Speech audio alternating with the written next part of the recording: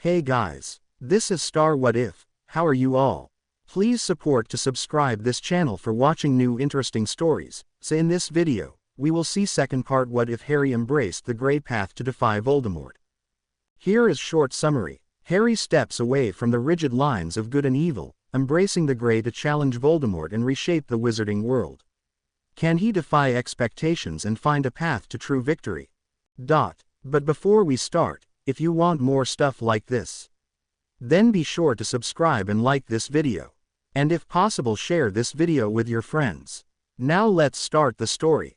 McGonagall peeled off, probably to issue curfews to the other houses, and Professor Dumbledore led them through the 7th floor corridors to a statue of a rather ugly gargoyle on the side opposite the Gryffindor Tower entrance. "Drops," he said cheerfully, turning to wink at the twins as though they had shared some kind of secret. The gargoyle jumped aside at once and they followed the headmaster onto the spiral staircase and let it carry them to the door at the top. Inside, they were confronted by a large round office with numerous contraptions littering every available surface. A bird stand to the side of the desk held a bird with brightly orange and red plumage that they immediately recognized to be a phoenix. "Sit, please," the headmaster invited. "Tea." "Yes, please," Harry said, accepting a cup. Henry declined. "Despite what your Gryffindor housemates are probably now thinking, I have not called you up here to accuse you of being responsible for these attacks," Dumbledore said. Henry frowned. "Then why are we here?" The old man considered them from across his desk, his fingers steepled together in front of his face. "Is there anything you boys would like to tell me? Anything at all?" The twins exchanged a wary glance. What did the headmaster already know? "No, sir," Harry said finally, "nothing." Dumbledore sighed in disappointment, but stood to walk around his desk and show them their way out. "Well, if you think of anything, please don't hesitate to come back. I would like to prevent this year from being quite as traumatizing as your last." He smiled kindly down at them and held the door open for them to leave. Harry bit his lip and glanced at Henry, who shrugged minutely. Taking a deep breath, the younger twin offered up a bit of the information they had gathered. "There's a book." The headmaster's brow furrowed and he allowed the door to slowly close once more. "A book?" Henry nodded. "A book that used to belong to Voldemort. A diary, really." Dumbledore's eyes widened and he motioned them back to their seats, new energy filling his own steps as he returned once more to the other side. "What does it do?" "When you write in it, the ink disappears. If you write as if you're talking to it, it talks back." "The voice inside is Tom Riddle at 16 years old," Henry said. "How troubling," the headmaster mused, stroking his beard. "How did you come to know of this diary?" "Lucius Malfoy tried to give it to Ginny Weasley over the summer, but Hen stole it," Harry said. "It started taking control of him and I took it away and hid it in the room of requirement. But someone's found it and is using it again. When we went back to find it, it was gone. Whoever has it is responsible for the attacks." "Excellent," Dumbledore said. "So, if we find whoever has the diary, the attacks can be stopped." I see. I think finding it is in both of our best interests. The Board of Governors is threatening to remove me and close the school, and I believe that you will both be faced with the persecution of most of the school starting tomorrow when everyone finds out about Justin." "We've already started looking for it, Professor," Henry offered. "We're going to start spending as much time as we can in the common rooms of all the houses and see if someone uses it in public." "That's probably for the best. A mass search of everyone's belongings would only breed suspicion and panic as everyone tried to hide the less dangerous things they aren't supposed to have inside of Hogwarts." His eyes twinkled with amusement. "I'll leave you and your friends to it, then. But please come to me if you have any trouble or news." The boys nodded with hesitation. Dumbledore saw it clearly. "You distrust me that much?" he asked gently. The boys looked away and he sighed. "I will admit that I made some bad decisions regarding you boys, both last year and after your parents died. But if I am going to make amends I will need you to, at the very least, acknowledge that I am trying," he said dryly. Harry smiled slightly, but Henry frowned. "Perhaps if you tell me why." The headmaster trailed off and waited. "You spied on my heart's desire in the mirror," Henry said. "Ah, yes, I can see why that would upset you. I am sorry." Dumbledore looked away for a moment. With most people that you know very well, as I feel I know you both, it is easy to figure out what they would see in the mirror of her eyes. Harry's desire did not surprise me, but you would not speak of yours, Henry. I was concerned for you. I felt that if you did not acknowledge your heart's desire, it would eat away at you slowly, much as if you had spent every waking moment in front of the mirror as Harry tried to do. I was clearly wrong. Henry nodded his acceptance of this explanation, but did not speak. How about a trade? I saw your heart's desire, so I will tell you mine. Both boys looked up at him curiously. The headmaster took a deep breath. I see my family, much as Harry does. My mother and sister both alive and well, and my brother standing at my side with the easy camaraderie we had when we were boys. And my father, before he attacked the boys who hurt my sister and was sent to Azkaban. Henry let out the breath he hadn't realized he had been holding. Thank you, sir. Dumbledore nodded solemnly. Harry nibbled his lip. I spoke to your sister, sir. The painting of her in the Hog's Head. His brother and the old man both looked at him with interest. She said that Abe had told her stories about an orphan who came to the school while you were teaching here. That you distrusted him immediately, and were always watching him as though you were waiting for him to do something wrong. You tried to manipulate him into revealing his true nature. And that, because of that, he ended up joining the dark side. Harry took a deep breath and met the headmaster's blue eyes with a haunted gaze. That is why I don't trust you.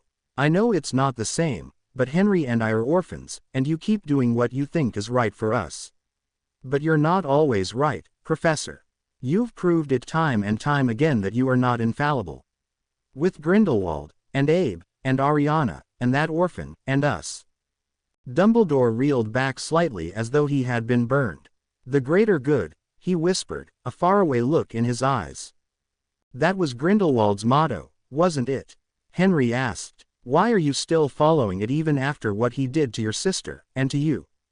The old man shook his head slowly. Perhaps I really have been a fool all these years. The orphan she told you of was Tom Riddle, who you know now grew up to become Voldemort. I was so afraid that he would become like Gellert. They were so alike. It did not help that Tom hated me from the very beginning when I visited him in the orphanage to tell him about magic. I was so certain that such hatred was a sure sign of his dark spirit. The twins remained silent, taking in the story with sympathy. Dumbledore was not a bad man, they were beginning to see. But perhaps he had been more than a little misguided.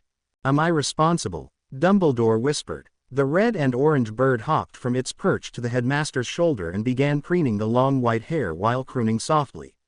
Sensing that the meeting was over and they should leave, the twins stood and slipped from the office to return to Gryffindor Tower and their own troubled dreams. As the headmaster predicted, life became difficult for the twins after that. Most of the school shunned them, only the Slytherins believing their story and protecting them from the jeers of the other houses. The second Quidditch match, Slytherin versus Hufflepuff, came and went, Slytherin winning by a wide margin now that Draco had realized his broom did not suit him and traded it in for a Nimbus 2001 instead. Christmas holidays approached with the speed of a rampaging rhinoceros, and with them most of the Slytherins went home to their families for the break. Luckily, the rest of the school were all eager for a break from the attacks, and most of them went home as well. 2 more Muggle-born students had been attacked in the months since Justin and the Gryffindor ghost had been found. Draco, surprisingly, approached the twins a few days before the break began to extend his father's request that they join the Malfoys for the holidays. They respectfully declined, remembering that the Dark Lord was likely also currently a guest at the manor. The small group of spies had thus far had no luck catching someone in any of the common rooms writing in the diary.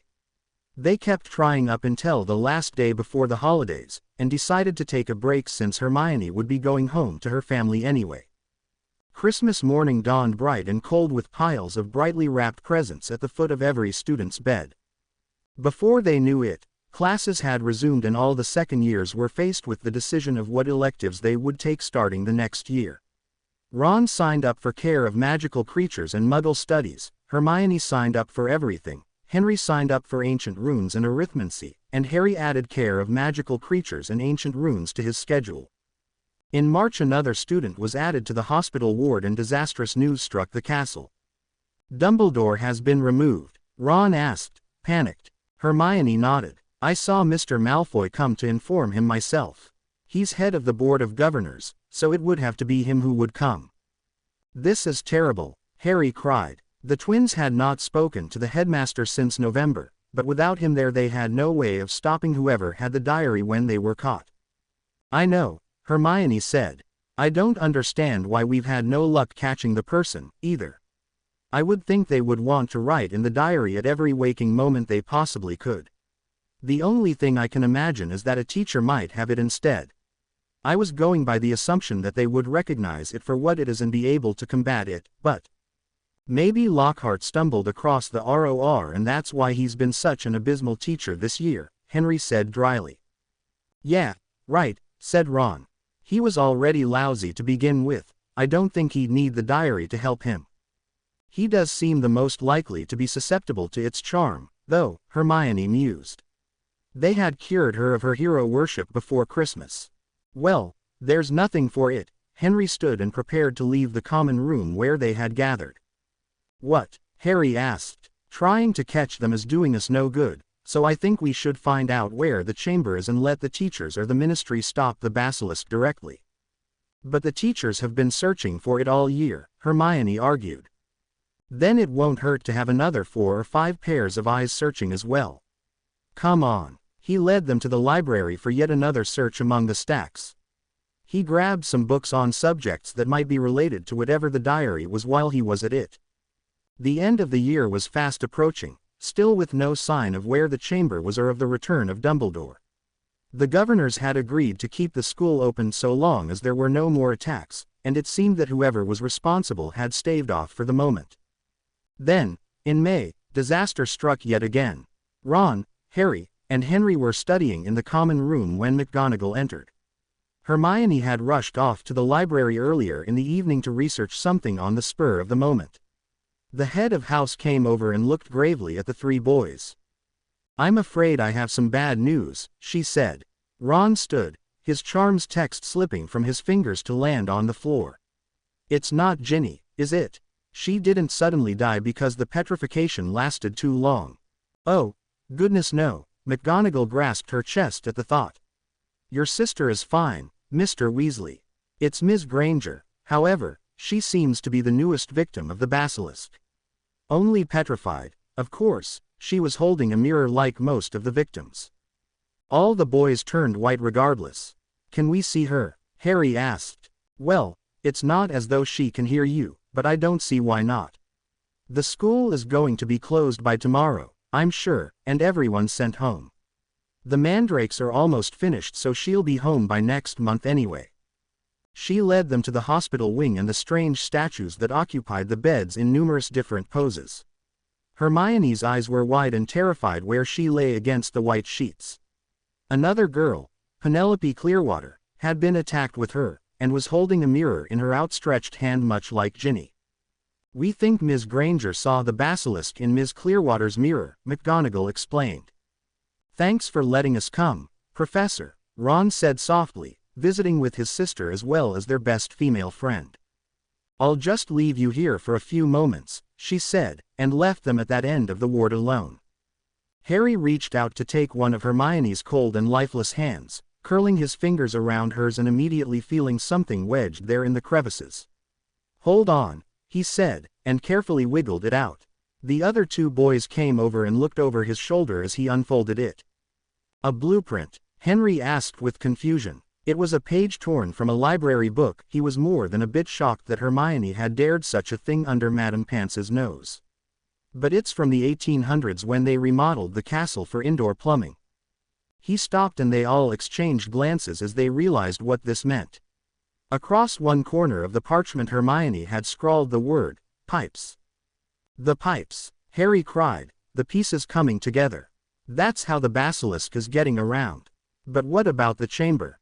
How are they connected? Henry's brain was going a mile a minute. Pipes, Myrtle was killed in a bathroom. What if the girls' bathroom is the entrance to the chamber? They peered closely at the blueprint, trying to find that particular room. Hermione had ripped out the page that contained the plumbing designs for the second floor. There, Ron pointed. One of the circular sinks drained into an especially large pipe in that bathroom, one without a marked end on the blueprint. They probably thought it was the original drainage pipe and didn't bother to investigate further, Harry laughed. Are you boys finished? McGonagall returned, her head tilted curiously at them. Harry quickly folded the parchment and shoved it in a pocket. Yes, Professor, they said obediently. Then I will escort you back to your common rooms. They followed willingly. As they walked, Henry asked, Professor, what's going to be done to get rid of the basilisk once all the students are gone? She sighed. I'm reluctant to tell you, Mr. Potter, but we have been unable to find the entrance to the chamber. The headmaster will likely be allowed to return in a few days to help remove the monster, but until then I think even the other professors will clear out for a short time. He nodded. And Harry and I will be staying with Abe at the Hog's Head again this summer, right? Yes, I believe that is Albus' wish, she answered with a smile. They arrived at the tower and she shooed them inside. Upstairs in the boys' dormitory, Henry laid out his plan. Harry and I will be in Hogsmeade when the headmaster returns. We'll let him know what we found out so that the entrance can be found and the basilisk got rid of. That way, the school will be able to open again next year without any fuss. What about the diary? Harry asked. Whoever has it will probably either try to stay here in the chamber or take it home with them. Well, without the basilisk around, I don't see what damage the book could do next year. And if they try to stay, all the better. We'll know who is responsible and they'll be caught when they go down into the chamber to get rid of the snake. Sounds like a plan, Ron said. I'm knackered. Let's get some sleep. They curled up in their beds, anticipating the need to leave sometime the next day and wanting to be well rested for whatever happened. They were awoken early the next morning by the deputy headmistress' voice amplified to echo through every room and corridor of the castle. All students, report to your common rooms. Your head of house will be there to speak with you shortly. I repeat, all students, report to your common rooms. Stumbling, the second-year boys threw on the nearest clean clothes and joined the rest of their housemates in the common room. After 5 minutes of milling around, McGonagall came to speak to them. Is everyone here? Good. I need your utmost attention. She took a deep breath, as if steeling herself. A student has been taken down into the chamber. Everyone is confined to their dormitories until a professor or other adult comes to get you. There will be Aurors and other officials from the ministry in the castle today aiding in an evacuation. When I leave, return to your dormitories and pack your things. House elves will be on call to collect luggage and will take your things as soon as you are done with them. We will start by removing first years and continue up to 7th years. I would not expect you will be able to leave until early afternoon at the earliest. Meals will be provided as needed. Are there any questions? Shakily, one of the first years raised her hand. Where's Colin? Did he get attacked? McGonagall closed her eyes for a long moment. I'm afraid it was Mr. Creevey who was taken into the chamber, Ms. Willow. Professor Lockhart has also gone missing. Her lips thinned as she said this. Several other students gasped and many of the first years who were friends with the boy started crying. I know this is very distressing. You are safe in the common room and you will be able to leave and see your families soon. Nodding to the older prefects, she turned and left through the portrait hole. An ominous locking sound came from it a moment later. Harry sat heavily in one of the chairs while everyone else went up the stairs to pack or tried to comfort the first years. Poor Colin. What are we going to do? We know where the chamber is. If he stays down there too long, what might happen to him? Henry bit his lip, feeling guilty. Maybe we should have told McGonagall last night, he said. Ron clapped them both on the shoulder. You had no way of knowing Colin would be taken. We can tell her when they come to take the first years to the station. The twins nodded, the new plan filling them with purpose. The 3 boys went upstairs to pack. Harry decided to hold on to their invisibility cloak just in case. A trio of house elves appeared to take the trunks as soon as the latches were closed. With nothing else to do, they returned to the common room where everyone who had finished packing was waiting tensely for news from outside. Hours passed. They nibbled on breakfast, pushed lunch around their plates, And finally the portrait opened and a group of professors entered to escort the first years to Hogsmeade. Professor Harry, Henry, and Ron all rushed forward to try and get McGonagall's attention. "What is it? Second years will be leaving shortly," she answered, distracted as she counted heads. "We know where the chamber is," Ron gasped out quietly so that only she could hear. She looked at them sharply, eyeing first Ron and then each of the twins. "I made the mistake last year of not listening to you, and you ended up throwing yourselves into danger to protect the Philosopher's Stone. I will listen this time, but you will have to wait until the first years have been removed from the castle. A group of Aurors will arrive in a few moments to collect the second years. Wait for me at Hogsmeade Station, since you won't be returning on the train anyway." "But Professor, what about Colin?" Harry asked, feeling that waiting for McGonagall would take too long when the boy was in danger. She breathed deeply, her eyes closing. "His bones will lie in the chamber forever, that's what the message on the wall said this time. He's been down there since last night, probably directly after the attack on Ms. Granger and Ms. Clearwater, that may even have been a distraction for his abduction." The boys paled quickly. "You mean," Henry said. "It is possible, even probable," McGonagall said gently. "At least with your help, we can return him to his parents." She turned and gestured for the other teachers to begin leading the first years out of the portrait hole. Harry, Henry, and Ron sat heavily in the nearest chairs. "What have I done?" Henry asked. A large group of Aurors wearing red battle robes came into the common room next to fetch the second years. Harry, Henry, and Ron all lined up with the rest of their year mates and crawled through the portrait hole one at a time. The Aurors surrounded them completely and marched them cautiously out of the castle. Two of them formed a kind of advance guard, using large hand mirrors to check corners and corridors before letting the group cross through them. Once they had exited through the front doors of the castle, the Aurors hurried them forward much more quickly.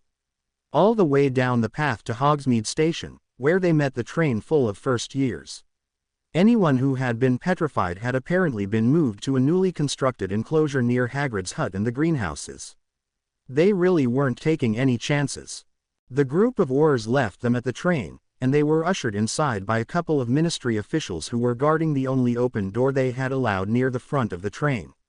Inside, every car had at least two more officials guarding each exit and entrance. The three boys picked a compartment close to the open door, the better to hear any news that might come in and also so that the twins could leave before the train left. "This is really serious," Ron whispered, a white pallor coming over his face as they watched another group being brought down from the castle.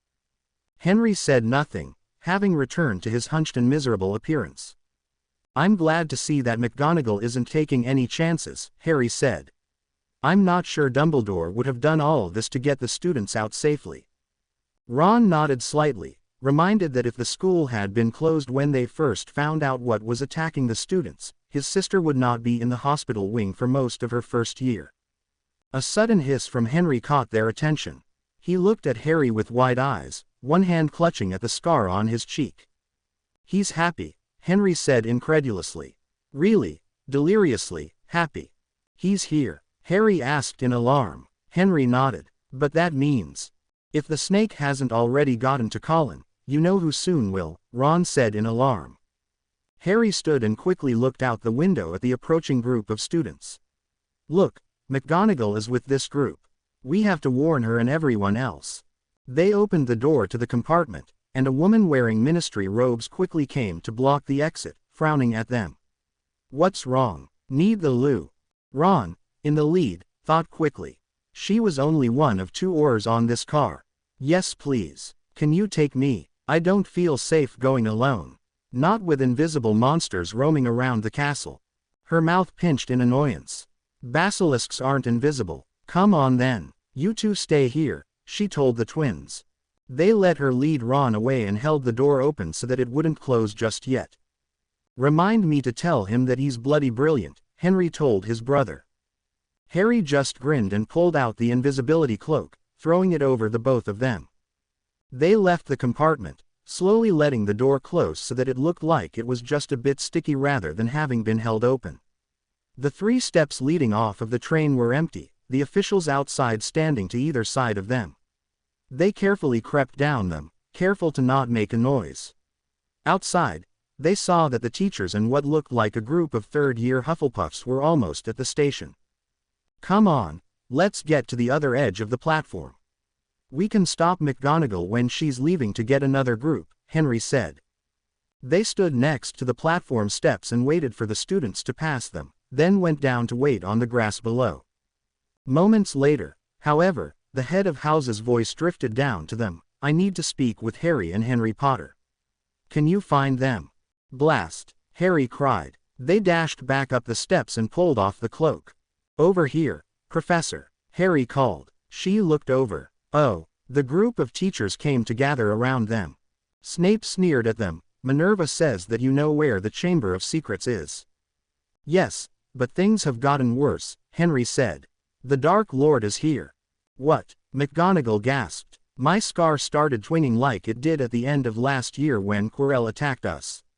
And I could tell that he was really happy about something," Henry explained. Snape had gone still, a strange glint in his eyes.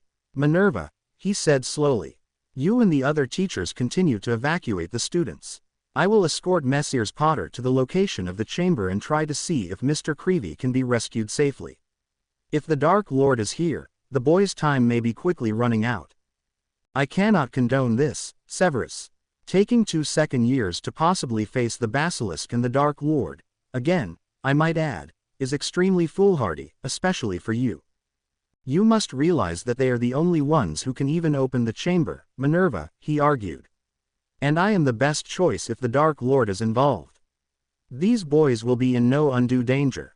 Her lips pinched tightly. "Please, Professor," Henry said, "let us try to save Colin. We've known where the chamber was since last night. If we had told you then." Her eyes softened. "I doubt I would have been able to gather the necessary forces in time," she admitted. Sighing, she pierced Snape with her worst glare. "Take care of them. If anything happens to them, I'm holding you responsible." Snape bowed slightly and then turned to the twins, motioning for them to lead the way. The other professors followed them to the entrance hall before they parted ways. Harry and Henry led the potions professor unerringly to the girls' bathroom on the 2nd floor. "A girls' bathroom," Snape sneered. He paused when he stepped inside and then did something they had never heard before. He laughed. "What's so funny, Professor?" Harry asked, somewhat rudely. They were on a rescue mission, after all. Snape snickered a few more times before calming down. "I was just imagining the Dark Lord coming in here as a student to get to the chamber." The twins couldn't help but smile and walked towards the round sink opposite the door. "The blueprints of the castle revealed a large pipe here that these sinks drain into," Harry said. They examined the sinks carefully, looking for any sign of a mechanism to open them. They turned every tap, and peered down every drain. Finally, Harry spotted it, a small carved snake on one of the faucets. "Open," he hissed to it. A great rumbling shook the room and the sinks sunk down into the floor, revealing a large pipe in their place. "Lumos," Harry whispered, shining his wand light down into the hole. There didn't seem to be a bottom to it. "Nothing for it," he said. And with a shrug, he jumped down the hole. Snape let out a strangled cry, his hand reaching out to stop the younger twin a second too late. He looked at Henry incredulously, but the boy just grimaced, hand rubbing his heart. "Must be a very deep hole," Henry muttered. "He's not hurt, Professor. In fact, he seemed to be having fun." And then he jumped. 2. Gryffindors. Snape snarled to the empty room. "Henry Potter, you have clearly been spending too much time in Gryffindor Tower." He yelled down the pipe. Then, with a reluctant sigh and a muttered anti-grime spell cast over his robes, he jumped.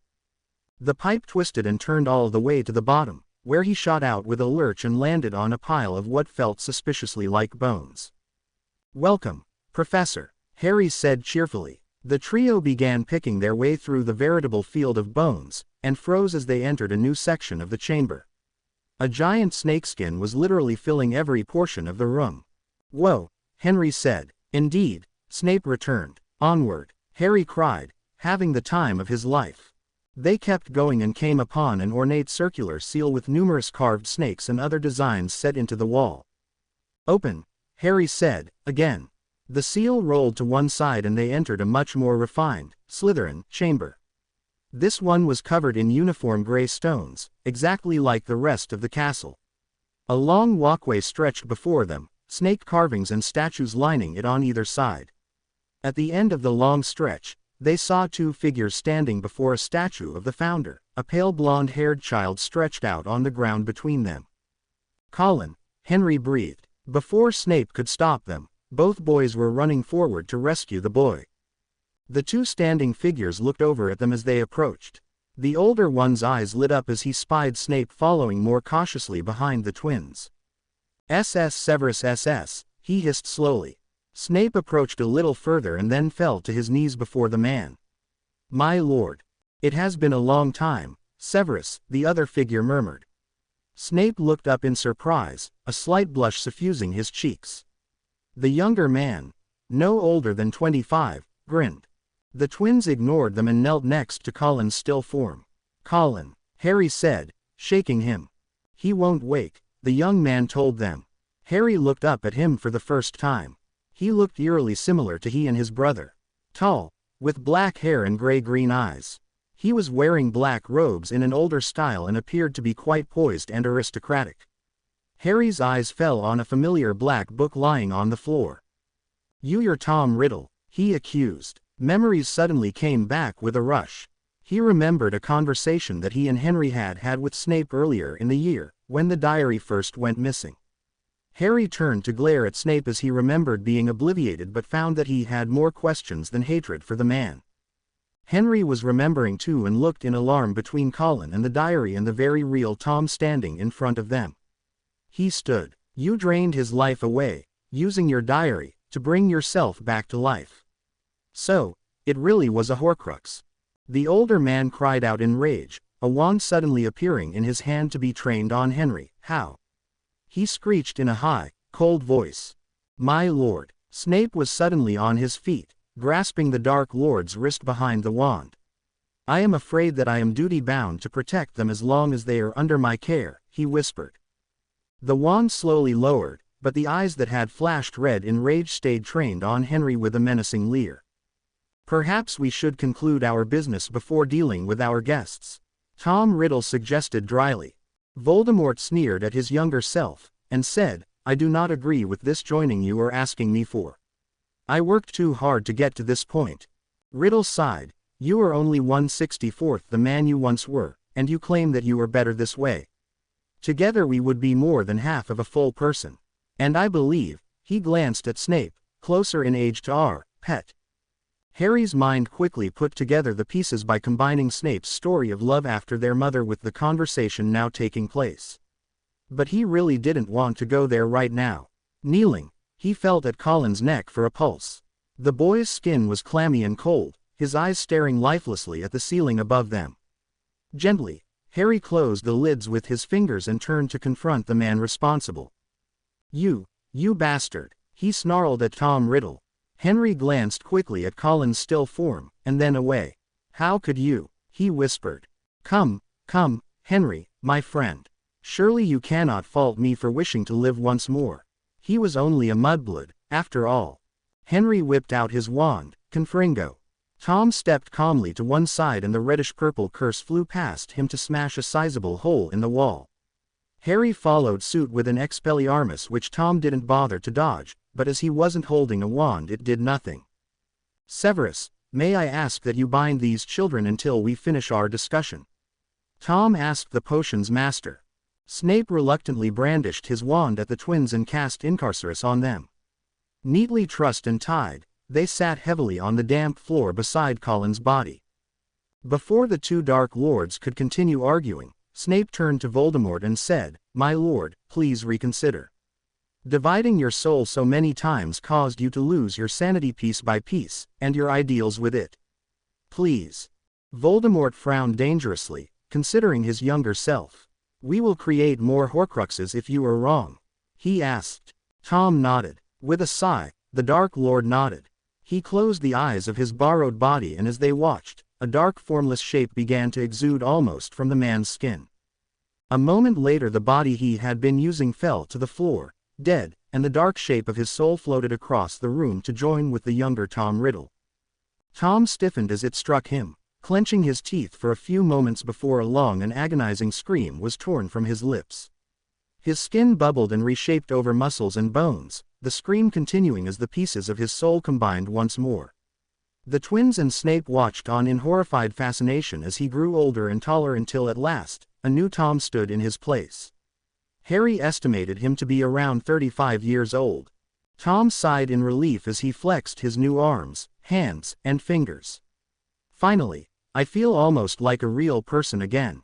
My lord, Snape gasped, falling to his knees again. I am so glad to see you return to yourself once more. Stand up, Severus. The rules of the past no longer apply. I will have to rebuild everything from scratch, including my followers. Henry glared malevolently at the Dark Lord and Snape, but could not help wondering if this Tom was not the same as the evil Lord Voldemort. Beside him, Harry shifted slightly, straining against his bonds to reach his wand. Tom turned to them. I will let you go and leave here peacefully without harming another student, but you must come to me at some point this summer. Both of you. Snape looked between the twins and his master in confusion. Henry raised an eyebrow at the potion's master. So he didn't know that Henry was a Horcrux. How interesting. Why? He asked. The Dark Lord pierced him with gray-green eyes.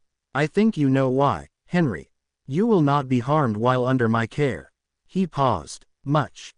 He turned away from them and approached Severus, reaching out one long-fingered hand to caress the potion's master's face.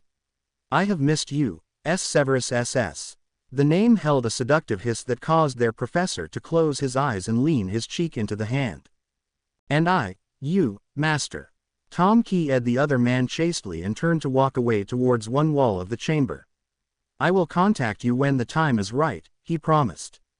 Open, he hissed to the wall. A section of it melted away in a similar fashion to the portal at Diagon Alley. Beyond, they could see a slanted tunnel that presumably led out of the castle. Snape waited until the Dark Lord had gone and the portal closed behind him before releasing the twins. Harry's wand was trained on the man in an instant, but Henry grabbed his wrist and forced it back down. I presume you have questions, Snape said silkily, completely unconcerned at being threatened by a second year. But perhaps you would like to wait and think about things before you ask them. Let's get Mr. Creevy's body out of here and inform Minerva that the basilisk is nowhere to be found. I doubt anyone will be releasing it again now that the diary is empty of Tom's soul. It would be better to tell her we killed it, Henry said. Otherwise, you might have to reveal the Horcruxes to her. I doubt that would end well. Snape inclined his head slightly. I will think about it. Come, Levicorpus. The body the Dark Lord had been inhabiting and Colin's body rose to their feet and hovered there limply above the ground. Snape picked up the diary and placed it in his pocket. The bodies followed them eerily out of the chamber, bobbing along like specters haunting them from beyond the grave. When they reached the pipe that led back up, Snape sneered at them. Perhaps if you asked for stairs this time. Henry suppressed a smile, seeing that Harry was still livid with the man. Stairs. He tried. There was a grinding noise from above and moments later the plinths where the sinks were mounted had rotated down around the edge to rest at their feet. Even better, Snape muttered. He stepped onto one of the plinths, guiding Colin and the other body with his wand onto another. Harry and Henry took two others and waited for something to happen. When nothing did, Henry sighed and said, Up. The plinths began to rotate slowly around the edge at once. Indeed, said Snape, probably having grasped the questioning tone of Henry's hissing. At the top, an empty bathroom greeted them. Snape guided them quickly through the halls and out the front doors. In the time they were in the chamber, the rest of the students must have been evacuated because all of the professors and a number of Aurors and ministry officials were waiting for them. McGonagall paled when she caught sight of Colin. Is he? Snape nodded gravely. The gathered crowd of people gasped or cried out. The professors all frowned sadly and took the boy's body from Snape's spell, gently carrying him down to the enclosure where the other victims of the basilisk waited for the mandrakes to be ready. The Aurors took the other body after hearing that the Dark Lord had been possessing the unknown man, and the members of the ministry followed, leaving the deputy headmistress to speak to the potion's master about what had occurred. What of the basilisk? McGonagall asked a moment later. Snape shrugged. We did not see it. There was a brief confrontation with the Dark Lord. He has regained his body once more. She looked sharply at the twins. And he didn't hurt you. There was a note of incredulity and suspicion in her voice. Henry shook his head. Harry just scowled. I believe he got what he came for when he recovered his body, Snape offered. He agreed to leave without harming any other students. How odd, McGonagall muttered. That sounds like something the Tom Riddle I went to school with would do. He appears to be about the same age as me now, Snape said. He combined with an image of himself at 16, though I will admit, he looked older, that he used Mr. Creevy's life force to create. How? I believe that Albus would not want me to share that information. I don't think he knows I know, either, Snape said mildly. Very well, she frowned. Turning to the twins, she said, your things have been taken to the Hog's Head. Be careful going to Hogsmeade, but you can go about where you please. Just not into the castle. They nodded and walked down the path towards the small village. They had a lot of thinking to do. Harry led his brother through Hogsmeade and the pair entered the Hog's Head wearily. He glanced briefly at Abe, who raised his eyebrows at their dirty and somewhat the worse for wear appearance, but said nothing to the man and instead walked up the old wooden stairs and entered the room they had occupied the summer before. Once they were inside, he heard Henry close the door with a soft snap. Harry turned, his hands clenching into fists. Snape has to go, he snarled. Henry inhaled sharply at his tone of voice and took an involuntary step backwards. He had never seen Harry so enraged. But, he started to argue. No, Henry, I know he's your head of house and up until now I've never had a real reason to dislike him. He's done good by us, and I had even started to like his snarky attitude. But that, he paused, searching for words, he's with the Dark Lord of all people, and he obliviated us. Henry sat on the edge of the bed and mulled things over. It was true that he still felt like Snape was trustworthy. He even wondered if the Tom who had merged with Voldemort might be the same as that Slytherin boy he had made friends with in the diary. He shook his head at himself. No, not friends. Tom had been using him from the beginning of that relationship, twisting his words and the truth to make Henry trust him. And as for Snape, could he really trust a man could and would do anything to bring back his mass-murdering lover for a repeat attempt at world domination? He gestured helplessly at his brother, who was waiting patiently for him to share his opinion. I think I might be too close to this issue to decide anything, he admitted.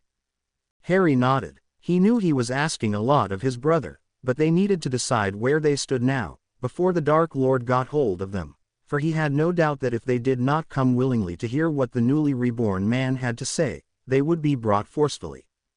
A part of me wants to know if this Tom is the same as the one I knew from the diary, Henry continued, but I know that Tom was fake, for the most part. And I still feel like I should trust Snape, but at the same time I know that I can't afford to. Things have gotten high stake a little too fast for me to keep up. Harry sat beside his brother on the bed. Then we compromise, he decided. I may want Snape dead, but you aren't able to decide whether that is just or not. And I don't want to do anything at this stage that will drive us apart.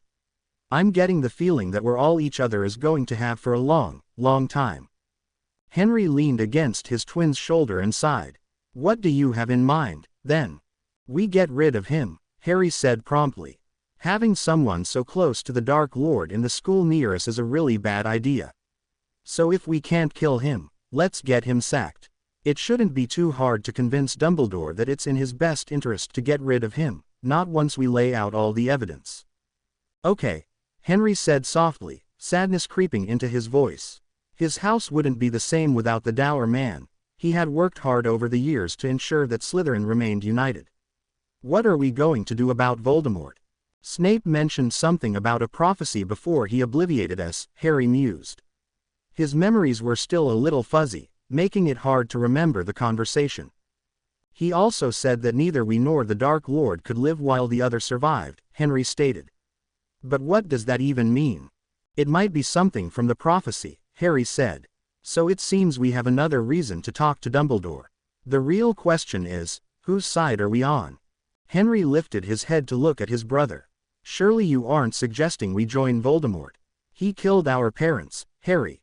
Harry shook his head. What I'm saying, Hen, is that whichever side you choose will be the one I join. No matter which side that is. I refuse to fight against you. So you're making me choose. No, Hen. Harry hugged his brother tightly, but you're the one who is tied to the Dark Lord. It may be that you can't fight against him. We don't really know what you being a Horcrux will mean. Henry started a bit. I didn't think you knew. I'm not that dense, idiot, Harry laughed. Besides, after Snape mentioned it, I immediately connected the dots to what Hermione said about you being the one who can speak Parseltongue because of your connection to Voldemort. Henry nodded. It makes me feel dirty, having a piece of his soul inside of me. But you have a piece of me as well, Harry reminded him. Just focus on that. Henry breathed in deeply and felt for that connection to his other half. The bond was warm and inviting, and he sank his subconscious self into it, relishing in the gentle heat and love he felt Harry projecting across to him. He gave himself up to his brother's love and returned the favor wholeheartedly. Harry breathed in sharply as he felt the return of Henry's feelings. A strange heat seemed to settle in the deepest depths of his stomach, and he suddenly felt short of breath, his throat dry as his stomach flopped twice. Henry cuddled closer into the circle of his arms, his eyes closed and his face tilted upwards to him where he rested on Harry's shoulder. The older boy's lips were smiling gently, an utterly happy expression suffusing across his features as Harry watched. His hand seemed to rise of its own volition to caress the other boy's face, and his eyes riveted to those lips. Harry leaned in and pressed his forehead to Henry's, closing his eyes as he gulped shakily. What was wrong with him? He felt so strange. Henry could feel Harry's soft breath feathering across his own lips and opened his eyes slowly. His brother's face was twisted slightly as though he were in pain. What's wrong? Harry gasped and sat back abruptly. Nothing. Henry sat up as the warm body that had been supporting him pulled away. Harry was blushing. An image of he and his brother in the mirror of Arised rose unbidden in his memory, and his chest began to feel very tight as he tried to breathe. Harry stood and bent over his trunk on the floor in the middle of the room, undoing the latches and pulling out parchment, quill and ink. Henry averted his eyes from his brother's upturned ass and clenched both eyes and fists firmly closed. He tried to focus on what Harry was saying. I'll write a letter to Dumbledore telling him we need to speak with him privately at the first opportunity. Okay, Henry said, and then we should probably get some sleep. It's been a long day. Yeah, Henry stood and pulled some pajamas out of his own trunk, and started changing in front of his brother as he always had, only to feel that same strange tightness in his chest at the thought of Harry watching him. Without a word, he scuttled out of their room and changed quickly in the bathroom across the way, then returned and settled into his side of the bed as Harry was handing the letter to Hedwig to deliver. Harry did change in the same room, and Henry found it quite difficult to tear his eyes away, wondering if his spine was just as bumpy and bony as Harry's or if his hamstrings in the back of his legs were just as prominent. Harry crawled into bed beside him, but kept his back turned to the other boy to hide his blush. Things were awkward for several minutes as Henry turned to face the opposite direction. For the first time in a long time, they slept at opposite edges of the mattress with their backs to one another. Dumbledore's reply arrived the next morning. Dear boys. Due to the premature ending of the school year, there is quite a bit of paperwork that I need to handle before I can meet with you. I believe my schedule should be free by Friday. How about we meet for lunch that day in the Hog's Head? I'm afraid that no student is allowed back into the school until we can prove that the basilisk will not be emerging any longer, so we cannot meet in my office as I would like. I appreciate your discretion in asking for a private meeting, however, so be assured that I will be able to handle the matter effectively even in the Hog's Head. Cheers. Albus Percival Wulfric Brian Dumbledore, Headmaster, Hogwarts School of Witchcraft and Wizardry. It's hard to believe that he's a half-blood, with a name like that, Harry commented absently. The awkwardness he had felt towards his brother had faded over the night, and now he was relieved to be able to act normally. Write him a note back saying that the time and day is fine, Henry said, marking his place in the book he had been reading. Harry did so and sent Hedwig on the brief flight up to the castle. A whole week, he lamented as he watched her wing away. I know. Henry sighed and stood, stretching his stiff limbs. Cross your fingers that Voldemort won't request his audience before we get a chance to speak to Dumbledore. Their worries were for nothing, of course, for Friday came and lunch with the headmaster with it and no word yet from the Dark Lord. Abe took their orders for lunch with great disgruntlement, but the food was hot and delicious when he brought it out. The headmaster made small talk with them until they had their food, and when Abe turned and walked away, he cast a strange privacy ward that the twins had never seen before. What spell is that? Henry asked, ever curious. Dumbledore chuckled. Muffliato combined with a disillusion ward makes you hard to hear and hard to see, which rather discourages eavesdroppers, as you might imagine. He cut into his steak and kidney pie. Abe's best cooking was the simpler things that a more prestigious inn would never think of serving, and then asked, so, what did you need to talk to me about? Something to do with Voldemort's return and your adventure in the chamber. Harry decided that since he was more sure about this, he would take the lead. Sort of, Professor. It's more about Snape. Professor Snape, Harry, Dumbledore chided him. Harry shook his head firmly. He no longer deserves my respect. The headmaster raised an eyebrow and paused with a bite of pie halfway to his mouth. I'm afraid there may be some things you don't know about Snape, Professor. For one, he's madly in love with a certain Dark Lord and allowed Colin to die so that he could return. Dumbledore lowered the bite back to his plate uneaten. I see, he said sadly. Love makes fools of us all, I'm afraid. There's more, Harry said. After we first realized what the monster in the chamber was, he talked to us about the Dark Lord, spouting off about his ideals and how he had changed. He believed that Voldemort could be returned to his former self, which I assume now is because he knew about the Horcruxes and thought that recombining them would bring Tom Riddle back. The headmaster's gaze riveted on Harry's when the word, Horcruxes, was mentioned. So you remembered that bit of information? He directed the question at Henry. The boy frowned. How did you know? I was not spying on you, so do not fear. Dumbledore sighed. It was an agreement I made with Madame Pants after I became headmaster. During his time here as a student, Tom Riddle also investigated for knowledge of soul magic and soul bonds, including the creation of Horcruxes. I asked her to let me know anytime a student asked for such information so I could keep an eye on them. You didn't worry me, because I know it was the bond between you and your brother that caused your search. At the end of your first year, I began to suspect more firmly that Tom had created a Horcrux, perhaps more than one. I have been pursuing the matter ever since, but I'm afraid I have yet to discover any of them or even how many there might have been. Back to Snape, Harry asked. Of course, Dumbledore waved him on. He also mentioned a prophecy to us. He got no further, because Dumbledore suddenly stood and an enraged look passed across his features. He told you the prophecy. Harry shrunk away, now realizing that the man he was speaking to was quite powerful. An almost invisible aura of magic was making the air around him shimmer.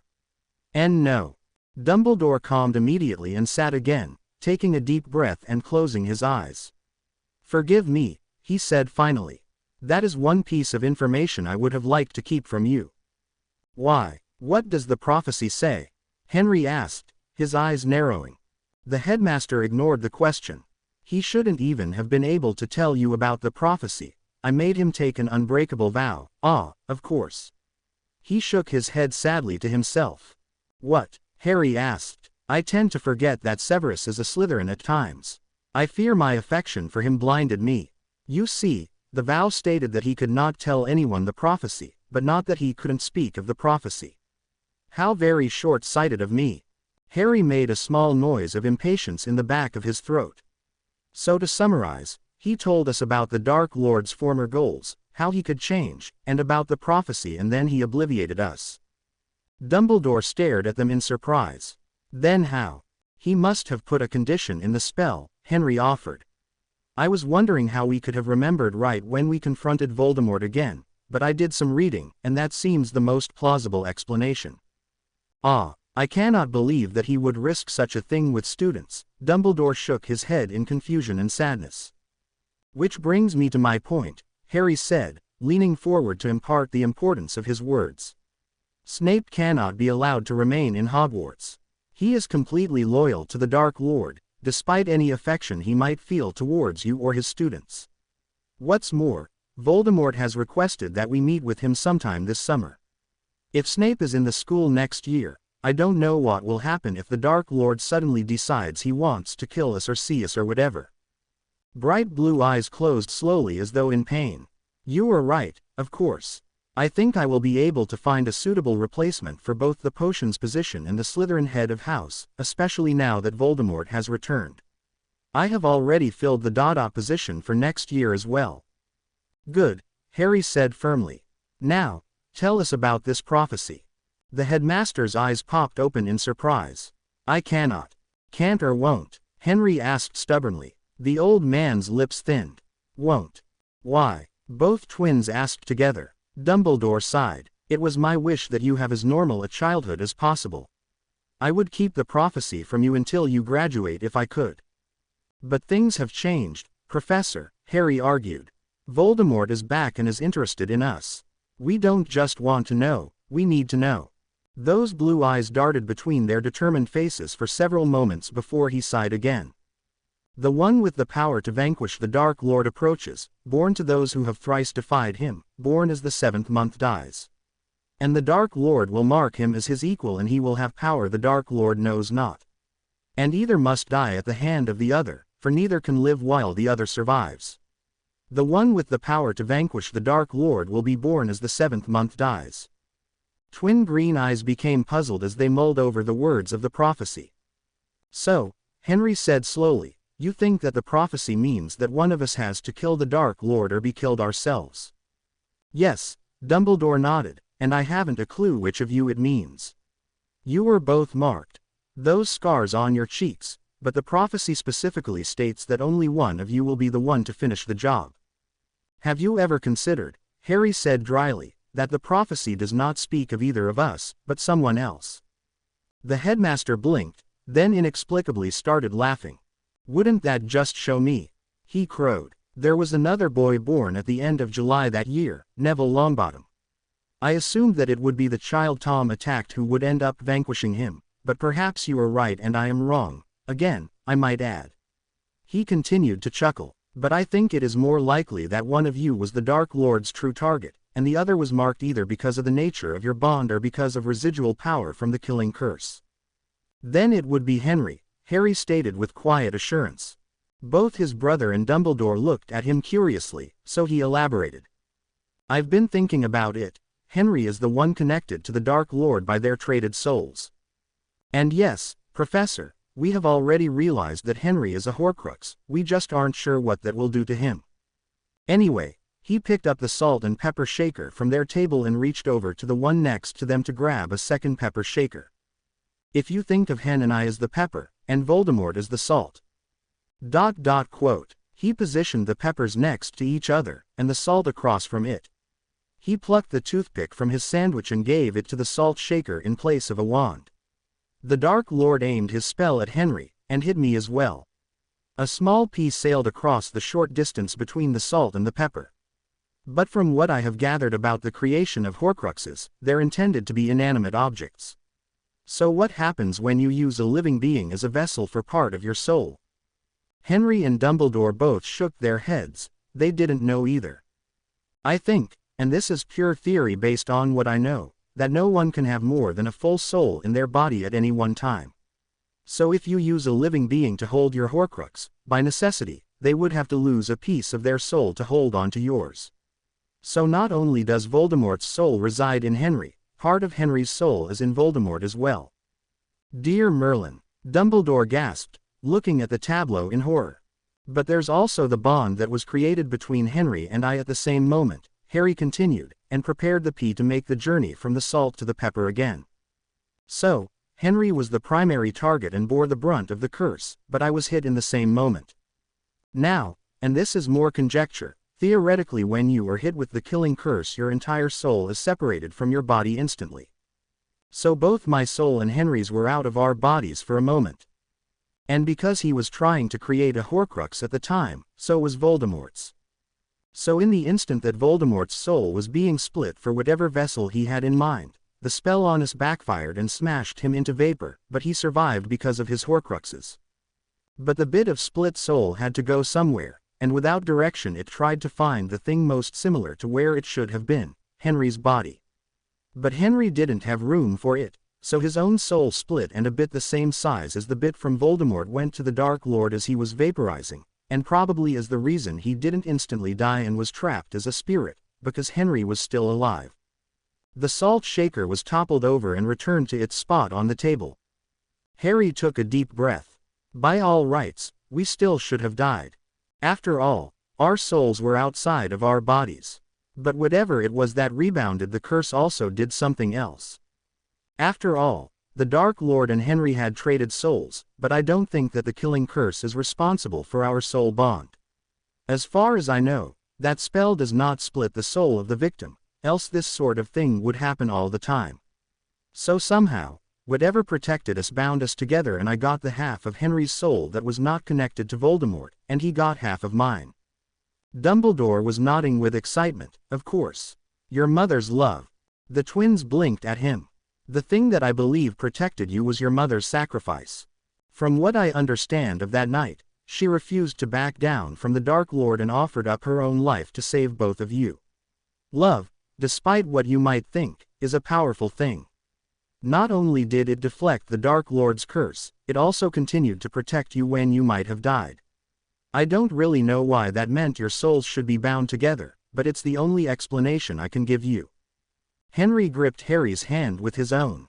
Well done, Harry, the headmaster said, a proud twinkle returning to his eyes. I would give you a large number of points for that brilliant deduction, but I'm afraid school is not in session. Perhaps I will think of some reason at the beginning of next term. He winked. So I have to defeat the Dark Lord? Henry asked, stunned as he realized the gist of everything Harry had said. So it would seem, Dumbledore agreed. Well, Harry paused and studied the nearly empty plates before them. Lunch is over, Professor. You've agreed that Snape has to go, and we've discussed the prophecy and my theory. I think all of us have some thinking to do. Perhaps we can meet again after Henry and I have spoken to the Dark Lord. Dumbledore frowned. I do wish that I could prevent that meeting, you know. He sighed. But alas, I cannot do much of anything, can I? Do let me know when the meeting is if he gives you warning, and be sure to let me know the moment you return. The twins nodded. The headmaster stood and smoothed down his robes, brushing a few crumbs of pastry from his beard as well. He wiggled his fingers at the boys, nodded to Abe standing behind the counter, and left. Abe looked at the twins curiously. He hadn't been able to hear or see anything of their conversation behind the ward, but he had been able to tell that Albus had gotten very angry at some point, and that a deeply simmered bubble of anxiety still lay tensed under the grandfatherly demeanor that his brother favored. The twins smiled tiredly at him and then retired back upstairs to their room. Henry returned to the book he had been reading and Harry pulled out some of his summer work. The professors had owled it out after the students returned home early, to complete it now, so he had the rest of the long summer to relax and go flying. Time passed from late spring into true summer before the Dark Lord's summons came. A jet black owl arrived on the morning of the day before their birthday, requesting that they join Voldemort that afternoon. There was no mention of how they were to get there or who would be coming for them. Henry strongly suspected it would be Snape, and watched worriedly as his brother paced the small confines of their room as they waited. An owl had already been sent off to Dumbledore letting him know of the meeting time. Harry was having reservations about the meeting with the Dark Lord. Neither of them really wanted to go, but they were resigned to the fact that they had little choice. They couldn't even realistically stop the man from killing them, since they were forbidden to do magic over the summer. And then there was the fact that Snape would quickly be within easy attack range. The wand he held clenched in his right hand emitted sparks as he thought of all the spells he'd like to use on the man. The idea of seeing both of his most hated enemies in the same room again made his fingers twitch on the thin length of wood. The murmur of voices downstairs caught his attention, and he turned towards the door just as Abe called out, "Time to go, boys." They trooped cautiously down the back stairs into the kitchen and peered around the doorframe to look at the bar. There was Snape, looking strange without his teaching robes on. He was still dressed in the same high-collared black frock coat, but his pants were a little tighter and interrupted by knee-high black boots that laced up the front. His robes were the kind that Harry associated with Aurors, designed for battle and made of a very light and spell-resistant fabric. These, too, were black, and slitted up both legs and in the back with no sleeves. Dumbledore had agreed not to inform the man of his enforced resignation until after the twins were safely returned from their meeting with Voldemort.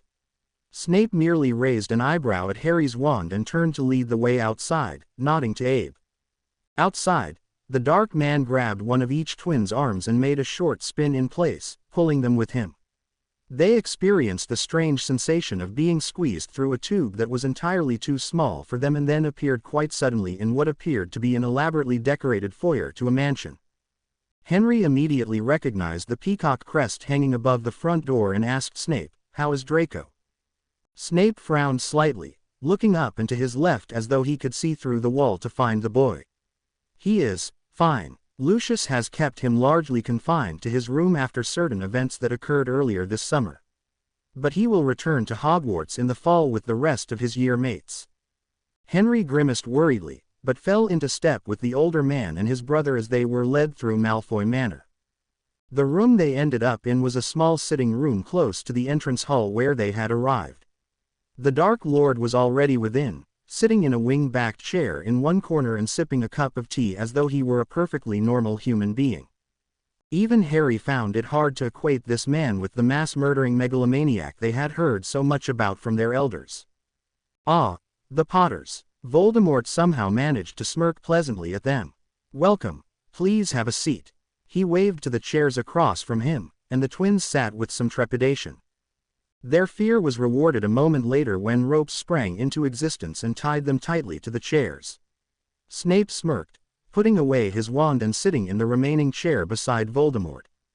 "Severus, really," Tom chided him softly, "you could have at least let me offer them some tea first." "They would have thought it poisoned and refused to drink," Snape countered, settling comfortably into his chair and pouring himself a cup of the hot brew. "True," the other man said thoughtfully. He studied the twins over the brim of his cup, smirking slightly as Harry bristled and struggled against his bonds. Henry had immediately decided that resisting would be futile and might enrage their host. "A Slytherin and a Gryffindor, through and through," he murmured, one long white finger caressing the delicate china of his cup. "Well, I won't waste time with pleasantries, since you appear to be a bit tied up. You both probably have an inkling why I requested you, so I'll fulfill any lingering curiosity before I release you. One of you is my Horcrux, and because of this, I suddenly find myself more than a little reluctant to kill you. Added to this is the nature of your own soul bond, which Severus has informed me of. So, while I could kill one of you to get you out of the way, that would be counterproductive to my own goal of self-preservation. After all, killing one of you will kill both of you. So," he settled his cup back on the saucer with a soft click and elegantly placed them back on the table. "Which of you is it?" The twins remained stubbornly silent, and the Dark Lord sighed. "Very well." He summoned up all of the hatred and anger he could manage and watched the two boys closely to see who reacted. Henry tried to restrain his urge to wince, but could not hide the slight pinching of his eyes as his scar twinged painfully. "Ah, the elder twin, as I thought," Tom said with satisfaction. "You were my true target that night so long ago, after all." "Excellent." He stood and pulled a bone-white wand from his robes. It was almost abnormally long, at least 13 inches, and thin as a whisper. The grip had been covered by a hollowed-out bone that exactly matched the color of the wood. The tip was pressed to Henry's cheek, on the side opposite that scar that now screamed with pain. Harry began to feel the pain across their bond and watched with trepidation as the Dark Lord leered down at his brother. What was he doing? "Mors Mordre," Voldemort murmured, almost gently. But the pain that radiated from his wand tip across Henry's skin was nearly unbearable as it reacted with the pain from the scar on the opposite side. His entire head throbbed with the pain, and he could not hold back a sharp scream as the feelings peaked and then began to fade away. Beside him, Harry was whimpering as he felt the echoes of the pain travel across their bond. Voldemort leaned down to study the younger twin's face and smirked in satisfaction. "Excellent," he said again, to himself. As the Dark Lord backed away, Snape stood and studied the twins himself. He also smirked.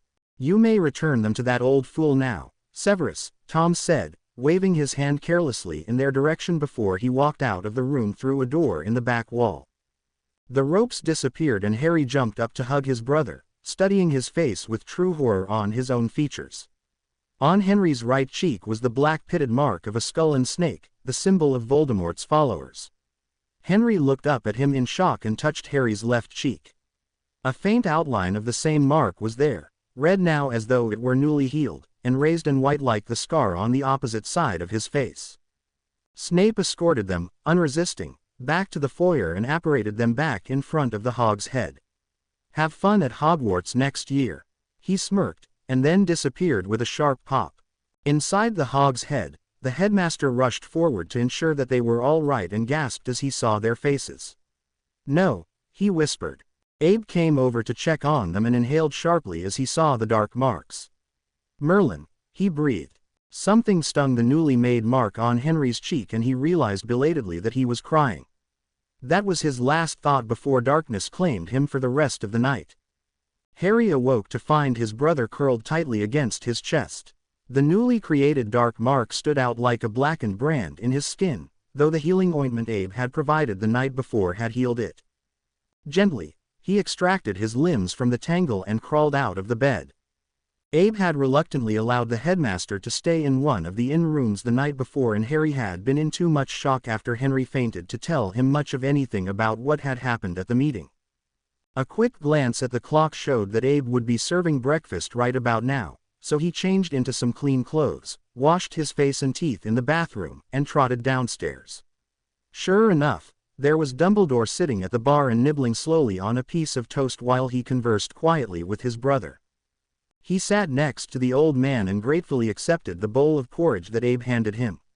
After a liberal dollop of honey, some cream, and some cinnamon, he stirred the bowl briskly and asked the headmaster, "Would you like to know what happened now?" Dumbledore glanced at Abe and then back at the boy sitting beside him in an unspoken question. "It's all right, Abe knows where we went anyway." Harry took a bite of his porridge to check the taste and added some more cinnamon. "Snape came for us. We sat down to talk to the Dark Lord and were immediately tied up. Voldemort asked which one of us had the connection to him and then found out it was Henry. He marked him and then Snape brought us back." The headmaster's eyebrows had risen further and further into his hairline with each comment. "He didn't talk to you at all? Tell you all about how clever his plan was, or why he was going to mark Henry?" Harry shook his head in confusion. Was that supposed to be typical behavior for Dark Lords? Strange. I have always known Tom to be quite long-winded during any exchange with an enemy. He believes he is infallible and keeps talking and giving away his plan as a result. It's his main weakness, in fact. "Well, he marked Henry, didn't he?" Harry pointed out. Both of the men looked at him in confusion and Harry sighed. "He only marks his followers, yeah. But only on their arms. So marking Henry on the face like that is showing anyone who sees him that he belongs to the Dark Lord, and me through him." He touched the new scar on his face to drive home his point. "As far as Voldemort is concerned, we are no longer a threat." "I don't know about that.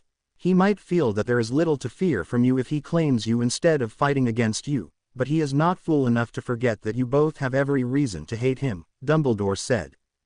Harry shrugged. "It made little difference. I am unsure how to proceed," the headmaster admitted. "With such a visible mark, I fear what the rest of the school population will do to you next year." "Is the school even going to be reopened?" Abe asked, reminding them that he was there still. "I mean, all that business with a giant snake was never resolved." Dumbledore sighed heavily, fiddling with the bits of crust left on his plate. "As of yet, the ministry declared, and the Board of Governors agree, that the school cannot be reopened until the snake is found and destroyed."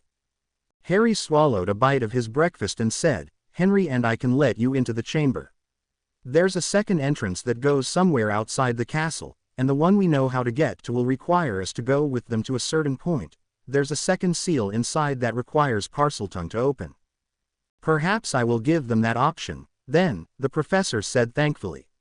He stood with a small groan and smoothed his robes down as he had the last time they met over a meal. I will go and contact them now, in fact. Professor, Harry said, stopping him before he got more than a couple of feet. The prophecy, I was wondering. Yes, Dumbledore asked, glancing around the room to reassure himself that there was no one else there. Who did you hear it from? Are you sure it's real? Oh yes, it is quite real. I heard it myself, in fact, from the divination teacher at the school. Her name is Sybil Trelawney. Are prophecies common, then? No, well, perhaps if you saw the room full of them in the ministry you would think differently. But they only happen once every decade or so, and there are very few true seers left in the world. He peered over his half-moon glasses at the boy. Is that all? Yes, sir, thank you. Harry smiled as the headmaster left and then returned to his breakfast. A soft clattering on the stairs alerted he and Abe to the fact that Henry was awake. His brother entered, covered from head to toe in his cloak, the hood already pulled up to hide his face. What's that get up for? Harry asked. Henry looked at him, a slightly fearful look in his eyes. To hide my face. I wouldn't want to give Abe a bad reputation. Abe laughed, trying to quell the boy's fear. Already got one. Don't worry about it, lad. Here, eat up. He pushed another bowl of porridge into the boy's hands and turned to disappear into the kitchen. The sound of clinking dishes soon wafted out to them. Hen? Harry asked hesitantly, seeing that his brother was still staring into the bowl as though he had never seen porridge in his life.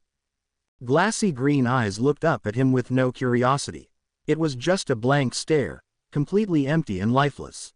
Harry quickly pulled his brother into a hug after gently removing the bowl that was being held with an iron grip.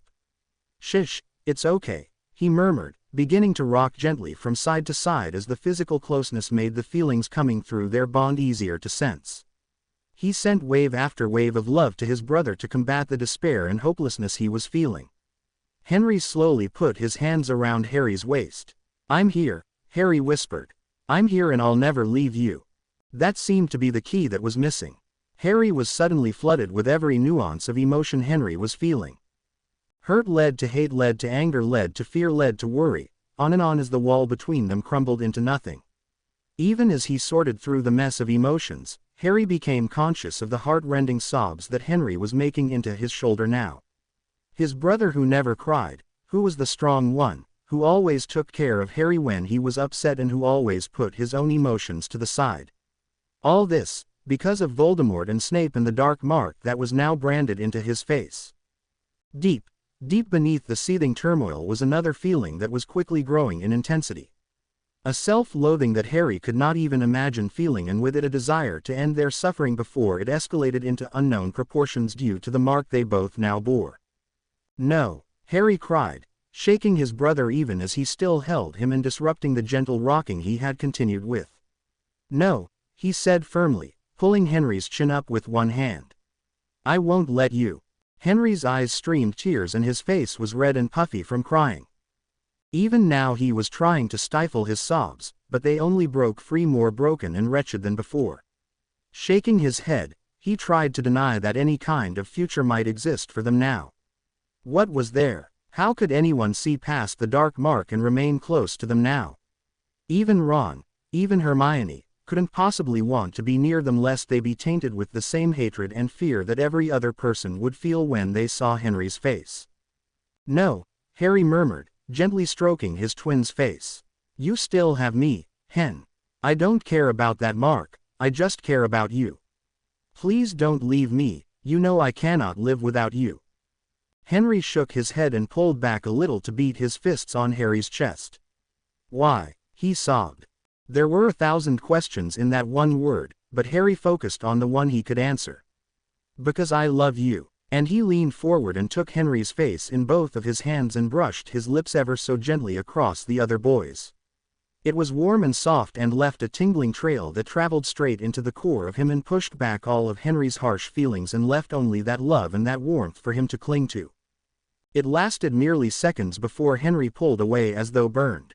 His hand came up to touch his lips and he was so surprised and startled by his own reaction that he forgot to cry. A throat cleared from somewhere behind the bar and the twins' heads snapped up to stare at the somewhat embarrassed face of Abe. Perhaps you should take this upstairs, he suggested. Henry immediately stood, his breakfast untouched and forgotten, and ran up the stairs and into their room, slamming the door and locking it behind him. Harry followed at a slower pace and tried to enter the room, somewhat surprised to find it locked. "Hen," he asked, "just leave me alone for a while." Henry's muffled voice said tiredly. Frowning, Harry turned to consider the small sitting room that lay outside of their bedroom. A defense book he had been reading rested on the arm of the couch and he sat, opening it to the place he had left off.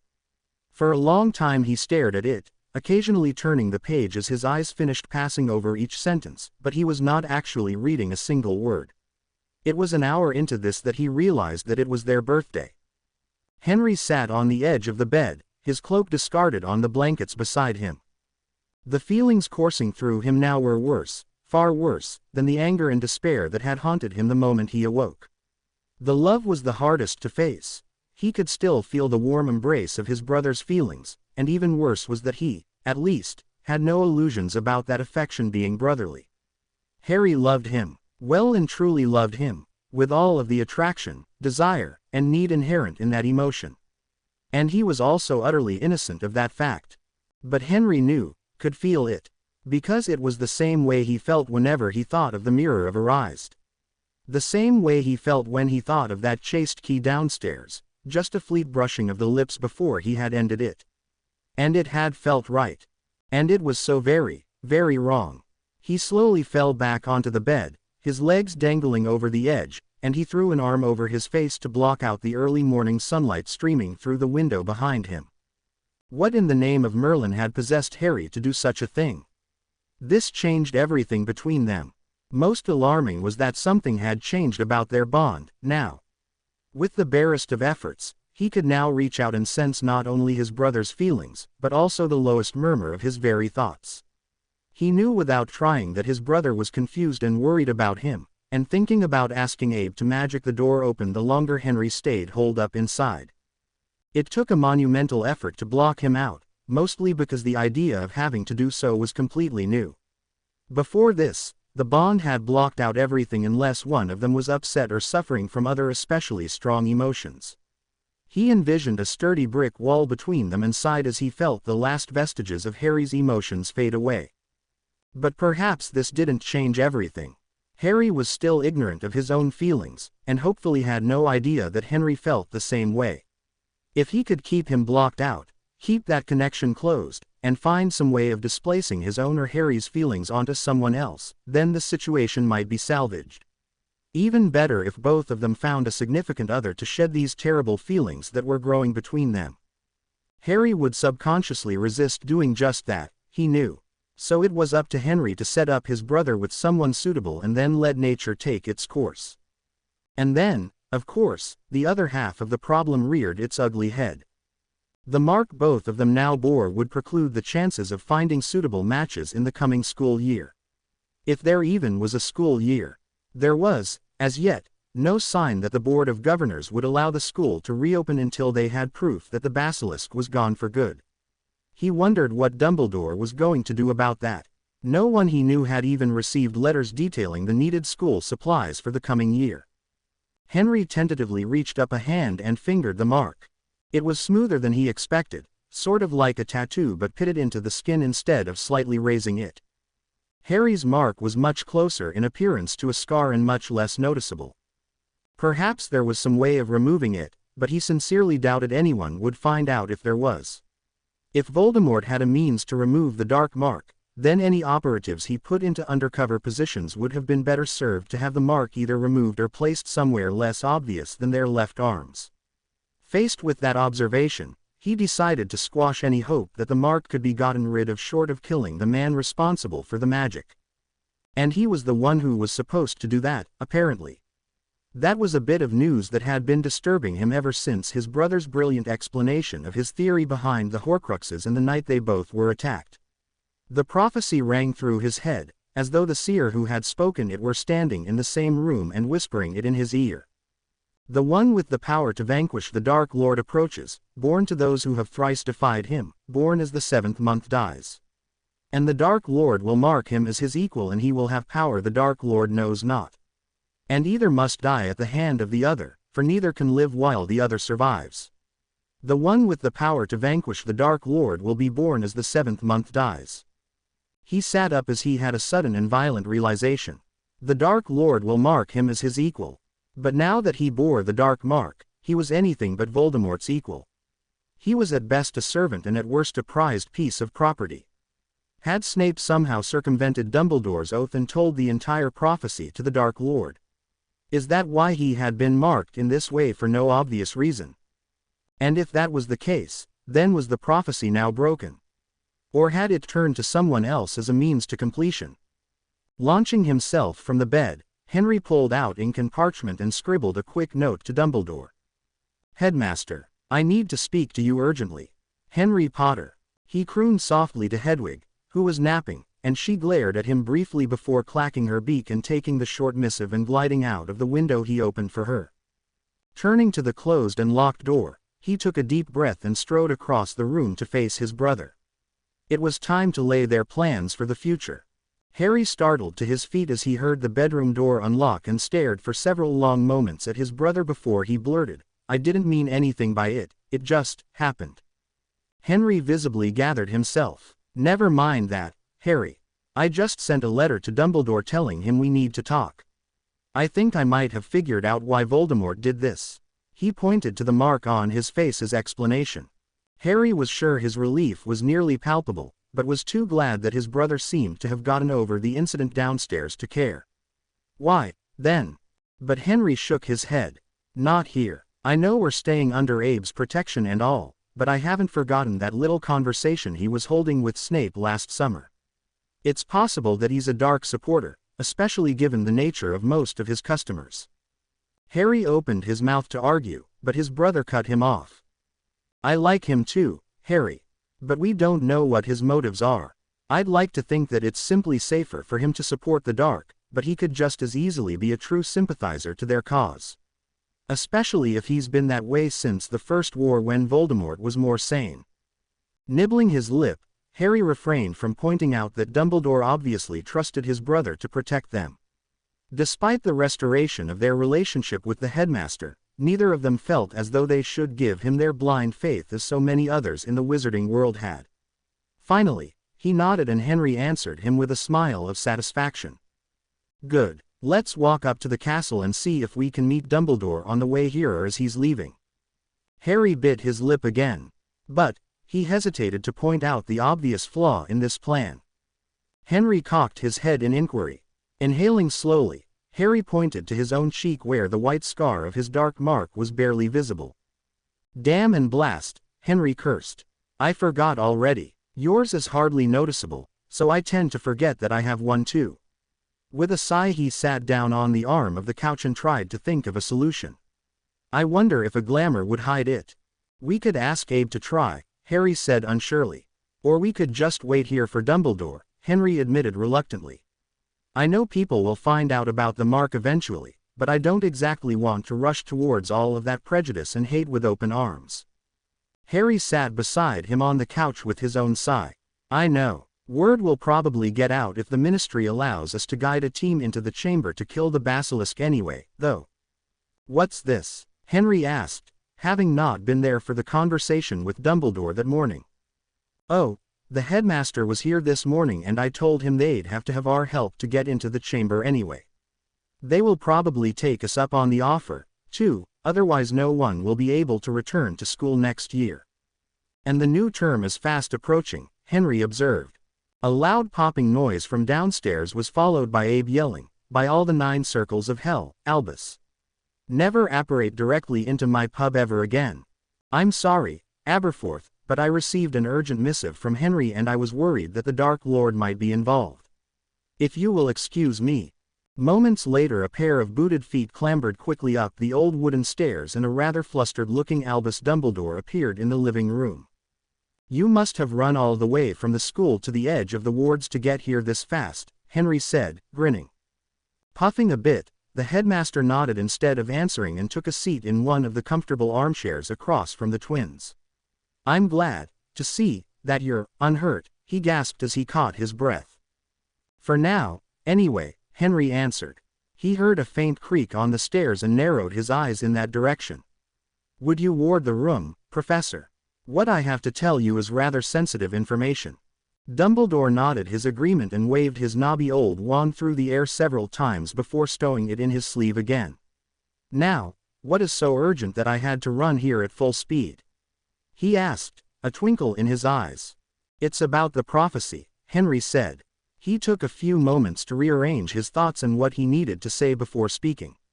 "There is one line that states, 'The Dark Lord will mark him as his equal,' correct?" The headmaster nodded in confusion. "That is why I knew it was one of you, because of the scars on your faces." "Yes, but the Dark Lord just marked us again." Henry cupped his hand over the dark mark marring his face. "And this mark makes us, or me if Harry's theory is correct, anything but the Dark Lord's equal." Dumbledore paled dramatically. "Ah, I must admit that hadn't yet occurred to me." Henry nodded. "I think that he has somehow learned the prophecy, either from Snape or otherwise, and that is why he marked us. My real question, though, is whether this completely breaks the prophecy or if it will now latch onto someone else to fulfill it." The old man remained silent for several minutes, the pregnant pause filled with that unanswered question as Henry dared to hope. Finally Dumbledore said, "Prophecies cannot be broken once they are set into motion.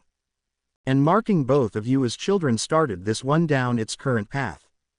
But, as you say, it would seem that Voldemort has found a way to take you out of the equation.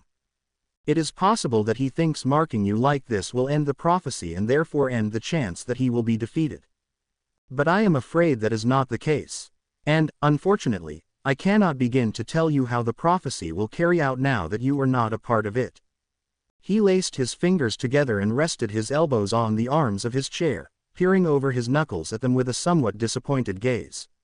"It appears that everything I have been doing up until now to help you face this task has been for naught.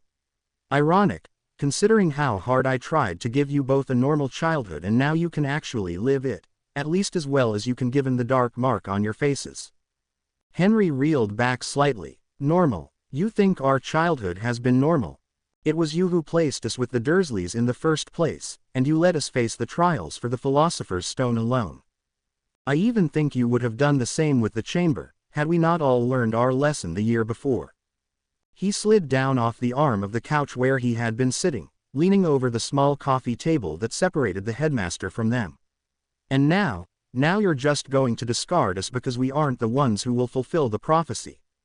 You make it sound like we have to deal with these marks on our own while you try to figure out who will complete your thrice-damned predictions." Dumbledore gave them both a pained look and spread his hands helplessly. "There is nothing I can do.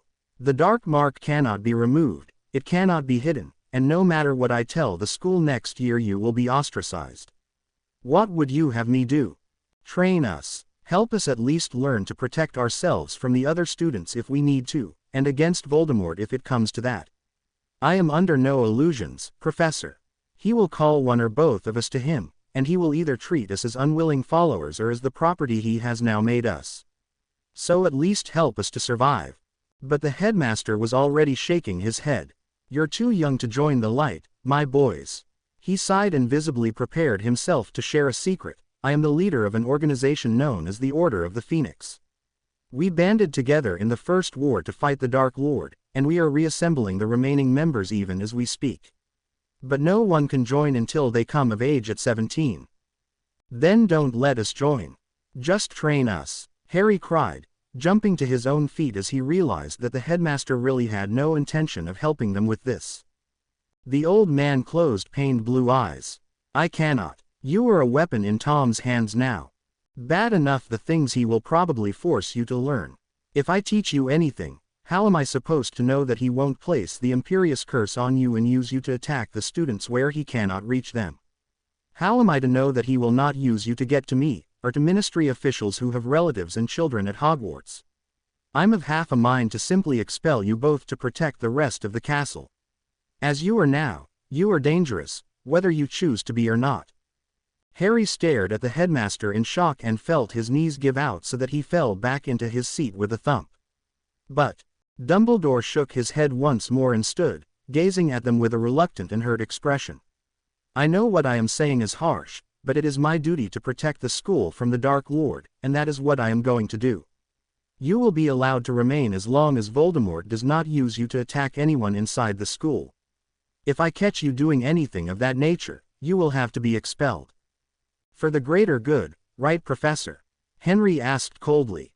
The headmaster, who had turned away and taken several steps towards the door, stiffened and paused in mid-stride. Goodbye, boys. I will notify you when the ministry has need of your services to enter the chamber. And then he was gone, and his wards with him. They heard him say a brisk goodbye to Abe downstairs, and then the sound of the pub door opening and closing behind him.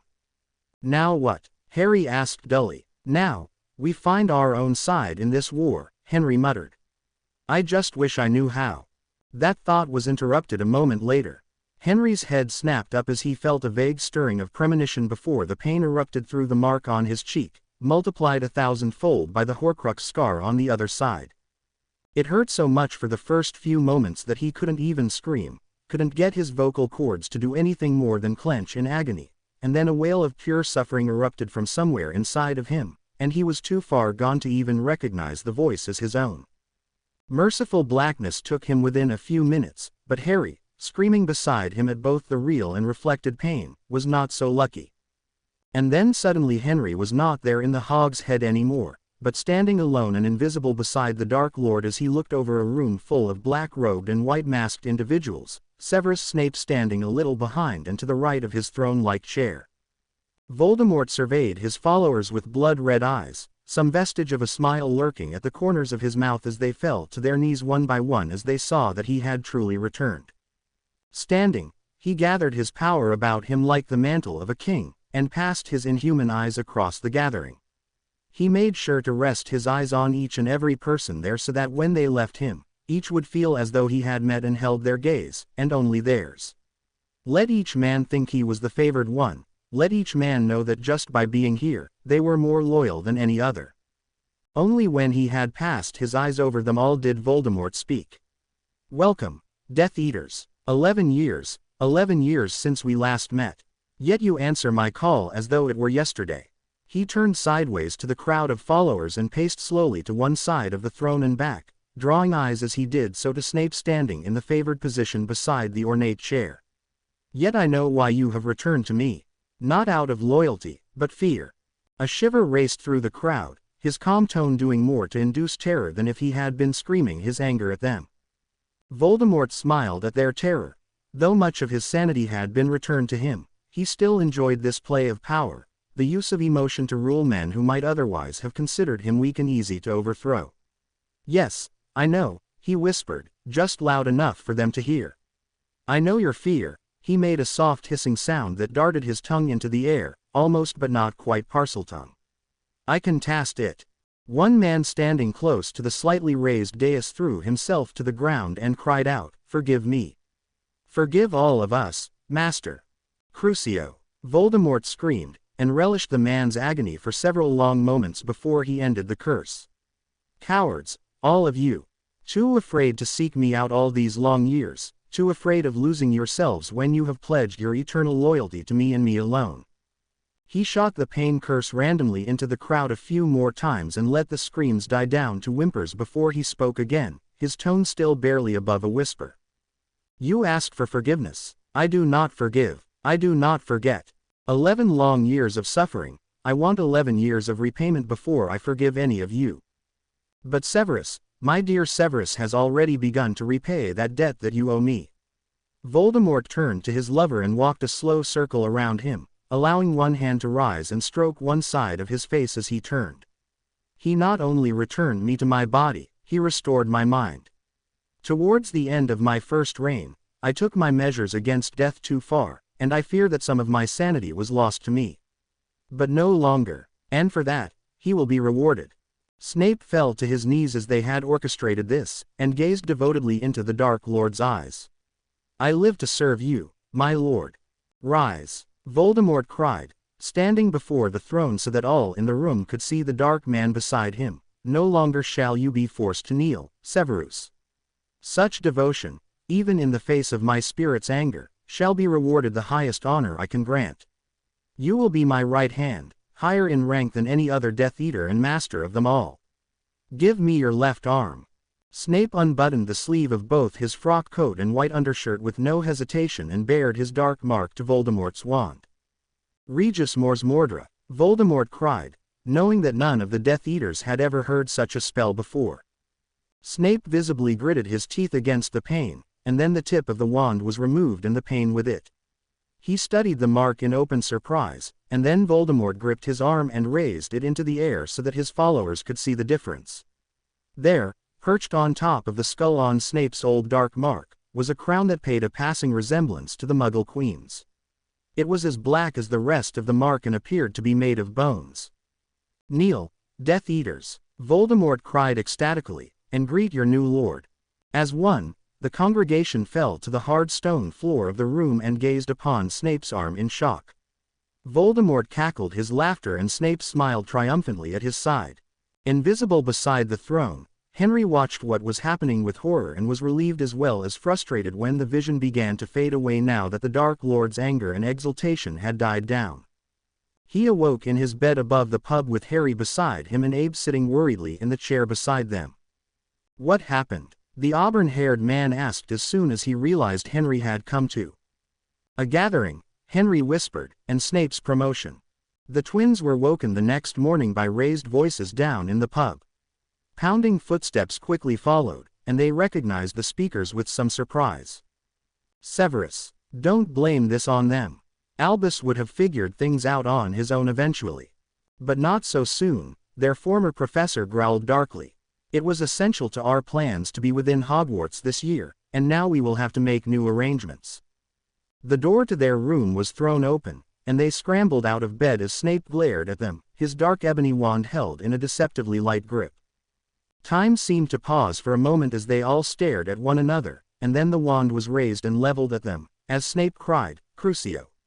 He held the curse for 10 seconds, then 20, then 30, at last Abe couldn't stand to hear their screams anymore and lowered Snape's wand forcibly to his side.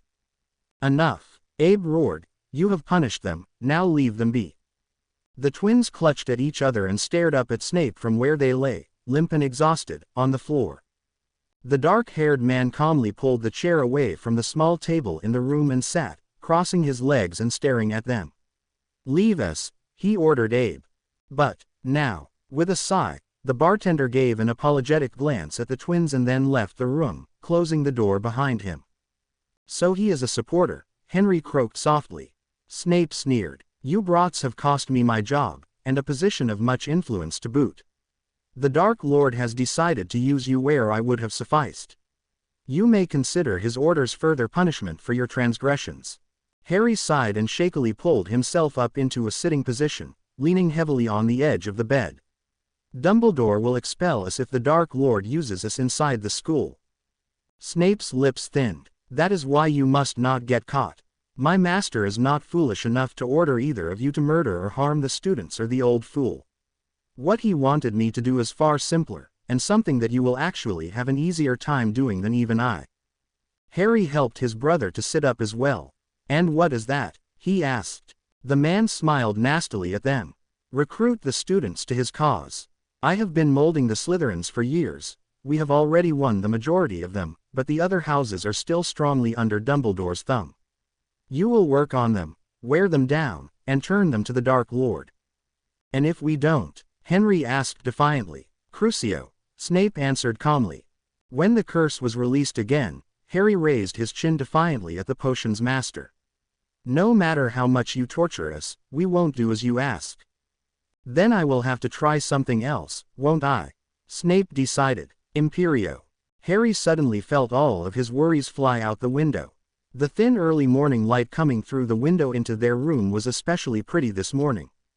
A little voice whispered in his ear, and he likened it to a bird, telling him to crawl forward and lick the shoes of the dark-haired man sitting in front of him. Why not, he thought, but his own mind answered him. I don't really feel like licking shoes today. Who does he think he is, anyway? With a frown, Harry put one hand forward, preparing to crawl, but the voice held him back. Harry Potter doesn't lick anyone's shoes. Lick them yourself, Snape, Harry snapped. breaking the spell and settling back into his seated position against the side of the bed.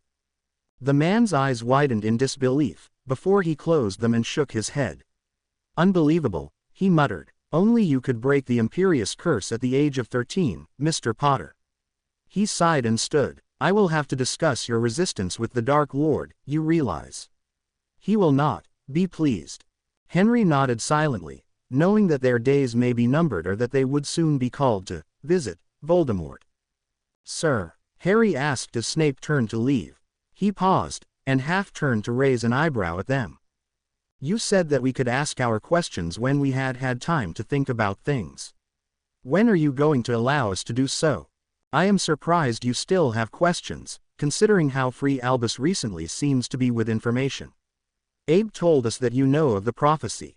Albus has also clearly revealed his manipulations to you, if he has admitted to being prepared to expel you should the Dark Lord use you within the school. What else could you want to ask of me?" The twins exchanged a glance, and Henry spoke. "You said that during the First War, Voldemort was a good leader, almost sane enough to actually follow his ideals to reach a set goal. But then he made too many Horcruxes, and lost his sanity. But what was he fighting for? What made you follow him, and bring him back to let him try again?" "Ah." Snape spun fully towards them elegantly and resumed his seat in the chair. "In the First War, his goals were simple. He began to gain followers, purebloods and even some halfbloods, so that he could make a bid for the ministry. Tom wasn't satisfied by the thought of rising from within the ministry ranks to become Minister of Magic. He took the idea of campaigning for the position from the Muggles he grew up with, and gained a large amount of support in the process. There was no killing, no fighting during this period. It was purely a political war. But then, why did he make the Horcruxes?" Harry asked. "Tom created his first Horcrux, the diary, when he was 16. I am not entirely sure why, but he has always been obsessed with living forever. There is something very tangible and alarming that he fears from death. I do not know what, or why, but losing half of his soul was not enough for him to go completely mad. His campaign reached its peak, and then out of the blue came Albus Dumbledore and his Order of the Phoenix, to counter Tom and his followers, who were not yet known as Death Eaters.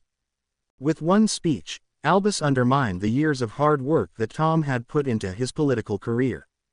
He told the world that Tom was a deranged, power-hungry madman, bent on destroying the wizarding world once he became minister. This speech is also where the tales of his hatred of Muggles and Muggleborns came from. Part of Tom's campaign was for the complete sealing off of the magical world. No marriage would be allowed with Muggles, nor would Muggleborns be allowed to remain with non-magical parents. He lobbied repeatedly with the Wizengamot for the creation of an orphanage for wizarding children, so that those like himself would never be persecuted for being what they are. "It's just like Ariana said," Harry whispered. "Dumbledore is responsible for creating Voldemort." "Yes," Snape nodded sadly. "They fought a wizard's duel, Tom seeking to refute Dumbledore's claims. Tom lost. Badly. It was immediately after this that he began to travel the world and created more Horcruxes, and lost more of his sanity. He returned a few years later to apply for the Dada position at Hogwarts, but of course Albus refused him. So he gathered his followers once more, and declared war on the Ministry and Dumbledore. The rest you should have gleaned from conversations with others over the past several years. So what will he do now that he has returned and is more sane?" Henry asked scathingly, not buying the story completely. "He certainly hasn't gone back to seeking political power, nor using his followers to find him support in the ministry. He's going to continue his little war with Dumbledore, while the ministry and the rest of the wizarding world gets caught in between and suffers for it." "Indeed," Snape said softly. "I wish I could tell you differently. I joined him during the First War, after he had lost most of his sanity. But I listened to the older followers, and I learned of what Tom Riddle had once been. That is the reason I brought him back, in the hope that his ideals might be upheld once more. I may yet be proven wrong." With that, he stood and calmly stalked from the room, leaving two thoughtful boys behind him. The Dark Lord held 2 more meetings over the next few weeks, but did not call the boys to punish or kill them. They began to behave in a slightly standoffish manner towards Abe, knowing now that they truly couldn't trust him with their secrets no matter how kind and helpful he might seem. July bled into August, still with no word from the school about whether the twins would be requested to lead a team into the chamber. The Daily Prophet now posted nearly daily inquiries into the status of the school, and everyone was wondering if school would happen at all. But then, early in the afternoon a week before school should have started, a red-robed Auror arrived at the Hog's Head to escort Messrs. Potter to the school to lead the ministry officials to the chamber and open any doors that might require Parseltongue. The man was a lower-level Auror, so when he saw the dark mark branded into Henry's face and the matching scar on Harry's, he panicked and placed them both under magical bindings before frog marching them up to the castle.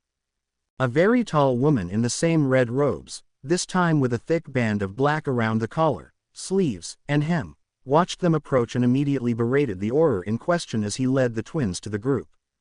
"Savage," she cried, adjusting a monocle in her left eye.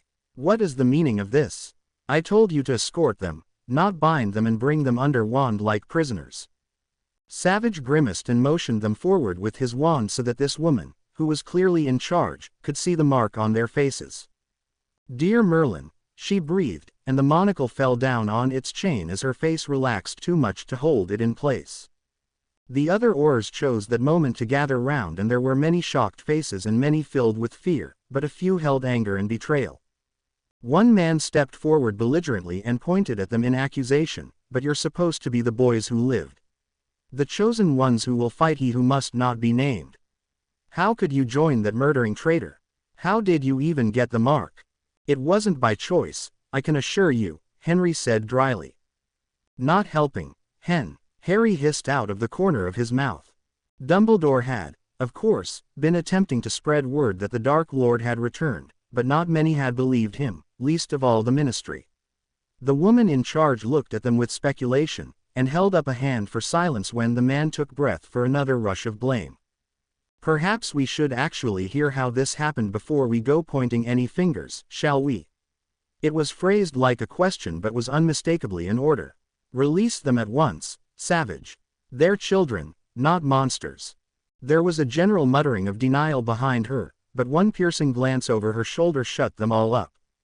Turning back to the twins, she replaced her monocle in her left eye and leaned a little closer to study the marks in more detail. "Now," she said with satisfaction, "my name is Amelia Bones, and I am the head of the Department of Magical Law Enforcement. Perhaps you would relate the tale of how this happened to you." Harry sighed. "As if you'll believe us." "Try me," Amelia said dryly. His lips thinned and he raised his chin a little bit at the challenge. Looking her squarely in the eye the entire time he spoke, he said, "First Severus Snape collected us from the Hog's Head and apparated us to Malfoy Manor where we met Voldemort. He wanted to know which one of us he had originally attacked when we were children, and figured out that it was Henry. Then he gave Henry the dark mark on his face, and I received an echo of it through our bond. Snape returned us to the Hog's Head and now we have screaming fits every time Voldemort holds a Death Eater meeting. Oh, and dare I mention that because we have been marked like this we are no longer the so-called chosen ones." He took entirely too much enjoyment out of watching them flinch every time he said the Dark Lord's name. Let them. When they truly believed that he had returned, perhaps they would grow spines instead of cowering away as they did now. A stunned silence met his little speech, and Madame Bones herself appeared stunned. "That's ridiculous," the same belligerent Auror exclaimed, but Amelia turned and shook her head at him. "I believe, Proudfoot, that he was telling nothing but the unadulterated truth. But that means that you know who has returned, just as Albus has been trying to tell everyone for these past several months. How can you deny the proof that is before your very eyes?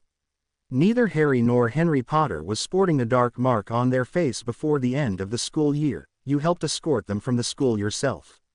And now there it is, for all the world to see. Only you know who knows the spell for the mark, so what other explanation is there?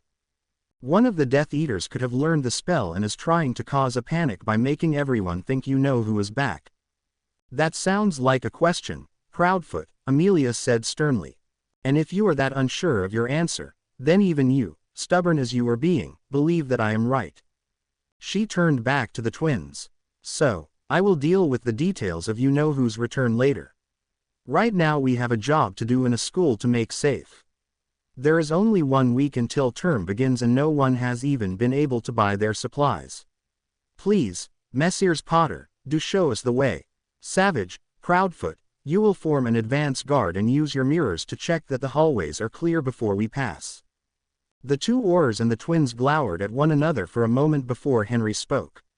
The entrance is in the girls' loo on the 2nd floor. The girls' loo? A tall black man asked incredulously. Yes, Henry said, deadly serious.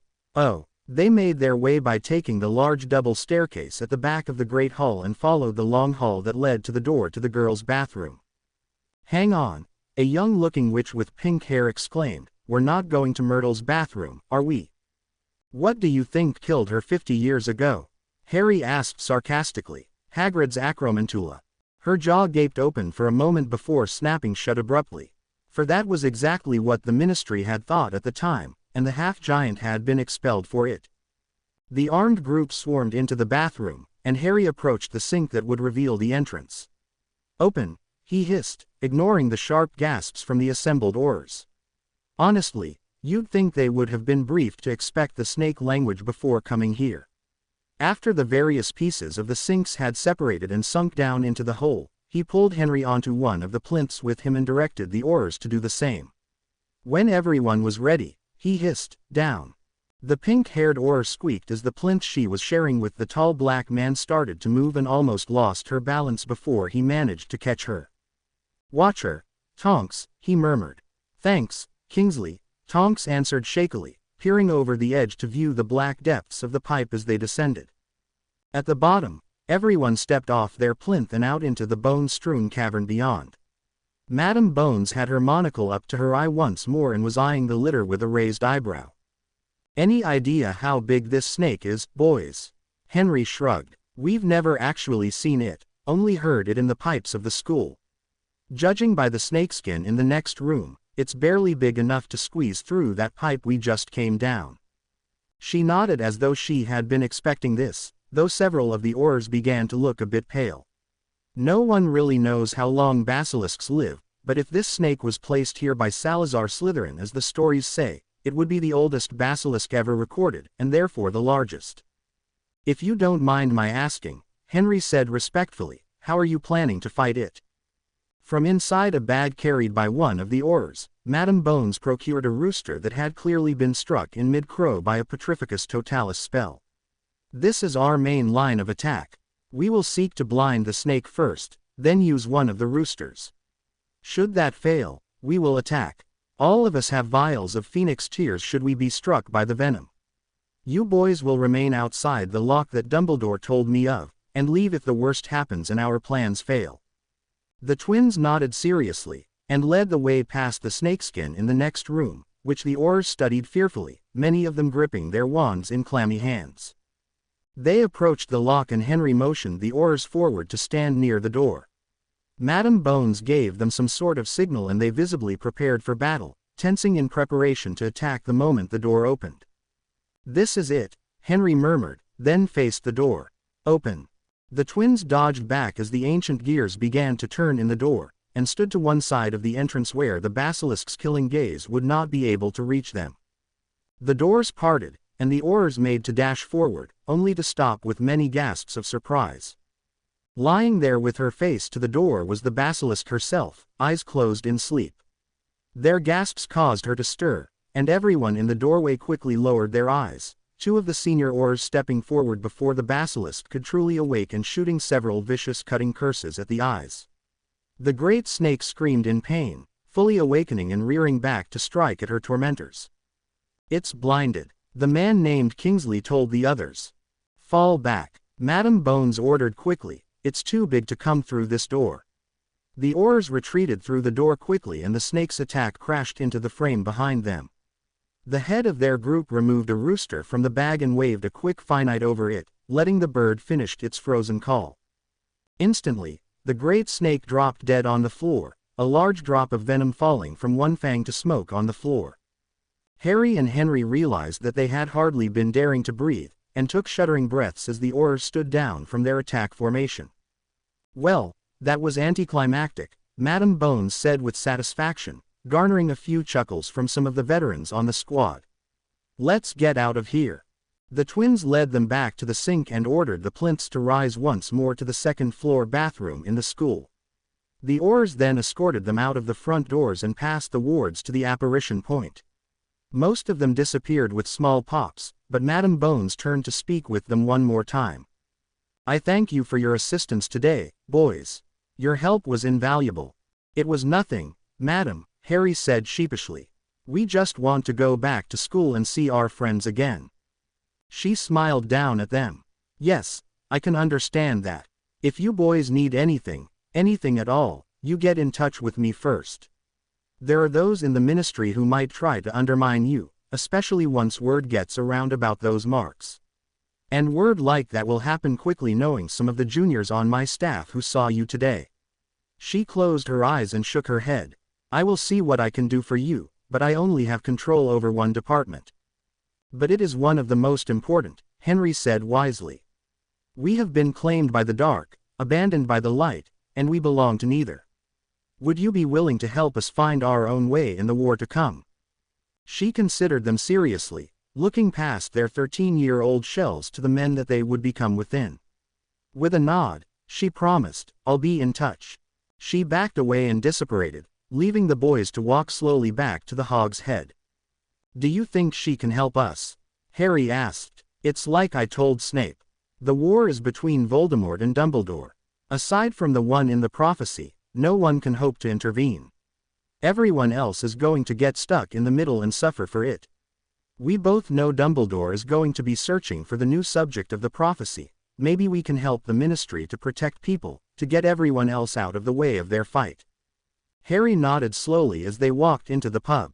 It sounded like their best bet, and this way they would be able to help people instead of fighting them. Messrs. Potter, a vacant voice floated to them from across the room. There, sitting in the darkest corner at the back of the room with a mostly empty glass of sherry, was a woman with thick glasses that made her eyes look like those of an owl and gray hair in a wild frizzy halo around her head. I have been waiting for you. For us? Harry asked in confusion. My inner eye told me to seek you out, to wait in this pub where my last prophecy was spoken. A prophecy, once begun, cannot be broken. But it can be changed. Henry drew breath to ask another question, but the woman suddenly threw her head back and clutched the table, making a horrible raspy noise as she inhaled. The one with the power to vanquish the Dark Lord approaches, born to those who have thrice denied him, born as the new year dies. And the Dark Lord will mark him as his equal, and he will have power the Dark Lord knows not. And either must die at the hand of the other, for neither can live while the other survives. The one with the power to vanquish the Dark Lord will be born as the new year dies. Behind them, the door of the pub opened and Abe stepped in. The twins spun and looked at him with alarm, but he just frowned as he looked at them, asking in confusion, What, did I miss something? Breathing a deep sigh of relief, Henry shook his head. No, nothing, Harry lied glibly. The woman straightened and threw back the rest of her sherry before getting shakily to her feet and stumbling past Abe out of the bar. Ah, ran into one of your professors, E.H. Didn't think you started the electives till this year, though. We don't, but I think we've seen her at meals every once in a while. She teaches divination, right? Henry asked, grasping at straws to cover up the woman's presence there. Abe nodded. A fraud if ever there was one. I've heard she's never told a true prophecy. But, ah well, there aren't many seers left in the world anyway. The boys nodded in agreement and quickly dashed up the stairs to their room. What do we do? Harry asked, rubbing his hair as he paced frantically. We've gotten some leverage. Neither Dumbledore nor Voldemort knows of the new prophecy, which means we can figure out who it's talking about before them. Right. Harry sat heavily beside his brother on the bed. In the meantime, how are we going to get our school supplies before school starts?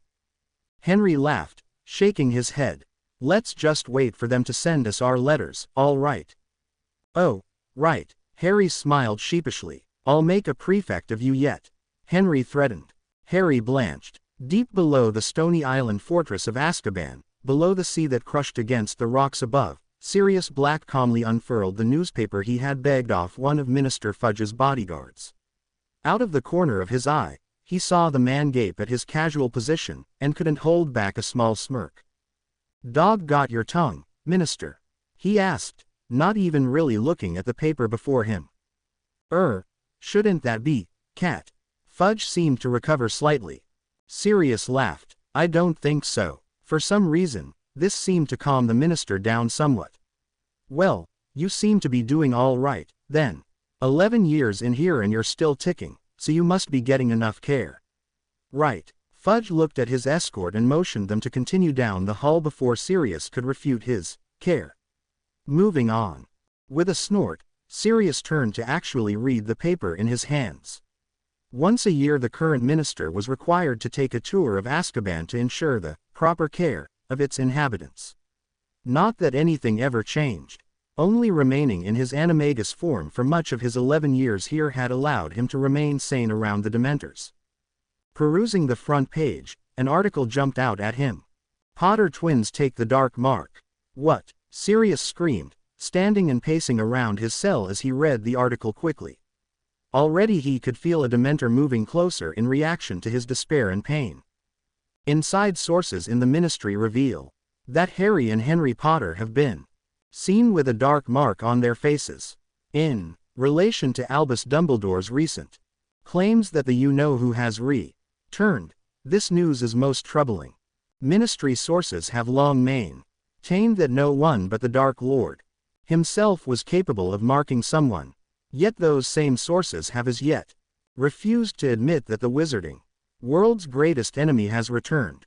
Due to the location of the mark on the Potters' faces, the ministry has not pressed charges. Amelia Bones, head of the Auror office, was heard to say, "They are victims, pure and simple.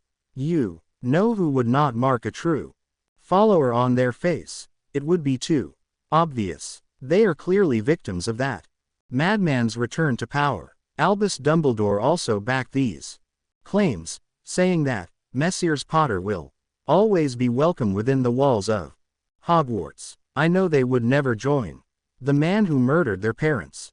This reporter has sought to interview the boys who lived themselves, but the owner of their current residence, the Hog's Head Inn, Hogsmeade, repelled our every advance.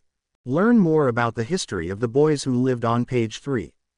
Sirius crumpled the paper in his hands as the Dementor stopped outside his cell, its rattling breath a familiar and horrifying sound in the animagus ears. He didn't dare transform with the ministry so close, and was forced to suffer through his worst memories over and over again. When the memory of finding Lily and James dead came for the third time, he snarled to the empty air, "I've been here too long."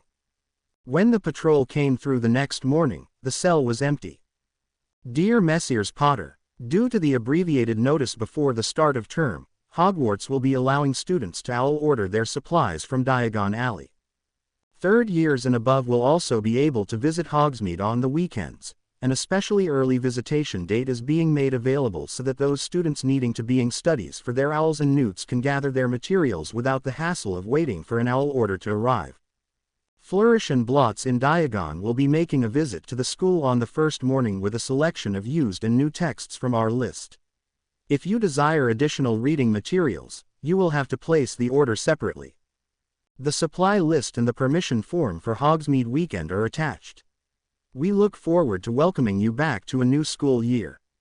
Yours sincerely, Minerva McGonagall, Deputy Headmistress, Hogwarts School of Witchcraft and Wizardry. P.S. Thank you for your help with our scaly problem. Harry grinned as he read the postscript. It was written in the same looping script as his head of house's signature. "What do the defense texts look like this year?" he asked Henry, who had snatched up the supply list almost immediately. "Remarkably sound, considering the professors we've had so far. I can only hope that this year we'll actually learn something in the classroom." "What about our electives?" Harry plucked the list from his brother's fingers, and Henry picked up the permission forms instead. 4 books for ancient runes," Harry exclaimed. "I've only got 1 for care of magical creatures." "What do we need 4 books for?" "They're runic dictionaries, you twit," Henry laughed. "Only one of them is a textbook." Spellman's syllabary is a dictionary. The rest of these are. Having second thoughts about taking a real class. Henry sneered in his best imitation of Draco. Ronald wanted you to take divination with him. Yes, and you and Hermione managed to talk us out of it. Well, more you than Hermione. I wonder how she's going to manage taking everything. About the same way I imagine Ron will handle taking Muggle studies with her. She's going to be a nightmare in there. I don't know what he was thinking. Probably decided if divination was a bust, he might as well learn something that will help him bond with his dad. From what I can gather of his family, by the time Ron was born, his dad was working overtime at the ministry most nights. They've never really gotten to know one another the way they ought to. Henry shrugged uncomfortably and turned the forms in his hands so Harry could see them. We have to have our guardian sign them. Do you think Abe will suit? Only one way to find out. I'm sorry boys, but Albus has forbidden me, under any circumstances, from giving you permission to go into Hogsmeade this year. But why? Harry demanded. Abe sighed and rubbed his balding head. He didn't say this, so don't go letting me put words in his mouth, but I think he's afraid if you come into Hogsmeade that the Death Eaters will attack just so old Tom can get his hands on you occasionally throughout the year. Henry opened his mouth to argue, then snapped it shut as he realized that the bartender's logic was sound. With a sigh, he told Harry, just leave it. If Dumbledore is behind this, there's no way we'll ever be allowed to go. No matter who signs our forms. That morning's Daily Prophet delivered another surprise. Sirius Black, Harry cried as he read the front page. Who's he? Abe, sitting behind the bar where they were having breakfast, froze in the process of polishing a glass. You know something, Henry said, staring intently at their guardian. I don't know nothing, Abe countered, polishing furiously and avoiding their eyes. Oh come off it, Abe, Harry joined in. It's obvious you know who they're talking about. After all, if it's such a big deal he's escaped, he must be famous. Abe grunted. He's only famous because no one has ever escaped from Azkaban. Henry's eyes narrowed. Then why does his name sound so familiar? The bartender froze again and his eyes flew up to the older boys in surprise. Don't tell me you remember. He caught himself, but then realized that he had already said too much. With a sigh, he set aside the smudged glass in his hands. You really don't want to know, boys. You'll only be hurt by it. The twins exchanged glances and then looked at Abe with crossed arms. He groaned. Fine. Sirius Black was your father's best friend. And he's also the one who told you know who where your parents were hiding. He betrayed your parents and then killed Peter Pettigrew and a dozen muggles in the middle of the street, laughing madly all the while. Oh, Henry said dully. He also happens to be your godfather, and would have legal custody of you if he were ever found innocent, which isn't bloody likely. Now finish your kippers and get out of my hair. Both boys quickly shoved the last of their breakfast in their mouths and ran out the door to find something else to do for the rest of the morning. Harry quickly found a large round rock and began kicking it in front of them as they walked. Do you think what he said is true? That our dad's best friend betrayed him? There was a tight edge of anger in his voice that he couldn't quite suppress. He didn't even know the man. He didn't know all the sides of the story. He couldn't decide a man's fate based on so little evidence. But his heart wasn't listening to his mind. Henry shrugged. We don't really have any way of knowing without asking Dad, or this Sirius Black fellow. I guess one of their other friends might know, but I doubt it. The magic that was used to hide them was very complicated. I think only them and their secret keeper would have known where they were. If that was actually Sirius Black, then yes, I think Abe is right.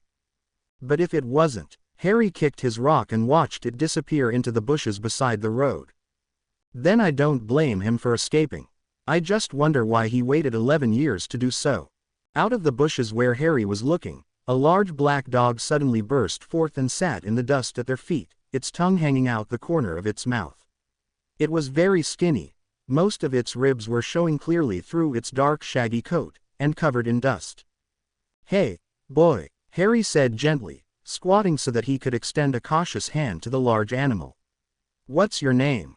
Ruff, said the dog. It took a few steps forward before suddenly rearing onto its hind legs and placing its front paws on the boy's shoulders. Oof! Harry cried, pushed onto his back by the dog's weight. The dog, a male, looked closely at the boy's face as if to ask, "Now what are you doing down there?" Then it whined and licked his face, the side with the white dark mark. Henry leaned over his brother from the other side with a smug smile. Gryffindors, always waiting in the dust at Slytherin's feet. Bark, bark, the dog cried, moving towards Henry with a menacing growl. The older boy quickly backed away with wide eyes, and here he had almost been convinced that the dog was harmless, just underfed. "Hey, stop that," Harry cried, sitting up and grabbing the dog by the scruff of the neck. It whined again, eyes rolling as it was pulled away. "He's my brother, if you hadn't noticed. He's allowed to say stuff like that, and he's the only Slytherin who can get away with it." Henry huffed indignantly, and said, "That dog is clearly even more of a Gryffindor than you, Harry." Harry grinned and rubbed the fur around the dog's neck briskly. "Then why don't we call him Griff? Call him Gree." Oh no you don't, Harry Potter. Abe will kill us.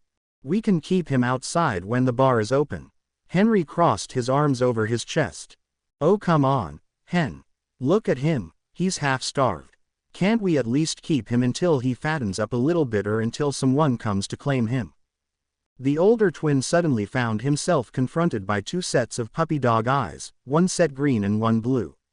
Rolling his own eyes, he sighed. "Fine, but you get to explain it to Abe." "Okay." Harry grinned victoriously while Henry's jaw dropped in shock. Okay, you're going to give in, just like that. No promises, or dire threats, or..." Abe held up his hand to silence him. "I hadn't gotten that far." Henry looked slightly mollified at this. "I want you both to go down the road and ask the man who runs the tool shop if he has any spare bits of wood. You're going to build this beast a dog house out by the goat pens. And it must be weather tight. When it gets colder out, I'll set him up a bed in the kitchen at night, so long as he behaves himself." He leaned over the bar to stare down at the dog. "And you're going to work, you hear me, dog? No lazing about in the sun all day chasing cats and daydreams. I've got a job or two that needs doing and you can help." "Rough," said Griff, sitting placidly on the floor and looking attentively at his new masters. Abe nodded with satisfaction. "Right, off with ye, then. I don't suppose you'll need a leash, judging by how he follows at your heels, but see if you can't find a collar and make a tag with his name on it. Or bring me something and I'll transfigure it." "Come on Griff," Harry cried, and led the eager dog and his reluctant brother out of the pub. Jim, who owned the tool shop, gave them a teetering pile of boards to build the house as well as a hand saw, hammer and nails. Henry decided he would like to get started on the house, and walked back to the pub with Griff at his heels while Harry went to see if the local pet shop had a collar for their new dog. Henry was a little surprised that Griff decided to follow him, though. He peered over the pile of boards in his arms to look at the dog and asked, "I thought you didn't like me." The black dog cocked his head to the side questioningly. "Well, you attacked me for being what I am, a Slytherin. Which isn't exactly something I can help." "Rough," Griff barked. "What, you were just surprised?" Henry chuckled lightly. "All right, then, if you can live with me being Slytherin, I can live with you being a Gryffindor." The dog's tongue wagged out of its mouth and he bounded in circles around the youth all the way back to the bar. By dinner time, Griff had a stoutly built dog house and a lovely red collar with a burnished gold nameplate bearing his name. When they showed Abe their handiwork, he just grunted and went about his business. They took that to mean he was satisfied and took Hedwig and Sarish outside to meet the third member of their growing menagerie. The great snowy owl just stared impassively down at the dog before flying off for a nighttime wing through the forest. Sarish, once let down in his cat form, stalked imperiously over to the dog where there was much sniffing and investigating. When Griff started to growl and back away from the cat, Henry looked at Sarish for an explanation. "Master, I think he knows I am not a cat." Henry looked back and forth between the dog and his familiar warily before making a decision. "Transform." The dog looked at him in open surprise when he made the hissing noise, which Henry didn't think was very dog-like behavior. His eyes narrowed a little more and he decided to keep an eye on the dog's mannerisms. There was something strange. The Quetzalcoatl shifted forms and returned to his white and silver scaly form. This time, Griff moved forward and sniffed more cautiously, but seemed satisfied that at least this was the real form of the creature before him. "Can you taste anything strange about him?" Henry asked Sarish. The snake's tongue darted out into the air near the dog, tasting the air that shared the dog's past. "Hurt, pain, suffering," Sarish hissed with sympathy. He remembered all too clearly how it felt to be imprisoned in a cage. This dog had the same taste to him. "S's secrets SS." Henry's head came up and he called Harry over from where he was watching Hedwig wing through the trees. What kind of secrets SS could a dog have? But Sarish couldn't identify the flavor for them, no matter how many times they asked. And Griff seemed to grow more and more agitated as they spoke with the snake and then looked up at the dog in concern. Harry called Griff to him and rubbed his neck in concern. "You've had a hard time of it, though, haven't you, boy?" But Sarish said he smelled of secrets. Henry started, but was distracted when the dog's head suddenly whipped towards him in another display of non-dog-like behavior. His wand was in his hand in a moment. "What, or who, are you?" Griff bellied down in the grass and dragged one paw over his nose as if ashamed. "You understand what we're saying?" Harry asked in amazement. It was subtle, but the dog definitely nodded in response. "Are you a human trapped as a dog? Did someone make you like this?" Henry asked. Griff shook his head. Harry gasped suddenly, as a realization struck. "You're an animagus," he whispered. "But why don't you transform?" Henry asked, puzzled. "Surely you don't want to be kept as a pet by two teenagers for the rest of your life." The dog looked between them, then sat his head miserably in the grass at their feet. Even the wagging of his tail died down completely. He looked bone-weary and sad enough to make a Death Eater cry. Harry sighed and patted his head. "It's okay, Griff. You can stay here as long as you need to. And now that we know you're not really a dog, we'll give you more reasonable food." The ears perked up a bit at this, but he seemed to be falling asleep where he lay. "Come on, Har, let's leave him to rest. We need to start packing up our trunks for school in a few days." "Yeah." Harry trailed after his brother, his eyes happening to land upon that morning's Daily Prophet as they went upstairs. The name, Sirius Black, stood out in great black letters, and he paused, looking between the paper and the dog house through the window outside. Was it possible? "Come on, Harry," Henry called impatiently up the back stairs in the Hog's Head. "The train will be arriving any minute." "I still don't see why we couldn't take the train with our friends," Harry griped, dragging his trunk noisily down the stairs behind him. "I mean, I'd almost rather get all the staring done before we get to Hogwarts instead of right before the feast. I'm sure Dumbledore either thinks we'd use the opportunity to recruit for the Dark Lord or that we'd be horribly beaten by most of the school. In either case, I wish he would at least answer our letters." Harry snorted derisively and dragged his trunk into the front room to rest beside the door. They could wish all they wanted, but they were yesterday's news as far as the headmaster was concerned. "I'll send your trunks up to the school. Go say goodbye to Griff before ye go, then scoot," Abe told them. Griff had remained a mystery over the past several days. He was already looking healthier from all the good meals he had been eating. Abe had raised an eyebrow at them when they asked his to feed the dog human food, but seemed admonished when the black beast wolfed it down, meat, bread, vegetables and all. "Hey, boy," Harry called cheerfully, kneeling as always to scrub the dog's ruff. Henry smiled fondly at the dog. Despite the fact that he knew it was really a man in there, he couldn't help but like the beast's playfulness and energy. He was also glad that the man was making the most of his situation and sloughing off whatever horrible things had happened to him before they took him in. "I wish we could visit you while we're at school," Harry was telling the dog sadly. "But Dumbledore won't let us come to Hogsmeade weekends. He's afraid the Dark Lord will attack the other students because of us." As if he needed an excuse, Henry sniffed. The dog's ears perked forward at the mention of Hogsmeade weekends, and Henry could almost see the wheels turning in the dog's mind. "You could just come up to the castle during our free times. We'll send Abe a copy of our schedule, so see if you can get a good look at it," Henry told the dog, fondly rubbing his ears. "And just in case you're some kind of long-lost relative, the forms are sitting out on me and Hen's bed.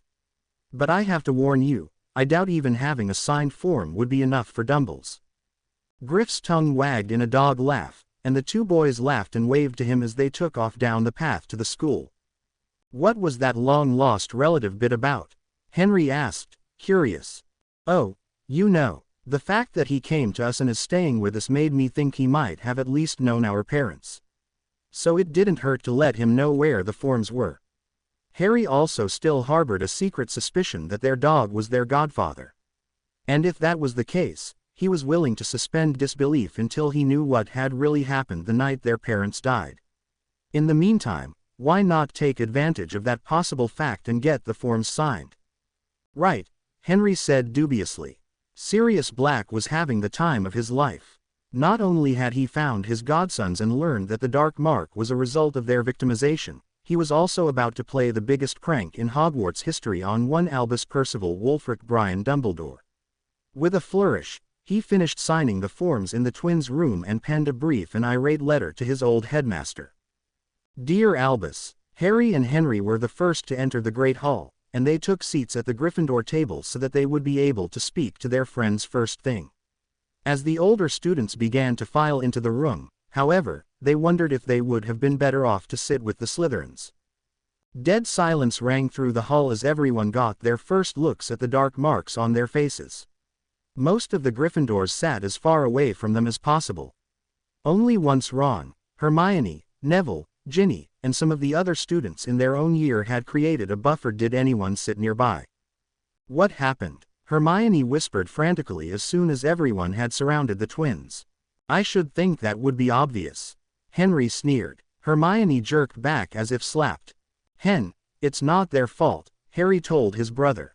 He leaned forward over the table to answer Hermione's question. "The Dark Lord gained some knowledge that Dumbledore had been keeping a secret from us and him. That's why he marked us." She opened her mouth to ask what the information was, but Ron, showing remarkable sense for once, told her not to ask after something like that where everyone could hear. "If it was bad enough that you know who marked them, then it's not something we should talk about at dinner. Besides, the sorting is starting." In through the doors of the Great Hall trooped the line of tiny first years. Several of them looked positively terrified at the sight of the twins at the Gryffindor table. The first few who were sorted into the Lion House chose to sit as far from them as possible. "I don't see Draco," Henry whispered to Harry worriedly when the first Slytherin was sorted. Harry peered over the tops of the heads between them and the Slytherin table and frowned as he too noticed that the distinctive blonde head of hair was not present. "You don't think something happened to him?" he asked. "Remember, Snape told us that Draco had been locked in his room all summer. What if his dad found out we were still friends last year? Maybe he'll be here in the morning?" Harry asked, without much hope. They would just have to wait and see. Finally the feast began, and the twins were surprised when McGonagall came down from the head table with a message. "The headmaster asks that you meet him in his office after the feast is over. Make sure you ask a prefect for your dormitory password before you go." She gave them an encouraging smile, trying to ensure them they weren't in trouble, before returning to her seat. "What's that about, you think?" Ron asked. Harry sighed. "Maybe he's finally decided to answer our letters. Or maybe he's going to expel us," Henry said pessimistically. "Don't be silly," Hermione said breezily. "Professor McGonagall wouldn't have smiled if you were going to be expelled." Everyone had a little laugh at that and they finished dinner and made sure to ask the fifth-year prefect for the password just before Dumbledore ended the feast. They ended up following the crowd of Gryffindors up to the 7th floor, since the headmaster's tower entrance was on the same level as the fat lady's portrait. After managing to peel away from the crowd, they made their way to the gargoyle and found it had already been moved aside for them to travel up the revolving staircase. Harry knocked politely before entering, and the twins took the two chairs positioned in front of Dumbledore's desk. The man in question was standing to one side, looking out the window with his hands joined behind him. "You wanted to see us, Professor?" Harry prompted the old man. Dumbledore just nodded a couple of times and absently moved to sit in his chair. "I have received a missive that has prompted me to offer you both a second chance," he announced.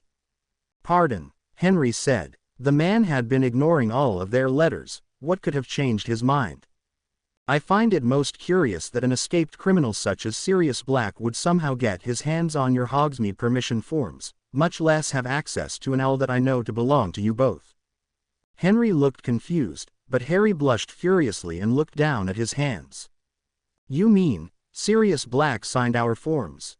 Henry said incredulously. But how? Oh, he suddenly remembered Harry's odd conversation with Griff and looked at his brother accusingly. Harry grinned sheepishly. I am not concerned that you have had relations with the man. He is your godfather, after all, and I have always believed that he may have been innocent. Alas, I was never able to convince the Wizengamot to vote in the majority so he could receive a trial. Dumbledore conjured a tea set with 3 cups and offered the pot to the boys, who both accepted. On the contrary, I find myself somewhat amused at your ability to get past my precautions in keeping you away from the village this year. Voldemort is going to attack regardless of our presence, Headmaster, Henry said quietly. Now that people are starting to believe that he's back, he's been making plans. Dumbledore gave them a sharp look. How do you know that? Has he been calling you? Harry shook his head. No, but we've been having dreams and waking visions of his activities ever since he returned. Something about our scars is creating a connection that lets us view him when he's angry or upset, and I think the Dark Mark is amplifying that connection and causing us to view every Death Eater meeting. Extraordinary, Dumbledore said, delighted. The twins just grimaced. This makes it easier for me to rethink my stance on you both. Without Severus, the Order of the Phoenix is somewhat without a good source of inside information. You can spy without the personal risk that was posed to him, and I believe I can trust you to be truthful. In addition, I have been investigating the matter of Voldemort's Horcruxes, and I think you may be of some use there as well. How so? Henry asked. And what changed your mind so thoroughly?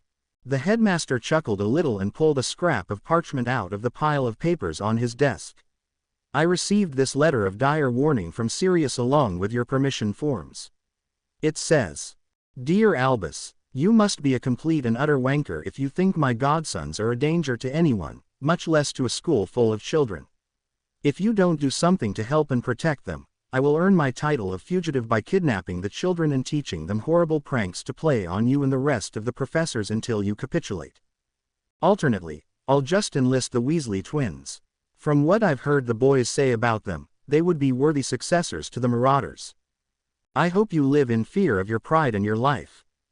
Yours truly, Sirius Orion Black, Marauder second in command. First ever Azkaban escapee, godfather to the boys who lived. Dumbledore laughed again as he placed the letter back on his desk. Not the most threatening of notes, but it reassured me that my efforts to bring him to trial were just. Only an innocent man would use pranks as a threat, in my opinion. Now, I believe you also wished to know what I had in mind for you this year. Since your forms are signed, I cannot keep you out of Hogsmeade. I would, however, appreciate it if you used the utmost discretion should you choose to attend. As you no doubt noticed at dinner, I have hired Horace Slughorn as the new potions professor. I need you both to attempt to befriend him by any means. The reason for this will be explained in due time. As for the Horcruxes, I will send you a notice for a time when I would like you to come visit me for extra lessons of a sort. I have some research that must be finished before these lessons can begin, and I also believe that Horace will be integral to my ultimate plan. Suffice to say, I do not yet have all the answers I need, but I will share them with you when I have formed my final opinion on the matter. The twins both gave him slightly confused and disgruntled expressions, but agreed to this plan nonetheless. Wonderful. Now you may return to your dormitories. If you have any trouble with any students, please take your concerns to Professor McGonagall. She has been made aware of your situation and I believe she may be more capable of helping you than I. Yes, Professor, they chorused, returning their teacups and standing to exit the office. Oh, and boys, do make sure to notify Sirius somehow that I have acquiesced to his request. With nods, they left the office and returned to their dormitory for some well-deserved sleep. The next morning, the twins snuck out of the dormitory early and hid in the kitchens to better discuss Dumbledore's plans. He's barmy if he thinks we're going to trust him now, Henry said, biting into a buttered scone. Yeah, but this is probably the best way to find out what he's up to, short of getting into the order. True, Henry shrugged, and it sounds like he's going to trust us with information about the Horcruxes, so maybe we'll learn how to destroy them. I wonder what his research is all about, though. I mean, surely a book that mentioned Horcruxes would tell us how to get rid of one. Henry shrugged again and leaned back into his seat with a cup of tea. Regardless, it sounds like the only thing we can do right now is try to butter up Slughorn. We should probably go get our timetables. They finished their breakfast and wandered into the great hall and sat at the Slytherin table, looking once more for Draco, who was still absent. Blaze. Harry hissed across the table to one of Draco's dorm mates, and one of the few they knew was not closely associated with the Malfoys or the Dark Lord. Where's Draco? Hospital wing, Blaze said indifferently. No one saw him on the train, either, but I hear he was a right mess by the time he got here. Henry blanched and almost stood up right then and there to go see his best friend, but Harry held him back. Let's grab out timetables first. If we're lucky, we'll have a free period this morning to go see him. At that moment Professor Slughorn, their new head of house, came along to give them their timetables. Let's see, oh yes. The Potter twins. Slughorn looked up and got his first good look at the twins. Oh my, dear Merlin, boys, I had heard, but I hardly dared to believe that you had taken the mark. This public show of support will not help you gain much favor with the world, I can assure you. It's not a public show of support, Professor, Henry told the balding and fat man as they took their schedules from him. We weren't exactly given a choice about whether we wanted it or not. Oh, yes. Of course, of course. If you'll excuse me, Slughorn scurried away as fast as his short little legs could carry him. It hardly matters what the world thinks of us anyway, Harry muttered. Well, it clearly matters to him. Remember, we're supposed to make friends with him, Henry whispered. Harry nodded and looked at their combined timetable. Look, we don't have anything until herbology this evening. We can spend the whole morning with Draco. I wonder how they intend us to do our electives, what with the bond being stretched too far and everything, Henry mentioned as they stood to head up to the hospital wing. I suppose it's not like we're both doing something at the same time, so we can just see if the bond will stretch and if not, stay somewhere nearby. The hospital wing was quiet this early in the morning. They were surprised to see Professor Dumbledore sitting by Draco's bed and talking to him quietly. Whatever conversation they were having ended as soon as the twins entered the room. Ah, Harry and Henry. I was just telling Draco that you would probably be up to see him shortly. Thank you, Professor, Henry said. I'll just leave you three to catch up, then. The twins waited for the old man to completely leave the room before sitting beside Draco's bed. What happened? Henry asked with concern, noticing that his friend's bandages were wrapped around his whole torso. My father, Draco whispered bitterly. He asked my opinion of my former friends after a year of supposedly shunning you, and I decided to try and take a stand. I told him that I still thought you were wonderful and that I would like to still be friends with you. He didn't like that much. Sounds like an understatement, Harry observed sadly. He spent the entire summer trying to re-educate me on the matter. Every time I said something contrary to what he wanted me to believe, I got a new lash. As you might imagine, that happened quite a lot. What are you going to do now? Henry asked. Draco sighed and a pained expression crossed his face. My father is still courting the Dark Lord in the manor. I'm to be marked when I turn 16. The twins hissed in sympathy, knowing firsthand what kind of sentence that was. But I'm not going to do it, Draco said firmly. He was staring off into space towards the ceiling. I intend to renounce the Malfoy name and my claim as heir to the lordship. Unless my parents have another child, the ministry will claim all of our properties, seats, and money when they die. Is that what Dumbledore was talking to you about? Harry asked. Draco nodded. That, and where I would be living once I did so. I have an aunt who was estranged from the Black family. I'm going to write her a letter and see if they'll take me. Henry blinked in surprise. You're related to the Blacks? Yes, my mother's maiden name was Black. She had two sisters, Bellatrix Lestrange, and Andromeda Tonks. They're both married now. But I wouldn't choose to live with Aunt Bella for all the money and titles in the world. She and her husband are both Death Eaters and in Azkaban. Our godfather is Sirius Black, who just escaped. Except he's innocent and sounds rather fun, Harry confided. Draco grinned. If his name got cleared and he adopted you, we'd be third cousins. Who would want to adopt us? Henry scoffed, then grinned in return. Though that would be wicked. Do you two have classes to get to? Draco asked. Nope, we're free until herbology just before dinner. Has anyone offered to bring you the assignments yet? Harry asked. No, would you? I think the Slytherins are in herbology right now, and I doubt they'll remember. Sure thing, Henry promised.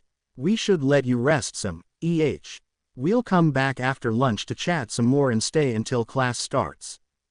Thanks, Draco said sincerely. I'm really going to need my friends this year. I'm glad to know that you were worth all the hell I went through this summer. No problem, mate, they answered and then left as they had noticed their friend getting drowsy from the pain potions he had been given. Draco was released from the hospital on Saturday morning, and so had only 3 classes worth of work to make up. With the twins, Ron, and Hermione's help, they plowed through the herbology, charms, and history work with little trouble. The group spent the weekend catching up with each other. Their estrangement from Draco the year before made things a little awkward until he shared his plans with the others.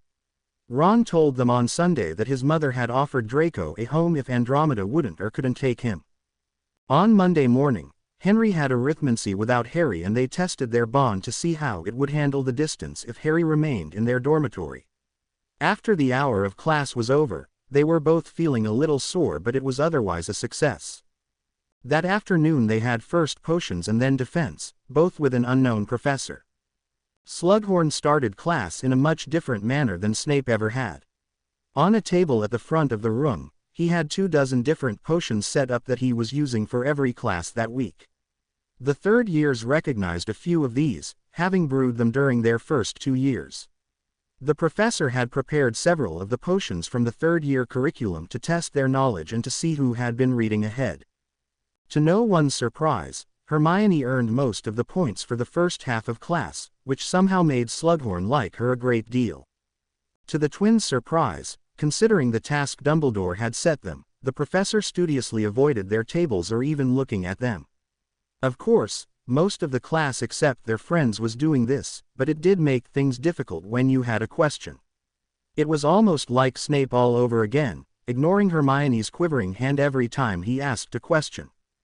At the end of class, they had brewed one of the potions on the table and everyone who created a superior version of the draft seemed to be receiving a little note from the professor. Everyone, that is, except Harry and Henry who had both brewed quite well, as they usually did. On the way to defense, they asked Hermione what it was. An invitation to the Slug Club, Hermione said, rolling her eyes. He's almost as bad as Lockhart, but actually knows what he's doing. I'm not sure if I should be horrified to be invited or honored. The Slug Club, Harry asked. It's something he started the last time he was a professor here. He gathers together all of the smartest or most connected students in the school and starts a club with them. They gather and have parties and make connections with each other and other such nonsense, Draco told them. That was way back in the early 40s, though. Henry thought about the time period with a frown. How do you know about that? Your parents wouldn't even have been born yet. Draco paled and looked around nervously before leaning close. My father told me the Dark Lord was a member when he was here. And most of his top Death Eaters were also members of the club. It's how he recruited so many while he was still in school. Harry and Henry exchanged a glance. Perhaps this had something to do with Dumbledore's request. When they reached the door to the defense classroom, they saw their new professor up close for the first time. He had apparently been ill on the night of the feast and couldn't make it, so Dumbledore had introduced him that weekend. He was still looking a little ill in the twins' opinion, but seemed rather chipper despite that. Hasn't someone mentioned Remus Lupin being friends with our parents? Henry asked his brother as they waited in the hall for the rest of the class to arrive. Yeah, I think so. Do you think he was friends with Sirius, too? Maybe we should talk to him after class. Professor Lupin waited for everyone to arrive and then led them to the faculty lounge on the same floor. Slughorn was inside and seemed delighted to see his third-year Gryffindor and Slytherin class attempt a practical demonstration. "I found a boggart in the wardrobe in here over the weekend, and I thought it would be an excellent first lesson for my third years," Lupin was telling Slughorn. They had, of course, all done the reading for this class ahead of time and knew what a boggart was. Most of them were a little nervous about possibly facing their worst fear. "I'd like to let everyone get a crack at it, as I'm likely to include this in the practical exam at the end of the year, and it would be a nasty surprise if some of you don't know your worst fear. Can someone tell me a little about the boggart?" Harry managed to beat Hermione in the hand-raising, and gave a short explanation. "Excellent. 10 points to Gryffindor. Now, I know it sounds daunting, but there's a simple spell that will help us to deter the creature. Repeat after me, Ridiculous." The class dutifully repeated the spell several times and then formed up into a line at the professor's direction. Ron faced off with a spider, Hermione with Professor McGonagall, and Draco with his own father, which made many of his classmates whisper frantically to each other at the things the man said to his own son. When it came to be Harry's turn, the professor looked at him and then Henry behind him with concern and said, "I know I said everyone should have a go, but I worry that your boggart might turn into Voldemort or—" "I'm not afraid of Voldemort, Professor," Harry said firmly, a little surprised that the man had said his actual name. "I see. All right then." Lupin stepped back, opening the door of the wardrobe as he did. What emerged was something more terrible than anything that had come before. It seeped a cold mist across the room and beeped all of the life and warmth and happy feelings from everyone present. Harry raised his wand and desperately tried to summon up something funny for the creature to do. He wasn't even sure what it was. How could he be afraid of it? The professor, realizing that Harry couldn't do anything, jumped in front of the boggart and it changed into a luminescent orb hovering in the air. "Ridiculous," the professor said softly, and Harry stepped out of line to let his brother take a crack. And suddenly Harry was lying there on the ground, apparently dead. Standing over him and laughing was a 16-year-old Tom Riddle, who kept switching ages as they watched. Henry clutched for his brother's hand, and reassured that he was still there and alive, he cast Ridiculous on the boggart of Voldemort. The specter began to age faster and faster, until there was nothing but an old man standing there, hunched and crooked, and coughing as he tried to laugh. The class laughed and with a puff of smoke, the boggart disappeared. Henry immediately took Harry in his arms and clutched him close, refusing to let go. "Excellent," Lupin cried. "Did we get everyone? Good. I would like 10 inches about boggarts for our class tomorrow and read the chapter on hinky punks in your text." Class dismissed. Everyone turned to leave the lounge, chattering excitedly about the first good defense class they had ever had. Harry, Henry, and Draco were called back though. "I noticed that you three had some particularly hard fears to conquer, and I wondered if you would like to talk." Draco shook his head and said, "I knew my fear before I saw it, Professor. I have been making plans so that I won't have to return home ever again." Lupin nodded, and Draco glanced at his friends before leaving the room. "We'll see you at dinner," Harry promised. Henry had his brother's hand in a white-knuckled grip. "I must say I was a little surprised at yours, Harry," Lupin confessed. "And who was the boy, or man, in your boggart, Henry?" "Voldemort," he whispered. Lupin looked surprised. "I remember him looking quite different the last time I saw him. He was probably much older before. He's been reborn much younger, since," Harry offered. "What was that thing I faced, anyway? It was horrible. It's called a Dementor. They're the guards of Azkaban prison, and the headmaster has informed me that they may be coming to guard the school because Sirius Black hasn't been caught yet." The twins exchanged glances. "Did you know him, and our parents?" Harry asked. Lupin looked surprised, but nodded readily. "Yes, we were all rather good friends, and a boy named Peter Pettigrew as well. But then your parents had to go into hiding and Sirius," he got an angry and helpless expression on his face. "It wasn't him, Professor," Henry told him softly, still shaken by his boggart. "Sirius was innocent." Their professor gave them a blank look for several moments. "Forgive me boys, but how could you possibly know that?" Sirius was never given a trial, was he? Harry asked. Dumbledore told us he kept pressing for one, but they always voted against him. I'll admit we haven't spoken to Sirius about this ourselves, but we think he's innocent. We just don't know how or why things happened the way they did. Lupin sighed. I'm sorry, but I can't believe that. He was the secret keeper. Only he could have told someone where your parents were hiding. But what if he wasn't? What if it was someone else? Peter, for instance, Henry asked. Lupin shook his head. If you can prove that to me, or find some way to question Sirius, I might be able to accept it. But for now, I reserve judgment. Why don't you come and see me this weekend and we can talk? I did know both of your parents, and I doubt you've talked to many people who can say that. Just Snape, Harry said bitterly. The professor nodded. Yes, he was good friends with Lily for many years. Let's say, afternoon on Saturday in my office. The twins nodded. All right, I'll see you then. The twins left the room to head to dinner and Harry said, we need to write a letter to Sirius. Henry nodded his agreement, and they decided to work on it that night. Dear Griff, an old friend of yours is our new defense professor. We were telling him all about you and we think he'd like to meet you properly. If you can, meet us by Hagrid's hut at noon on Saturday. Love, Harry and Henry. Abe looked suspiciously between the letter addressed to Griff and the dog in question. I don't know why they're writing to you. I have my suspicions, mind. Keep your nose clean, and don't bring me any trouble, you hear? Griff lifted one paw to cover his nose in shame and Abe grunted before handing him the letter. The barkeep picked up a glass to polish and watched as the dog carried the letter in his mouth out to his doghouse. I'm beginning to think that Potters attract trouble, he told the empty bar.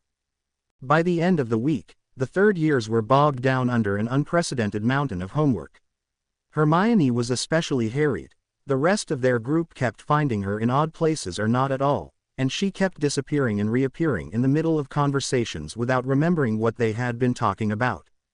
Saturday morning was spent with all of them attempting to catch up on their work in the room of requirement. The strange truce that had begun the year before was continued, if only in this space, and everyone was doing better in their coursework because of the extra help. Ron and Harry were thrilled by their Care of Magical Creatures class. The first class, they had studied hippogriffs and even gotten to fly on them. They figured if Hagrid could just curb his habits for dangerous creatures, things would work out fine. Even Draco thought the class had been interesting, especially now that he was casting off his father's expectations. Henry adored arithmancy, saying that it was loads more useful than divination, and much more accurate. The class that he shared with Harry, Ancient Runes, was actually interesting for both of them, and Harry came to appreciate all of the books that were required. Being able to cross-reference the rune they wanted to use was immensely helpful. And Ron was amazed by Muggle studies. He could barely believe all the things that Muggles had learned how to do without magic. Everyone was amused to note that it was the only textbook that he had read all the way through, period, much less in the first week of classes. Only Hermione seemed to be straining under the weight of it all. With a little difficulty, they convinced her to drop divination and Muggle studies at the end of the first week. The first, Hermione herself thought was useless. And the second, she already knew most of anyway, so what was the point in relearning it? They were all relieved when she started relaxing and actually attending meals that weekend after meeting with McGonagall to discuss the transition. After lunch, the twins said goodbye to everyone and said they were going to pick up Griff before meeting with Professor Lupin to talk about their parents. The large black dog was waiting for them beside Hagrid's hut and jumped up on both of them to give them sloppy dog kisses. The boys happily rubbed his ears and scratched through the thick fur around his neck before leading him up to the school. Professor Lupin greeted them warmly until he saw the dog on their heels. Suddenly the door to his office slammed closed as he locked and silenced the room, and the twins were magically thrust into the two chairs in front of his desk. Henry was strongly reminded of Professor Snape the year before. I'm sorry boys, but I think you need to know that dog. As Sirius Black, Harry finished, raising an eyebrow to match those of his professor. Did you think we brought him here without knowing that? All of us would like to hear his side of the story, so why make him tell it twice? Lupin looked like me might argue, but the shifting of the dog from animal back into human distracted his attention. "They're right, Mooney," Sirius told his old friend. The last month of Abe's cooking had done wonders for him, though he was still dirty, gaunt, and unkempt. "Padfoot," Lupin whispered, lowering his wand. He seemed to struggle with himself for a moment, then said, "Was it Peter?" "Tell me it was Peter." Sirius nodded. "I was supposed to be the decoy, since everyone expected me to be the secret keeper. And I'm ashamed to say that we thought you might be working for the Dark Lord." "Siri," Lupin cried, rushing forward to hug the other man in a bone-crushing hug. They pounded each other on the back for several moments, and the twins pretended that they hadn't seen the tears each man wiped away. "So, the full story?" Henry asked once they had recovered. "Well, originally I was going to be your parents' secret keeper, but then I decided that would be too obvious and convinced James and Lily, secretly, to switch to Peter. I'm afraid that my plan worked entirely too well. I arrived just a few minutes too late, but I went into the wreckage and found you both lying in your crib with those scars on your cheeks. When I came outside, Hagrid was there and said that Dumbledore had asked for you, so I gave you to him and gave him my bike and went off to find Peter. The coward had gone into the Muggle world, and confronted me in the middle of a street of witnesses. Bastard blew himself up and made it look like I did it. They told me all they could find of him was a finger." "Then, he's dead?" Lupin asked. Sirius shrugged. "As far as I know." "Good riddance," Harry said angrily. "I couldn't agree more," Sirius said with a grin. He held open his arms suddenly. "Come here, let me hug you both properly." The twins stood and were enveloped in the warm arms of their godfather. "The last time I held you both, I could carry one in each arm," he said sadly. "I missed so much of your lives. I'm sorry." "I'm sorry, too," Lupin admitted to the twins once they were released. "I've been living in the Muggle world all these years. It was too painful to stay here after Lily and James died, and Siri," he gave his friend a regretful look. "It was always easier for me to find work in the Muggle world, anyway." Henry frowned. "Why?" The two men exchanged a look. "Never mind," Sirius said quickly. "We're here to talk about your parents, anyway. I'll bet you didn't know that me and your dear old dad were two of the greatest pranksters to ever walk the halls of Hogwarts." And so they sat and listened as the last two marauders told tales about their school days, and about the botched attempts James made to win Lily's heart. Before any of them realized it, it was dinner time and Sirius decided that he should head back to the Hog's Head before Abe decided he didn't need to be fed. They walked as far as the Great Hall, with Sirius in dog form, before parting ways. Lupin had agreed to escort Padfoot, as the twins were now calling the dog, to the front doors. Ron, Hermione, and Draco came down the stairs behind them a moment later and spotted the large dog. "So this is Griff?" Ron asked, kneeling down and rubbing the beast's ears. Sirius gave a huge dog grin and headbutted Ron's chest when he stopped petting him. Suddenly, he let out a ferocious growl and out of Ron's pocket scrambled Scabbers, who made a break for it and attempted to scuttle across the hallway to get as far from Sirius as he could. "What, Scabbers?" Ron cried, trying to catch his pet. Sirius barked loudly and ran forward to grab the rat, none too gently, in his jaws. "Give him to me, Griff," Lupin told the dog, holding out his hand. Sirius reluctantly brought the rat over to his old friend and Lupin gripped him by the tail, aiming his wand at him. "He's missing a toe on his right paw," he said, looking meaningfully at Harry and Henry. "I'll fetch Professor Dumbledore," Harry gasped, running into the Great Hall. Several of the students looked at him in shock and whispered as he ran past, but he ignored them and approached the head table where Dumbledore was looking at him curiously. "Professor," Harry whispered, "Professor Lupin has just caught Peter Pettigrew." Hoary white eyebrows shot up into the professor's hairline, and he immediately abandoned his pie and followed the third year at a trot out of the hall. "What's this about Peter Pettigrew?"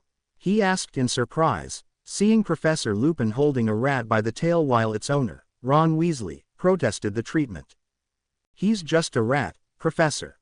"I don't understand," Ron was saying. "On the contrary, Ron. He's an illegal animagus." "Ah, Headmaster," Lupin addressed the old professor. "Would you like to cast the spell?" I don't know that the ministry would believe my testimony quite so well as yours. Of course, Dumbledore said, pulling out his wand and pointing it at the rat. Figura reverto. There was a bright flash of blue-white light and the figure of Scabbers writhed in Lupin's hand. After a moment, he let it go and there was another flash as the rat hit the floor. Even as he tried to scurry away, he was getting bigger. Limbs lengthened and began to bend as a rat's did not. The head became larger and rounder, and the tail disappeared entirely. Finally, a short and very rat-like man stood before them, wringing his hands. Albus, he whispered, cringing. Silencio, Incarcerus, Wingardium Leviosa, Dumbledore cast in quick succession, silencing Peter's bumbling excuses, binding him and levitating him so that he could not get away. He added a charm to prevent the man from transforming for good measure. Perhaps we should take this to my office, Professor Lupin, he said, leading the way down the hallway. Griff whined and looked between Lupin and the headmaster questioningly. Yes, you should probably come with us, Lupin decided. You lot go on to dinner. I promise we'll handle this to all of our satisfaction. He slept in my bed, Ron squeaked, horrified at the knowledge that his rat was in fact a middle-aged man. He watched me change. He saw me naked. He looked ready to faint at that last admission. Draco laughed and clapped Ron on the shoulder. What I would have given to see that scene. Ronald Weasley changing his wide fronts only to turn around and see a middle-aged man leering at him. Ron blanched and wavered back and forth slightly as they dragged him into the Great Hall. By common consent, they sat at the Slytherin table. They were being much more reasonable about Harry and Henry's marks. I'm not hungry, Ron announced once they had sat. Of course you are, you're always hungry, Draco scoffed, piling the things he knew Ron liked onto his plate. Eat. Ron shook his head, beginning to look seriously ill. Draco frowned and leaned over to whisper something in the redhead's ear. Whatever it was, Ron suddenly turned a bright flaming red that clashed horribly with his hair and dug into his food with relish. The blonde Slytherin just smirked and turned to his own dinner. Hermione watched this exchange with a knowing smile on her face, and then turned to look questioningly at the twins. So, what was that all about, anyway? What? Harry asked. Oh, well, Sirius Black is our godfather and he escaped from Azkaban over the summer. We found out that Peter was really the one who betrayed our parents, but we thought he was dead. We were rather surprised when Griff attacked Scabbers, but if it means our godfather's name is cleared, then it's all to the good. Oh, Hermione said. Well, I hope that the ministry actually admits that they imprisoned the wrong man, then. Me too, the twins said at the same time, then giggled at one another. They hadn't spoken in unison in quite some time. The answer to that question came in the Daily Prophet the next morning. Henry, look, Hermione cried, showing them the front page. Peter Pettigrew lives. A legal animagus confesses to war crimes. They skimmed over the article until they got to the part about Sirius Black. The ministry has pardoned Sirius Black of all charges and would like to make a public apology to Harry and Henry Potter, who were deprived of the care their godfather could provide for the first 11 years of their lives. Albus Dumbledore has already agreed to sign over the magical guardianship of the boys to Black and wishes the new family the best of luck. We get to live with Sirius, Harry crowed, standing and pumping his fist, much to the amusement of the students nearby. There's more, Henry said, pointing to the next paragraph. As Black was also an illegal animagus, he has now been registered with the Department of Transfiguration as a large black dog that has been described as grim-like. All of the properties belonging to the House of Black have also been returned, as well as the seats on the Wizengamot and in the House of Lords. Congratulations, Draco told them warmly. We might end up third cousins yet. I wouldn't mind that. I hear you've outgrown your parents, Draco, said a voice behind them. Sirius, the twins cried, standing to hug their godfather. Do we really get to live with you from now on? Harry asked. Yes, and so can Draco if he wishes it. Draco's eyes lit up and he smiled brilliantly at his cousin. Really, I hadn't heard back from Aunt Meta, so I was getting a bit worried. I'm sure she's just checking to make sure it's not some kind of trick from Narcissa. They always did explode around one another rather spectacularly.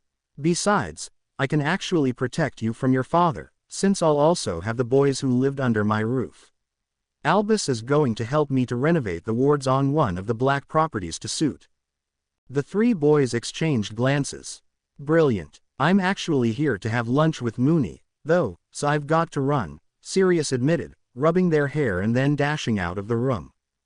"Doth my ears deceive me?" One of the Weasley twins popped up out of nowhere.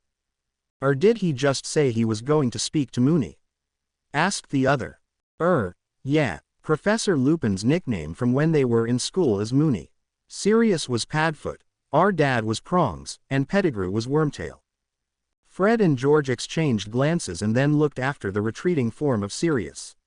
"If you will excuse us," they said in unison, and then began to sedately stalk after the twins' godfather. "What was that about?" Hermione asked Ron. "Dunno," the redhead said. "I've never seen them act like that before. Maybe they've heard of the Marauders." Harry hazarded a guess. "Probably." Henry nodded. "That would make sense." The others looked at them questioningly. Professor Lupin, Sirius, Dad, and the Rat were part of a group of pranksters called the Marauders.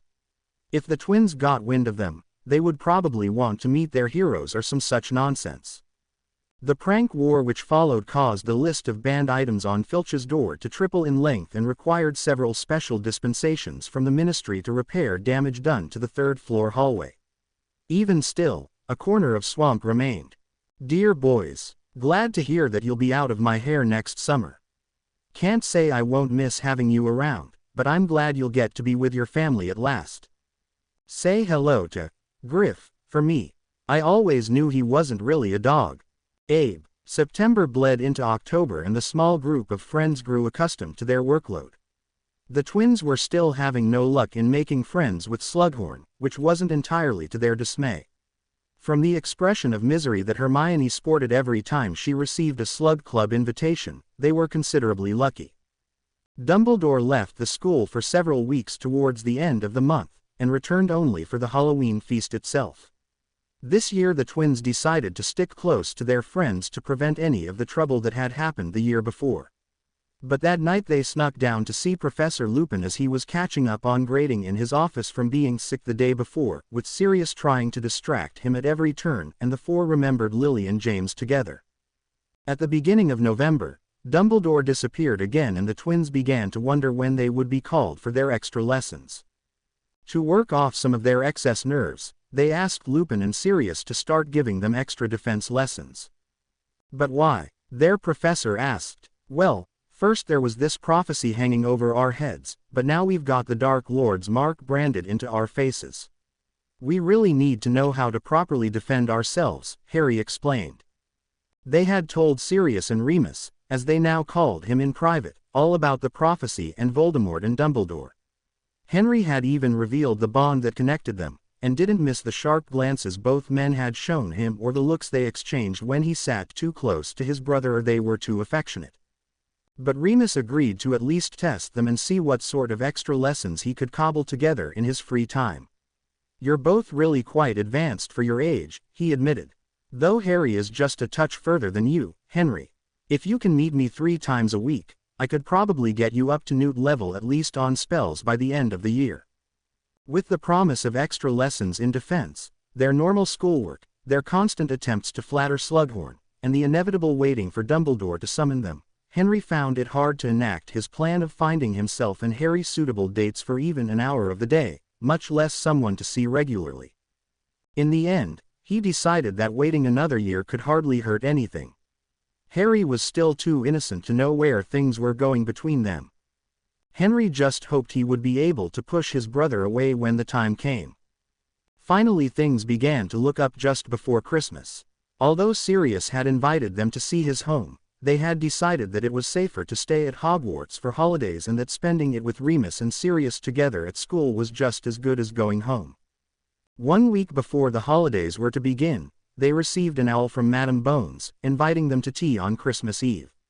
The woman had also extended the same invitation to Sirius and Remus, having known already of their affection for the twins. After ensuring that they would be allowed to leave the school for a few hours to attend, the boys, Sirius and Remus had owled back with an acceptance of the proposal. At the same time, a select number of people in the castle were talking about the Slug Club party that was being held in the dungeons, also on Christmas Eve, and who was inviting who to attend. Hermione despaired of finding anyone to take, until both Draco and Ron offered to escort her. "Well, I can't go with both of you," she exclaimed as they both made the offer. "Why not?" Ron asked. "This way you can dance all night long, and whenever one of us gets tired we can switch." Hermione just sighed with exasperation and promised that they could both come with her. Since the twins were unlikely to be invited and were going to be out of the castle anyway, they asked their friends to see if they couldn't put in a good word for them with Slughorn. Christmas Eve saw everyone getting ready in the Gryffindor dormitory. Draco had brought his things there to make it easier for both he and Ron to escort Hermione.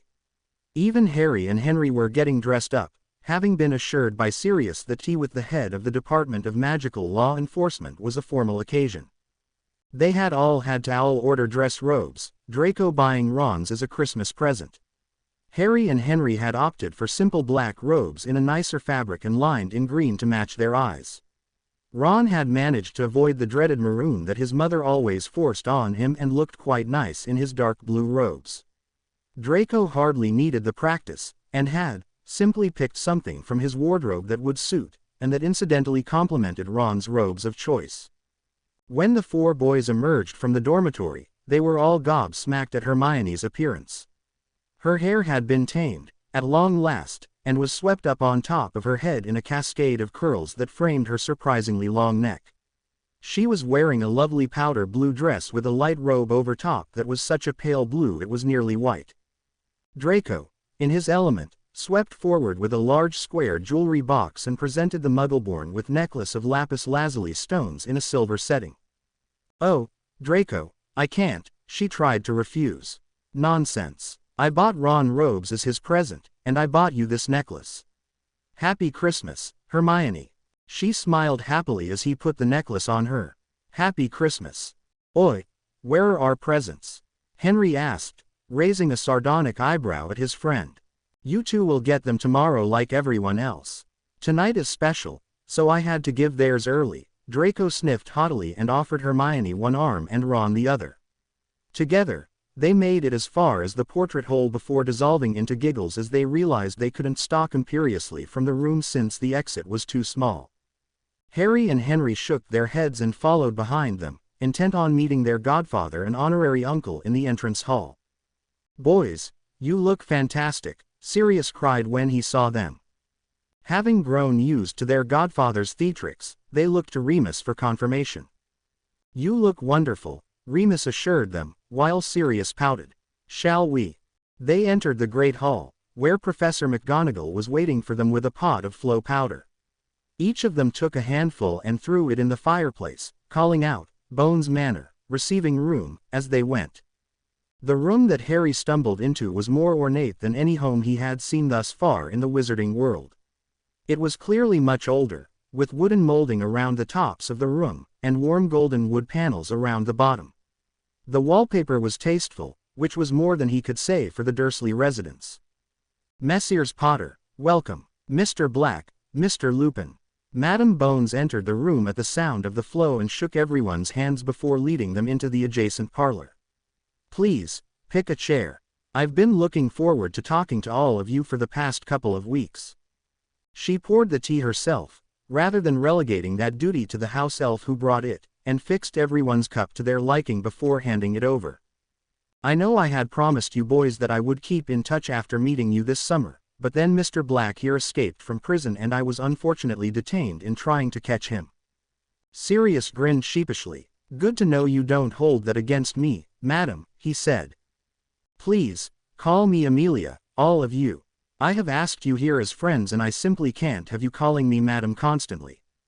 The twins sipped their tea and helped themselves to the tray of biscuits on the table in front of them, mostly just listening to the conversation around them. As Amelia was pouring herself a second cup of tea, she said, "Another reason I had asked you to come here is that I believe we are all of a like mind to help Harry and Henry survive the coming war with Voldemort. It is my understanding that Albus has largely given up on them, believing that they can no longer fulfill a prophecy or some rubbish like that." "Yes, ma'am," Harry said, nibbling on another biscuit. Although that changed a bit at the beginning of the year. He decided we might be of some use in dealing with Voldemort's immortality. Surely he's not actually. Amelia trailed off as they shook their heads. He is, but we probably shouldn't tell you too much. The less you know, the safer you'll be. Imagine if everyone knew how he managed to survive the killing curse after it rebounded from us. I think he would become extremely paranoid, more so than he already is, Henry said. I can understand that, but do you think this is a task that you will be able to handle alone? She asked them seriously. The twins exchanged a glance and then Harry spoke. Probably not, but until we know more, I'm not sure we really know the answer to that question. We've been waiting for Dumbledore to tell us more about it, but he's been busy researching something. All three adults looked intrigued by this, but didn't comment. Amelia set down her cup and took a few biscuits on a napkin for herself. Well, I am ready to give you my support. Some of my sources inside and out of the ministry are suggesting that Voldemort has some kind of plan that will take place this summer. I haven't been able to get anything more specific. I have also talked to the Aurors and many of them said they would be willing to visit the school on occasion and help give you extra lessons. Remus spoke up at that. Sirius and I have already begun teaching them advanced defense, but help from actual Aurors would be appreciated. I think with the plan I've made up I'll have them to Newt level by the end of the year. Amelia's eyebrows rose. That far? I had only thought to get them a couple of years ahead. Defense is my best subject, Amelia, Harry said, stumbling over her name, making her hide a smile. And Henry is really good at learning things from books, so he usually can keep up with me. Then how about this? I'll send an Auror on those days that you have lessons and we can include some of the Auror training regimen in their lessons. I suppose you haven't been focusing on including physical fitness in their exercises. Remus shook his head, looking a little sheepish, while Sirius hit himself on the forehead. I knew Azkaban rattled my brains, but you'd think I'd have remembered the useful things from Auror training, he said. About that, I would like to offer you the option of becoming an Auror again. You would probably have to attend basic training classes until we get you whipped back into shape, but I seem to remember hearing stories about your exceptional promise as a law enforcer. Sirius gave her a brilliant smile. That would be great, although, I have been helping to cover Remus classes when he gets ill, so as long as I can continue to do that it would be fine by me. Amelia glanced between the two men and then at the twins and smiled slightly. Judging from the narrowed eyes on the boys they were beginning to question that illness. Excellent. So for now we train up you three boys and I'll let you know if I get any more news about Voldemort's plans. If we hear anything, we'll let you know as well, Amelia, Henry promised. He figured if they were already reporting to the Order about their visions, they might as well share any news with the DMLE. Amelia stood and the gentleman in the room automatically rose as well. Thank you very much for coming, she said.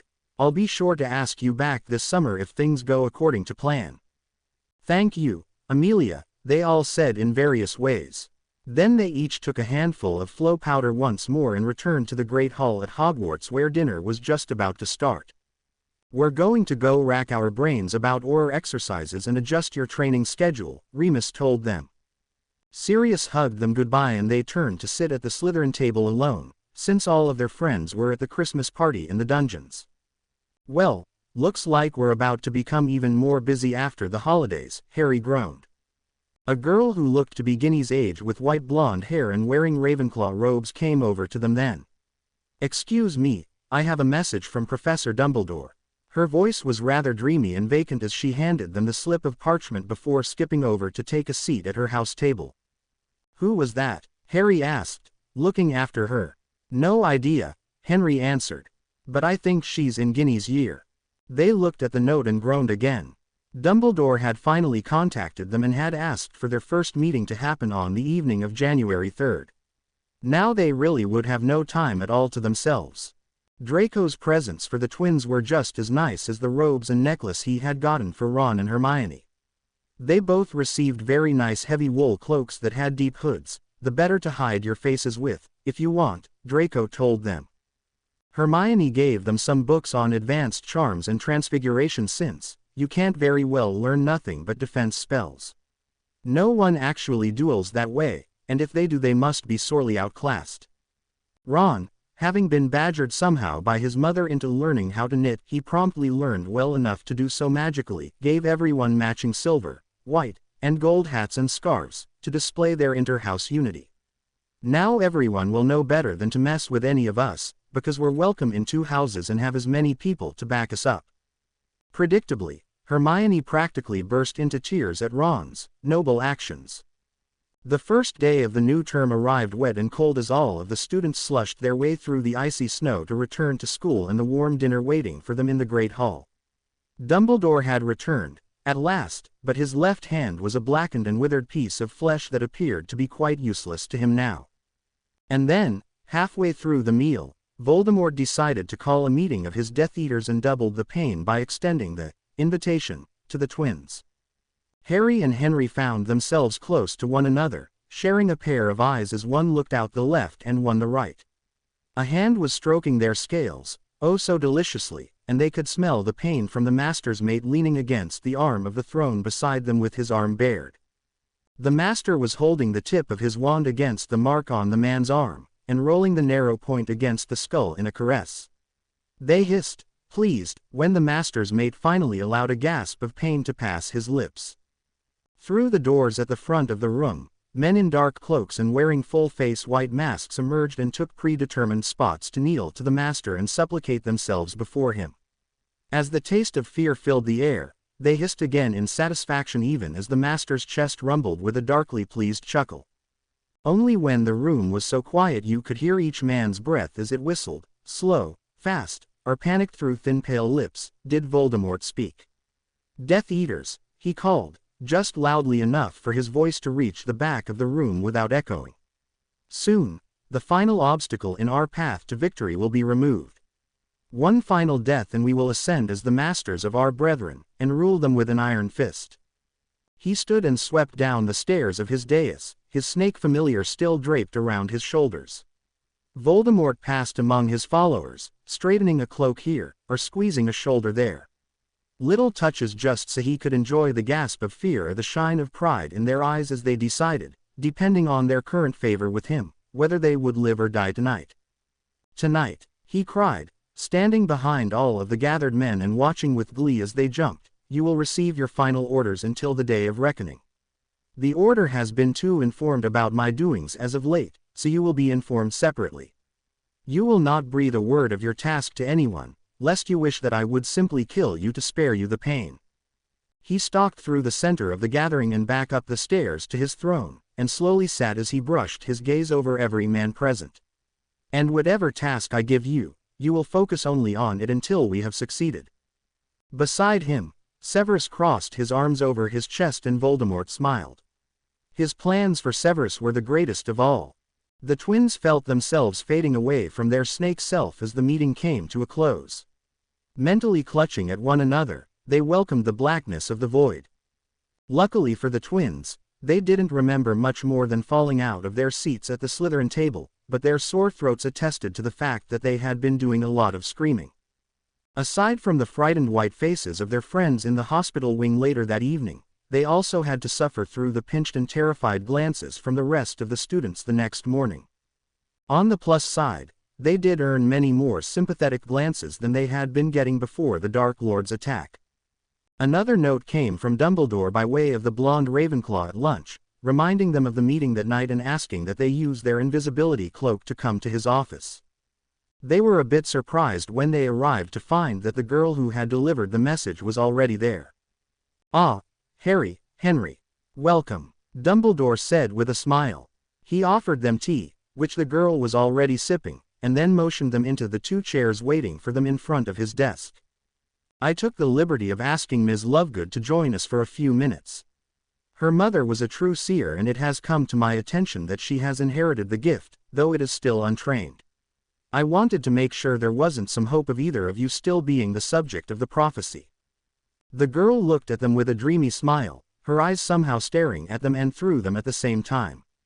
"I'm Luna Lovegood, 2nd year Ravenclaw. It's nice to meet you."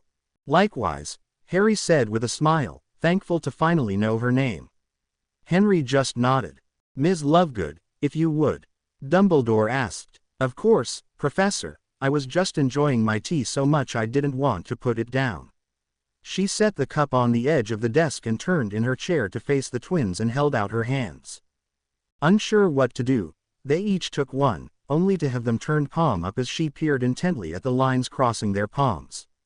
After a few moments she spoke. I always wondered whether twins had identical handprints, but it seems that is one myth that can be safely dispelled. She released Harry's hand momentarily and focused on Henry's. Your lifeline intersects all of the other major lines on your hand. This brings you into frequent danger and makes it hard for you to understand yourself. There is also this V-shaped line which your lifeline bisects. V for Voldemort, Henry asked, amused. That would be silly, Luna said, not sounding either angry or amused or even fascinated by the conversation. Harry has the V as well. I think it represents the two of you and shows that you will come together at some point in your lives. Henry glanced nervously at Harry as Luna released his hand. His brother didn't seem to have recognized the connotations of that remark, but judging by Dumbledore's grave expression, he did. Your lifeline, Luna told Harry, has many tiny lines folding into it and making it stronger. You are a leader. There is something about you that draws people towards you without you even trying. She looked up with a small smile. I always wondered why I found you more attractive than your brother. Harry blushed furiously, while Henry fought down his jealousy. These two lines, she gently fingered two lines that cut across Harry's palm and passed one another without quite meeting, represent an important choice which will dominate your life. Both of them touch the other small lines, but only one of them is connected to your lifeline. If you ever find yourself with a difficult decision, make sure you choose carefully. Only one of these lines will find its way into your life. Do you see anything about Voldemort or their role in the war? Dumbledore asked, popping a drop into his mouth as he tried to hide his impatience with the reading.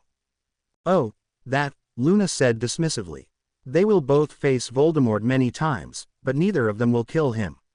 That fate rests with another. I see. Dumbledore beeped on his candy with disappointment. Thank you, my dear, you may return to your common room now. Thank you, sir. I've always wanted to meet Harry and Henry, but the opportunity never seemed to come up. I blame it on the Raxperts. The what? The twins asked simultaneously. Raxperts, Luna said again, walking slowly towards the door. They're invisible creatures that crowd around your head and distract you. They're quite the detriment to society, you know. Thank you, Ms. Lovegood, Dumbledore said again. Sir, Harry asked once she had left.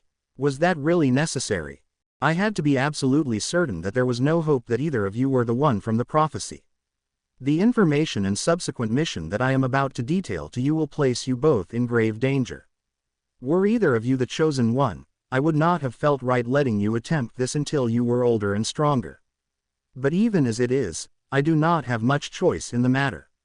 Tom is moving now, and so we must move as well. What have you been doing all this time, Professor? Henry asked, looking at the headmaster's withered hand with concern. It seemed to have gotten worse, even from the day before when the school had first witnessed it. Dumbledore held up the hand and grimaced as he flexed his fingers slightly. Ah, this. I was foolish, my boys. So very foolish. I can only hope that you will not follow my example during your search for the Horcruxes. I don't suppose you have managed to enter Horace's good graces in all this time. They shook their heads ruefully. Alas, if only the key piece to the puzzle did not reside in his mind. Professor, what do you mean? Harry asked. Why is Professor Slughorn so important? Horace taught Tom Riddle in potions when he was here many years ago. He was the boy's head of house as well. He holds a memory that may tell us, once and for all, of the depths of Voldemort's depravity as it concerns his Horcruxes. But it will do no good simply to tell you, so come over here and I will show you. He led them over to a cabinet where he removed a heavy stone basin using his one good hand and set it on a table in front of a little glass curio that held an assortment of vials, all with little silvery wisps floating inside them.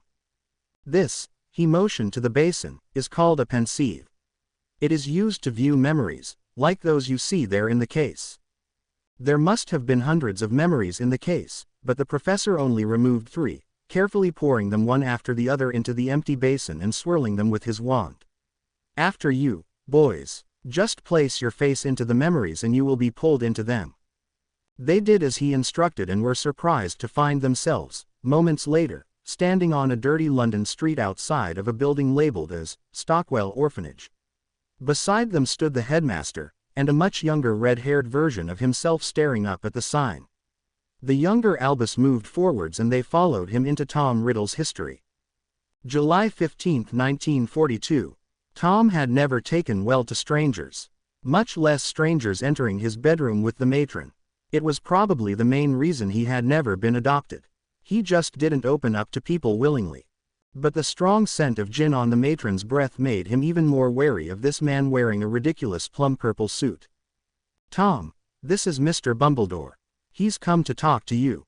The matron looked between the two expectantly as though they would instantly hit it off.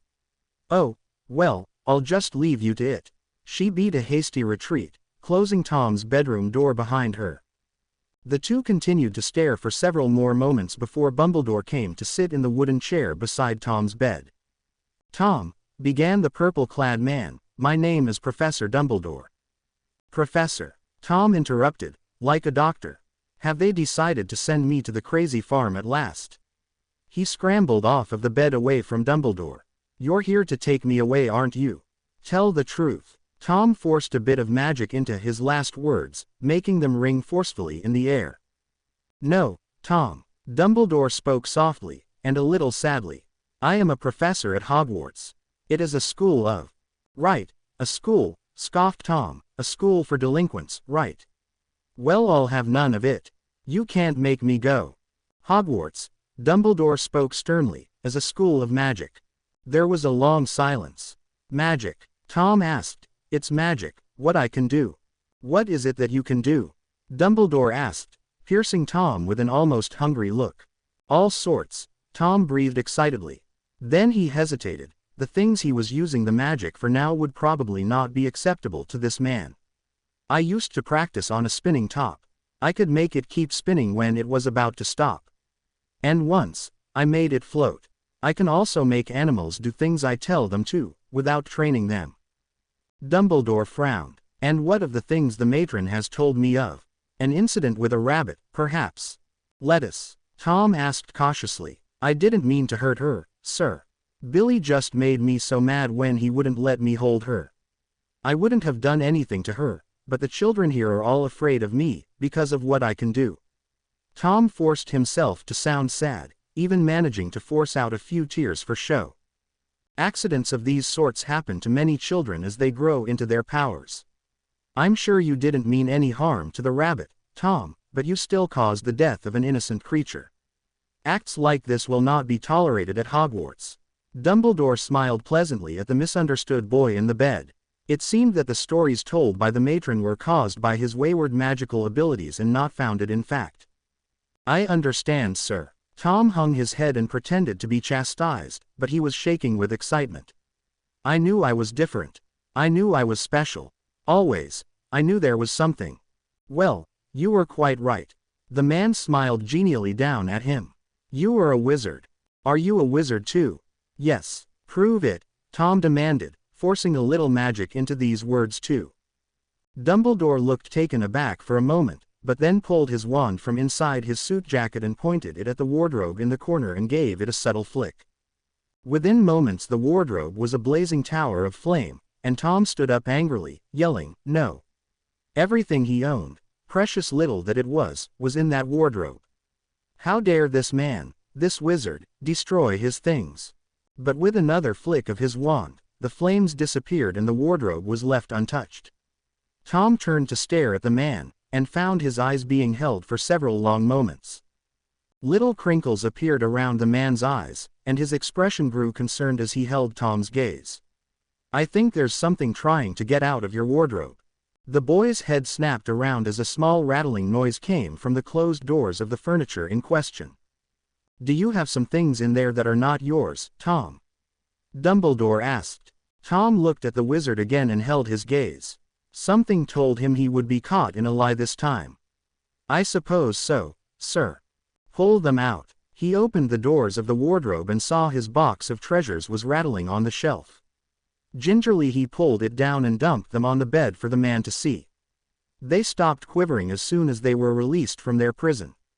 You should return these things to their rightful owners, with your apologies. I will know if you do not. Yes, sir, Tom said reluctantly. Thievery is not tolerated at Hogwarts, much like the uses you have been bending your powers towards. We can help you not only learn magic but also to control it. You are not the first, nor will you be the last student, to come into our care that has let their magic run away with them. But you should know that Hogwarts can expel students, and the Ministry of Magic will punish lawbreakers still more severely. All new wizards must accept that they must abide by our laws. Yes, sir, Tom said again, hiding his contempt for these threats easily. I haven't got any money, and I doubt Mrs. Cole could spare any for me. That is easily remedied. Dumbledore handed him a small pouch that clinked with coins, and he opened it curiously to examine a large fan-shaped gold coin. Here is your school letter. There is a list of supplies that you can get at Diagon Alley. I can help you find everything. You're coming with me, Tom interrupted. He had been looking forward to examining things for himself, and perhaps spending any extra money on some books or other things that looked interesting. Certainly, if you. I don't need you, Tom said firmly. I'm quite used to going around London on my own. How do I get to this Diagon Alley? Sir, he added when the man caught his eye. Dumbledore paused and stared at him for a long moment before, somewhat reluctantly, continuing. He explained about the leaky cauldron and where it was located, and told Tom to ask for the barman to open the entrance to the alley for him. And once I have all my things, how am I to get to the school? Tom asked. The instructions are also in your letter. The train leaves from King's Cross on September the 1st at 8 in the morning. There is a train ticket in your letter as well. Tom nodded and set down the bag of money and the letter to shake the professor's hand as he stood. He felt the sudden urge to ask after his most favored power. I can speak to snakes. I found out when they took us to the country one summer. They come and find me, and I talk to them. Is that normal for wizards? The wizard's eyes once more caught and grabbed his, and he felt some fleeting feeling in his thoughts, but it was gone before he could grasp it. It is unusual, but not unheard of, Dumbledore finally said. Tom's eyes narrowed, but just nodded in reply. The man knew something about that particular skill. He made a note to himself to look it up at the first opportunity. Well, it was very nice to meet you, Tom. I look forward to seeing you in the fall. Thank you, Professor. January 20th, 1960. Enter. He opened the door to the familiar office at the summons and strode forward to stand before his old Transfiguration professor's desk. Good evening, Tom, Dumbledore said. Please, have a seat. He paused as he moved towards the chair to stare at the headmaster. They don't call me that anymore, he said. They call me. I know what they call you, my boy. But alas, having been your teacher once, I fear you will always be Tom to me. Voldemort narrowed his red-hazed eyes at the old man, but took his seat at last. I have returned, he began without preamble, to once more request that I be allowed to return to the castle, to teach. Headmaster Dippet once told me I was too young, too inexperienced. But I have lived many more years now, and I have learned a great many things that I should like to pass on to the next generation. Dumbledore stared at him for several long moments with his fingers steepled in front of his face. Voldemort felt the subtle prying at his thoughts that he had once been oblivious to, as a child, but could now not only sense but block and subvert if he so chose. He did so now, sharing memories of his travels, the clean bits that the old man would find no objection with. Finally the headmaster spoke. I know of your travels, as you called them.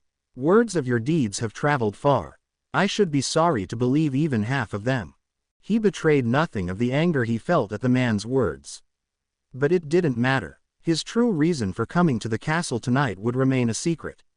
But if he could shape those young minds to his cause, greatness inspires envy, envy engenders spite, spite spawns lies. Surely you know this, Dumbledore.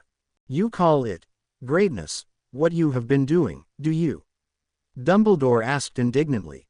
Certainly, Voldemort said, with a faint hint of nastiness in his voice, even as his eyes glowed a little redder than before. I have experimented and pushed the boundaries of magic further than anyone else has ever dared. I have done many incredible things in recent years, Dumbledore. Things that man once thought impossible within the laws of magic. Of some kinds of magic, the headmaster interrupted coldly. Of other, much more powerful kinds of magic, you remain woefully ignorant both of the possibilities and the laws that govern them.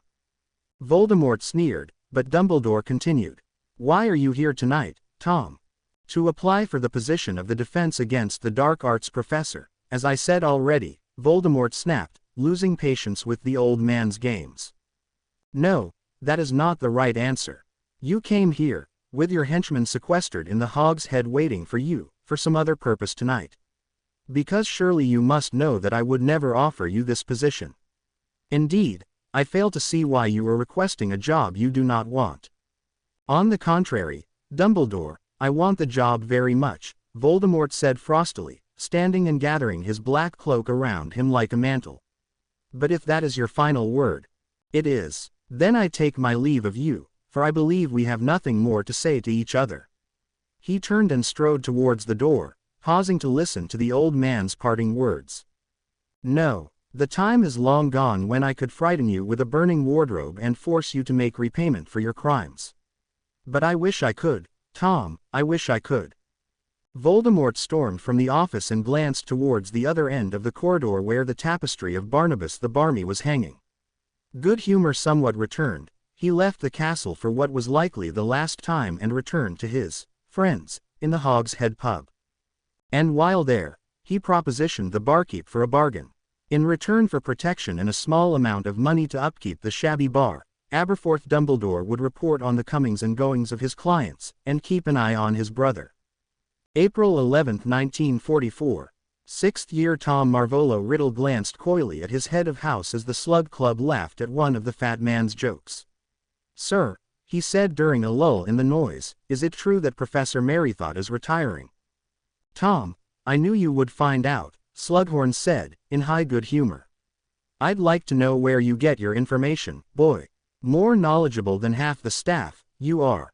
Tom smiled while the other boys at the table laughed and gave him admiring looks. A chime sounded a moment later from behind the professor and he turned to look at it in consternation. That time already, you boys had better be getting back to your common rooms. Lestrange, I need your essay by tomorrow or you'll have no grade for the assignment. Have a good night, all. One by one the boys left the room until everyone except Tom had left.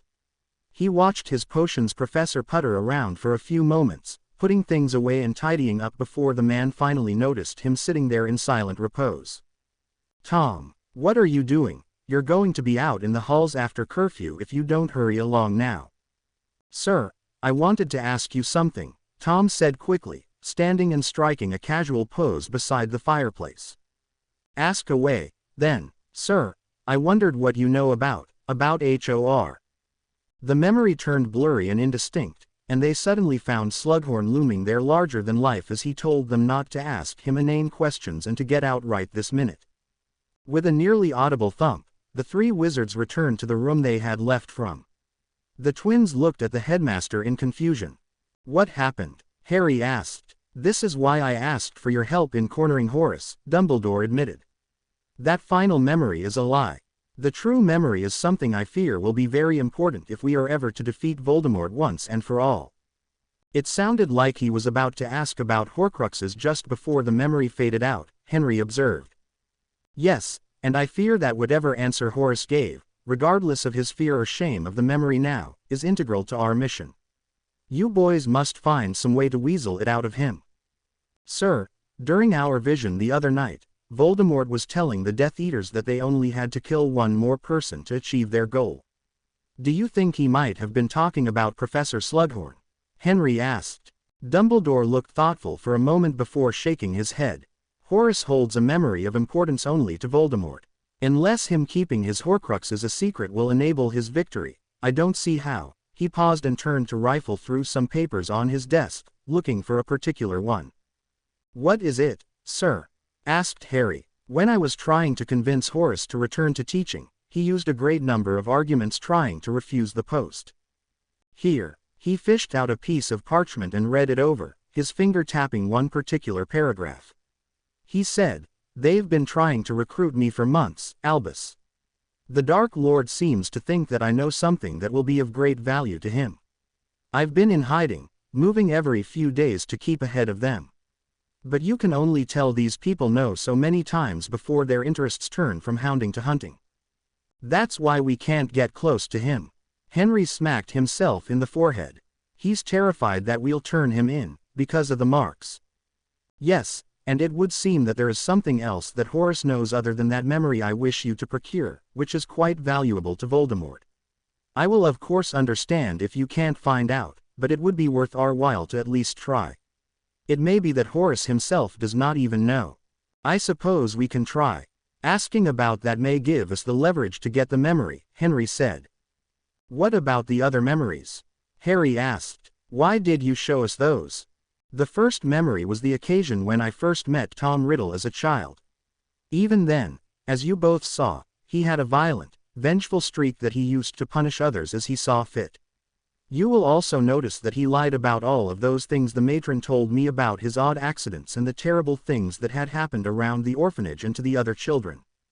The other memory took place only 10 short years after he graduated from Hogwarts. He worked in Borgin and Burke's for many years, and collected a number of priceless heirlooms that once belonged the founders, many of which he murdered or stole to acquire. And then he simply disappeared. When next I heard of him, he was calling himself Voldemort and had gathered a small army of followers who were helping him to do terrible things. There are many other memories I could show you, boys. But it is late for tonight, and at the moment the most important thing is to get the memory from Horace.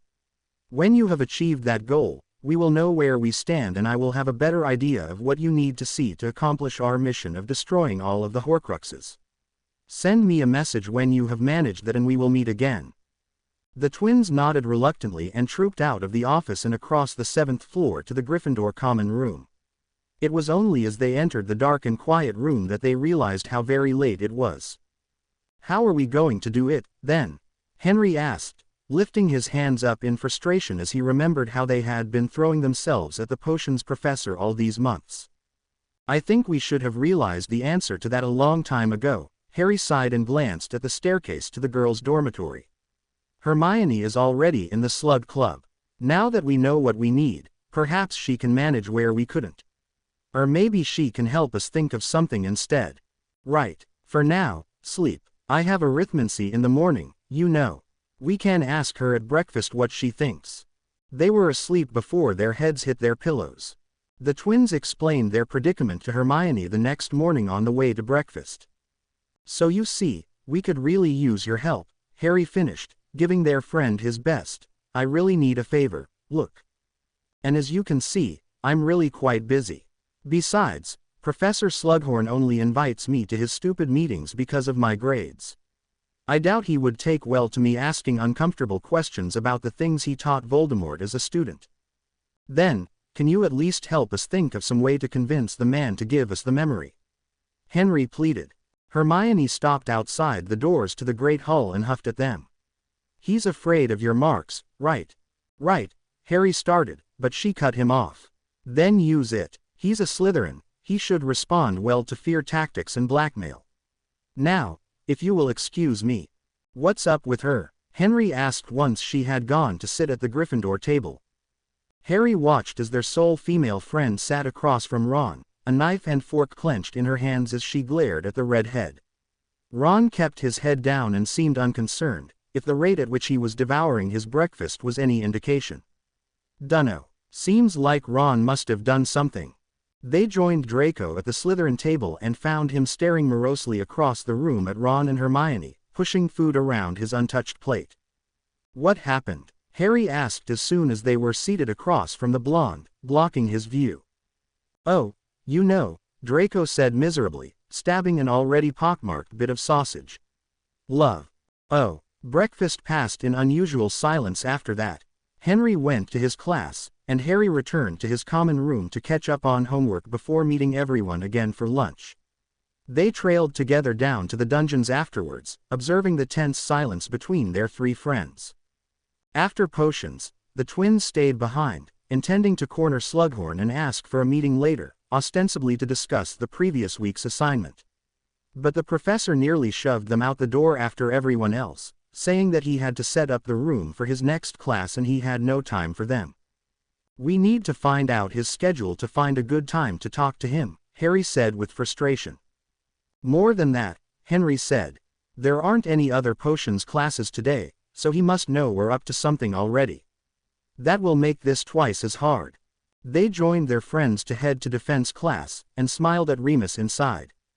"We could ask Sirius to follow him around under the cloak," Harry murmured as they took their seats.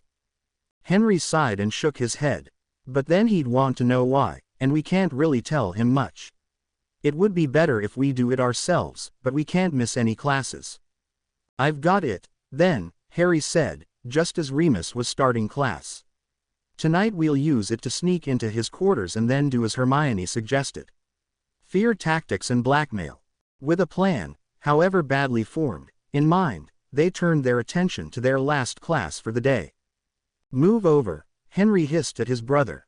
They were sitting on a couch in Slughorn's quarters, waiting for the professor to return for the night after sneaking in as he was leaving for his nightly walk. It was already past midnight and he had yet to reappear. "If I do that he'll see my feet when he comes in," Harry said for the millionth time. He didn't understand why Henry was so hot and bothered about them sitting so closely pressed together. Henry groaned quietly and resolved, then and there, to ask out Ginny Weasley the next day. The girl hadn't stopped making eyes at them even after her unfortunate circumstances the year before. On the contrary, the hero worship in her eyes seemed to have gotten worse. At the least, maybe he could tone that down by dating her for a while. The door into the teacher's quarters opened then and Slughorn came in looking quite pleased with himself, holding a clutch of potions vials in one hand. The twins waited for him to close the door and remove his outer robes before slipping from under the cloak, locking and silencing the door and training their wands on their professor. The fat man, sitting in a high-backed and horridly upholstered chair by the fire, raised his hands into the air as though they were oars come to arrest him. Boys, what is the meaning of this?" Harry kept his wand trained on the man as Henry lowered his and began to pace in a circle around their professor as they had planned. His brother's Slytherin nature made him better suited to the task. "The Dark Lord is very interested in you, Professor," Henry hissed lowly. Is he? "Well, I've told him my answer many times already." "Yes, but it is not an answer he is willing to accept," Henry said, standing directly behind the man and whispering in his ear. Slughorn paled dramatically and waved his hands helplessly for a moment. "I am a teacher, a potions master, I should be retired. What could he who must not be named possibly want from me?" Henry glanced up at his brother in frustration. The answer to that question was exactly what they wanted to know, in addition to procuring the memory. Harry decided to take a wild stab to see if they got lucky. "There is a very rare potion that the Dark Lord believes you may know of." He slyly phrased it as a question, to see if they got any bites. "That dratted old potion," Slughorn said scornfully. "Half of the ingredients are myth and legend. It's impossible to brew." "Be that as it may," Henry said, looking at his brother again with excitement, "the Dark Lord would like the recipe, if you please. Perhaps he would leave you alone to teach and retire in peace if you cooperate." "Fine, let me go to the desk and write it down." Harry motioned with his wand for the man to stand and kept it trained on him as he shuffled over to a desk in the corner and began writing. "There," he said a few minutes later. "That's the whole of it. Now leave me alone." Henry noted that it was mostly a bluster of fear that the professor was using to discourage them. "Not so fast. There is one other matter." "A memory," Harry said, drawing the professor's attention. "One that is very dear to the Dark Lord and that he would like to keep safe from Dumbledore. You will give it to us." Slughorn turned white as a sheet and backed up towards the wall, trying to evade the twins who now both had their wands trained on him. "Boys, I can't, I don't know what you're talking about." "Of course you do, Professor," Henry said silkily. "You hold the Dark Lord's greatest secret locked up inside your mind. He would like it back. But giving you the memory will not erase the knowledge from my mind. You would have to obliviate me." Harry frowned. Obliviate was an advanced charm that was very difficult to master. If they used it on their professor incorrectly, they could do irreparable damage to his mind. Don't be silly, Professor, Henry said. We obviously don't have the skill necessary for that spell. The Dark Lord is feeling merciful. You gave us the recipe, and if you give us the memory he will let you live. But if you ever reveal his secret to Dumbledore he will kill you. Slughorn's eyes narrowed. Why would he be willing to take a chance like that on a man like me? He was a Slytherin, just as I am. One of the first rules of Slytherin is self-preservation. Even you must know this, Henry. Henry opened his mouth to respond, but found himself staring at a wand pointed between his eyes. Their professor had managed to hide it up his sleeve while writing the potion's recipe for them. Harry sighed and lowered his wand as his brother was now the one with his hands raised in supplication. Professor, Harry said in quite a different tone.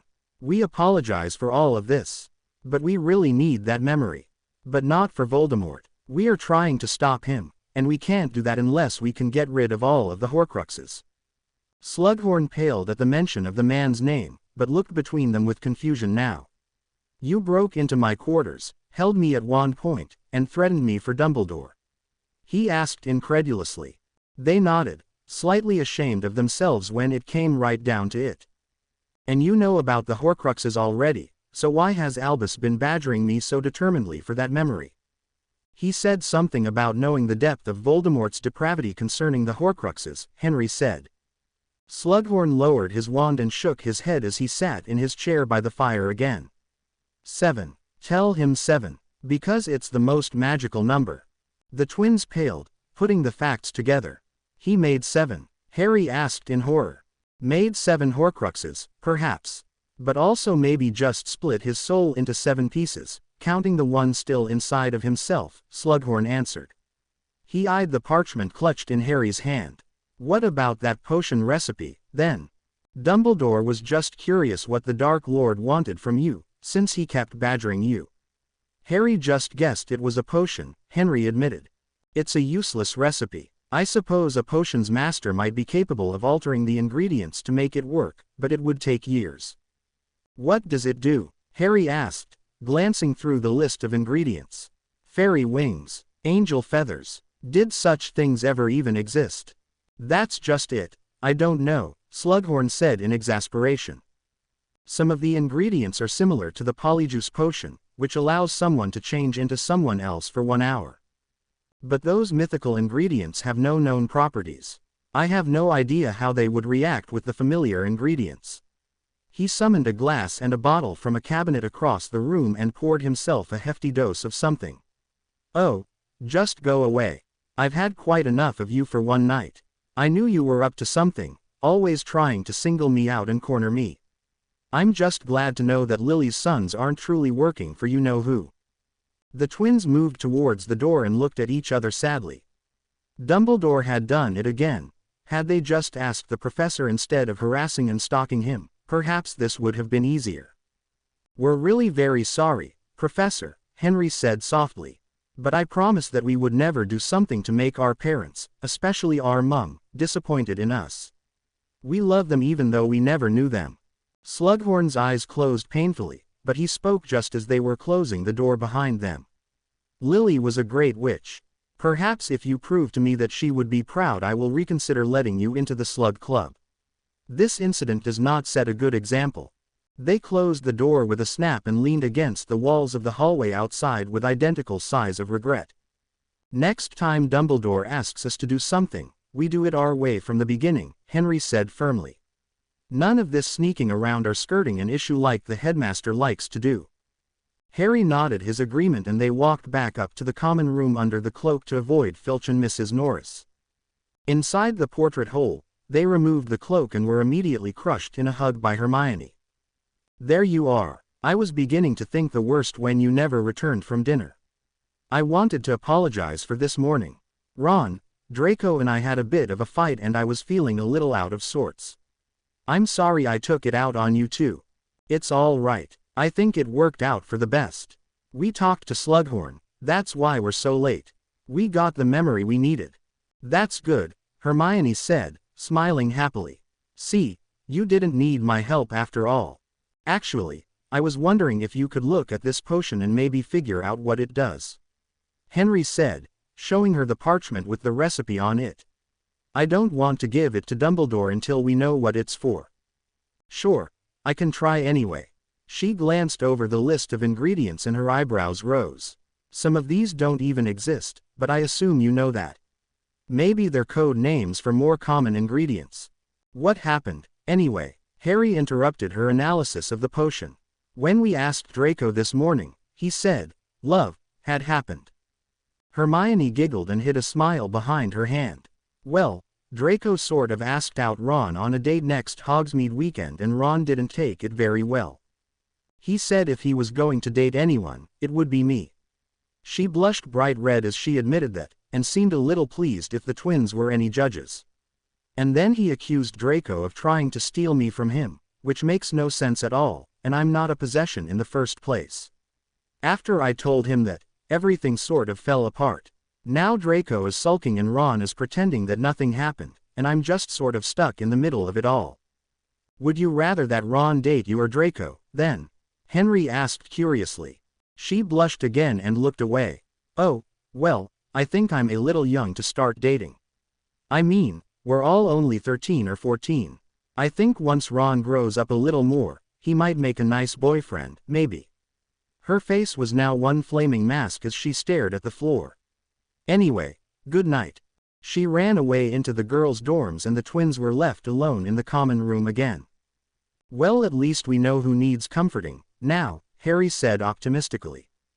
Henry just grunted and led the way up to their dorms. And perhaps, he thought to himself, him asking out Ginny tomorrow would distract Ron from his own issues long enough for their friends to return to normal. They sent a message to Dumbledore before breakfast the next morning, and received a reply from McGonagall that he was once more out of the castle.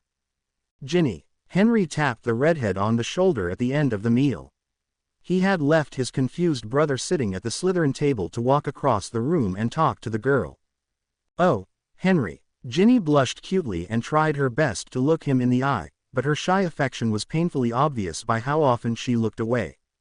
I was wondering if you would be my girlfriend. I know we can't go on Hogsmeade weekends together or anything, but... The room around them was already buzzing with the newest gossip as she interrupted him with her answer. Yes, Ginny said quickly, an ecstatic smile on her face. I would love to. But what about Harry? Won't he feel left out? Hold that thought, Henry said. He turned to the table beside Gryffindor and sought out the blonde head of Luna Lovegood. She looked up as though feeling his eyes on her and stood as he walked over. Luna, he began. It's all right, I'll go ask Harry, she assured him. Before he could even blink in surprise she was skipping over to the Slytherin table. Henry squashed his jealousy as she laid a hand on his brother's shoulder. Harry was looking at him with outright confusion and even a little hurt. Was he wrong? No, this was necessary for both of them. They needed to dispel the yoke placed around their necks by this bond. Henry returned to Ginny's side and spent the rest of the meal sitting with her. Over at the Slytherin table, Harry found himself in the unusual situation of suddenly having a girlfriend he had never agreed to having. Luna had just waltzed over and announced that they were now dating before sitting beside him and chattering about several imaginary creatures that her father was studying. Luna, he finally interrupted her. She cocked her head to the side questioningly. Why are we dating? I barely know you. Because Henry is in love with you, and knows you're also in love with him and can't admit to himself that that is natural and right considering the nature of the bond between you, so he's trying to displace your affections onto me and his onto Ginny. Oh, Harry spent the rest of the day in a daze, while Henry spent his being glared at by Ron for asking out his only sister. The Weasley twins were merely amused by the whole situation. That night, Harry found himself dwelling on the key he had given his brother over the summer and wondering if it meant more than he had originally thought. Did he love Henry? And what did that mean, if he did? Was he attracted to his own brother? Did he want to spend his life loving and being loved by Henry? Before he fell asleep, he was forced to realize that the answer to every one of those questions was, yes. By the end of February several things had happened. Ginny got over her hero worship of the twins and realized that not only were she and Henry not made for each other, but her boyfriend was a little obsessed with watching his brother with Luna Lovegood. Thinking that his affections had moved on from her to the blonde witch, she cut him loose just before Valentine's Day with a few gentle words. Almost immediately, several other boys who had noticed her because of her relation to the boys who lived expressed an interest in her company. Harry, for his part, simply strove to enjoy Luna's company until his brother had given up on setting him up with someone else. At least Luna held no illusions about their relationship being anything other than friendship, which was more than he could say for some of the other girls he could be dating. When Henry announced that Ginny had broken up with him, Harry gleefully told Luna that her services as his girlfriend were no longer needed. She just smiled and returned to the Ravenclaw table, though she occasionally joined them for meals after that, since they were her only friends.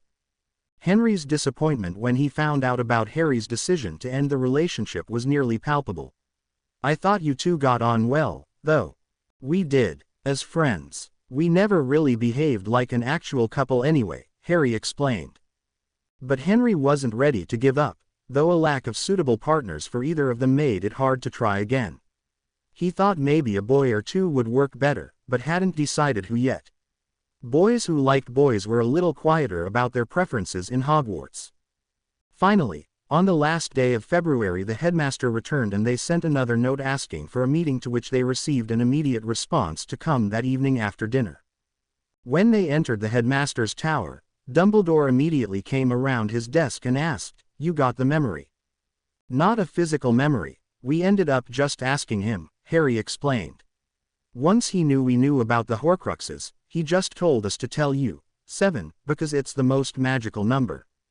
7. Dumbledore stumbled behind his desk and sat hard. "I never dreamed of something like this." Slughorn wasn't sure if that meant Voldemort made 7, or just split his soul 7 times, retaining the 7th piece within himself, Henry added. The old man nodded several times before murmuring an odd list to himself. There was the diary, the ring, and Henry, of course. And the locket and the cup, probably. What was the 6th, and is there a 7th? Something belonging to the other founders. The twins looked at one another. A list of Horcruxes. "What's the ring you mentioned, Professor?" Harry asked. "What? Oh, the ring is what did this to my hand. It belonged to Tom Riddle's mother's family and he obtained it sometime before his 6th year. I found it over Christmas and was unable to avoid the curse he placed on it."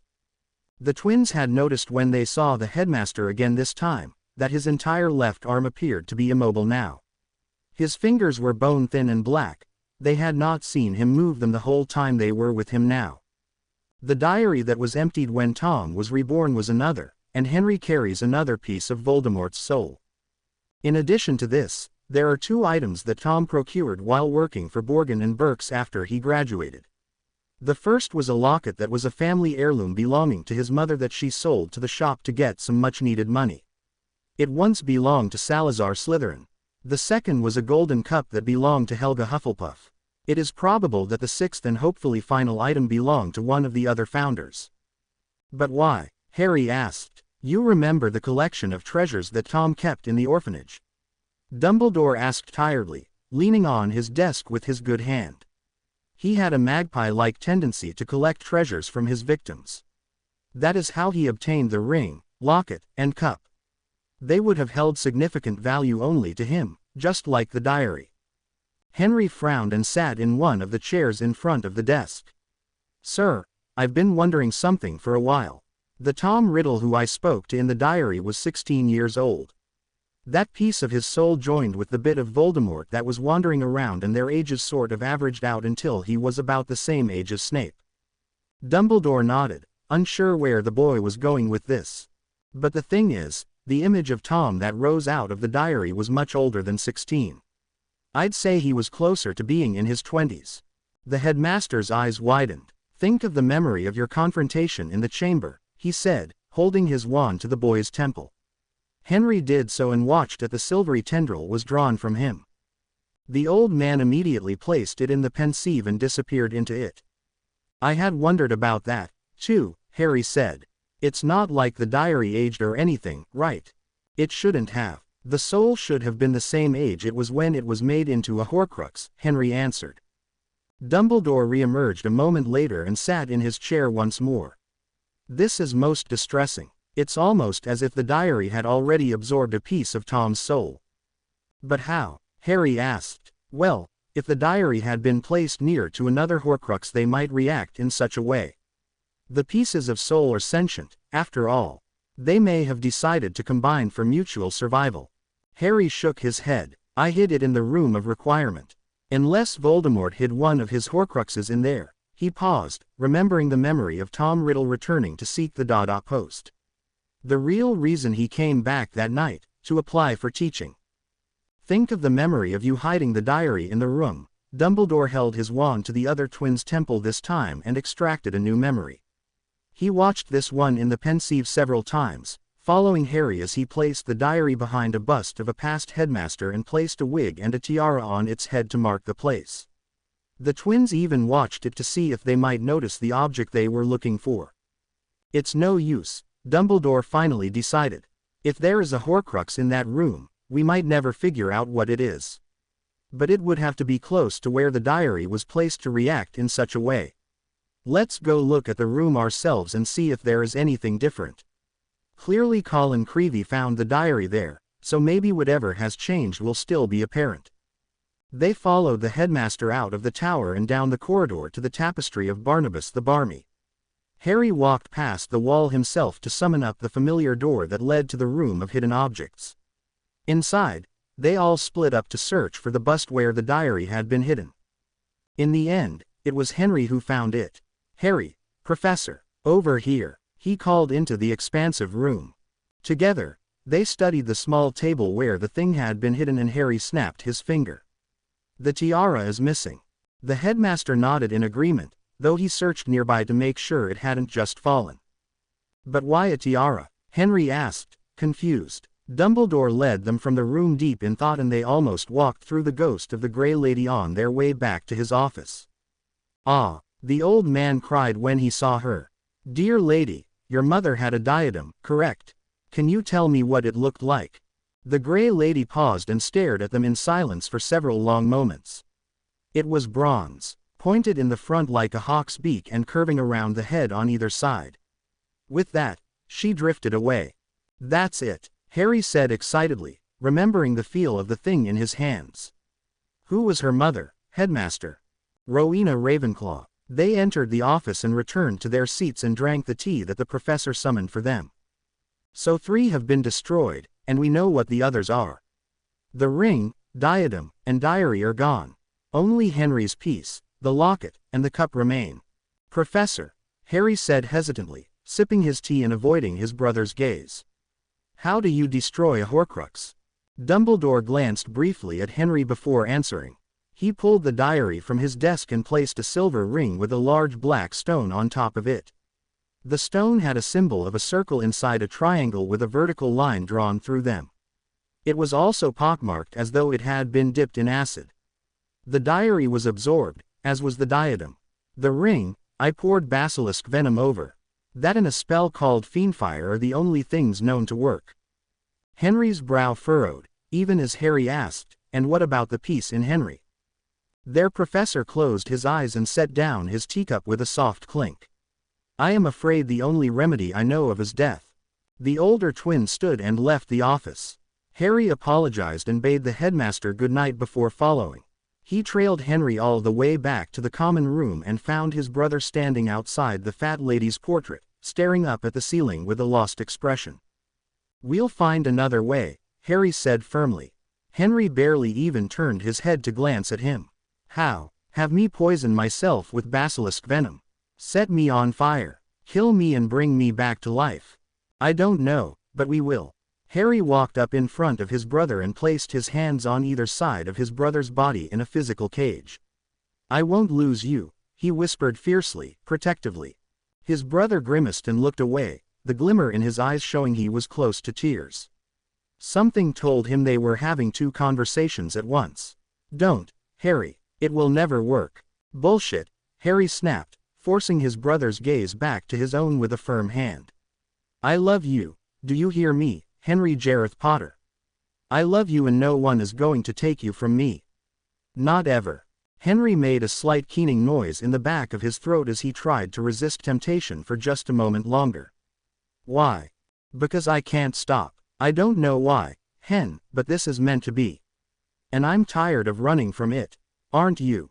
He just nodded and didn't pull away when Harry's lips descended on his own. The key was bittersweet with the taste of Henry's tears mingling on their lips. Harry licked the seam of his brother's lips and explored the cavern beyond when Hen's slight gasp invited him to. Their tongues stroked each other awkwardly, and their noses seemed to inevitably get in the way, but it was their first true key and they both cherished it even as the proper, social conscious parts of them reviled it. When they broke apart, Harry leaned his head against his brother's and smirked smugly. Shut it, you, Henry whispered hoarsely. No more pushing me away or denying yourself, Harry said firmly. Henry gulped, but nodded shyly. Good. Harry stole another key before leaving his brother wanting against the wall to enter the common room once more.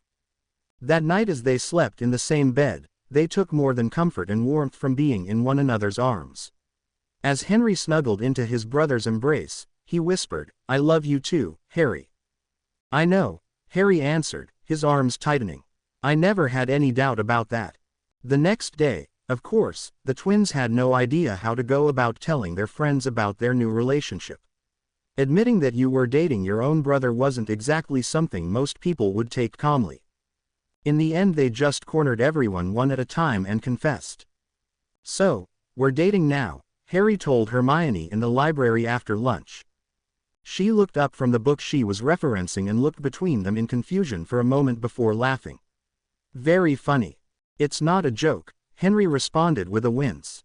They raised their joined hands above the table where she could see and smiled sheepishly at her. It's the soul bond, Harry said. We tried not to, but it just didn't work. A slew of emotions passed over their Muggleborn friend's face. Disgust, fascination, worry, and fear being the most easily recognized. But, how are you going to make this work? You're brothers. Twin brothers. That's almost like, she blushed furiously as she realized what she was thinking. They were only 13, for Merlin's sake. But not for long, she thought to herself. How long until they're... Turning pale, Hermione stood and gathered her things to leave. Harry tried, but she interrupted him gently. It's not that I can't accept it, I just need a little time, she assured them. It's just so strange. They nodded sadly and let her leave. Surprisingly, Draco took it the best. He just shrugged and said, I'm a pureblood. Do you have any idea how closely related my grandparents were? And we've married into the Black family at least once before, and my mother is a Black. This is almost normal to me. They both dreaded telling Ron, and in the end it was the redhead who confronted them. Hey, why is Hermione acting so weird around you two? And Draco always seems to be amused. Well, Henry began. You know how we're soul bonded, right? Yeah, well, we realized that we're only attracted to each other and now we're dating, Harry finished in a rush. None of them were sure, afterwards, who was more surprised when Ron paused with a very thoughtful look on his face and then suddenly punched Henry in the jaw. That's for leading on my sister, you jerk. He cried. Then he helped his friend off of the floor and escorted him to the hospital wing so Madame Pomfrey could mend his jaw. Hermione and Ron got over it quickly, of course, but Sirius and Remus were another matter entirely. There was no way they could keep it secret from them when they were going to be spending the summer with Sirius, and Remus was his best friend. And they respected the two men too much after all the time they had spent together practicing defense spells. By the end of March, it was apparent that their adult friends were beginning to catch on that something was up. They entered the defense classroom and greeted Padfoot and Moony warmly. The animagus had them do some warm-up stretches while the professor placed several protective wards around the room and on the objects inside. Right, Remus said when they were finished. Tonight we're going to have you duel each other. You're both at a pretty equal level, so you should have a good bout and a bit of a challenge trying to beat each other. The twins looked at each other dubiously. Since they had gotten together, the bond between them had strengthened to the point where they were in each other's head practically 24/7. Most of the time, Only a thin barrier separated their thoughts and feelings from one another, and it was fragile.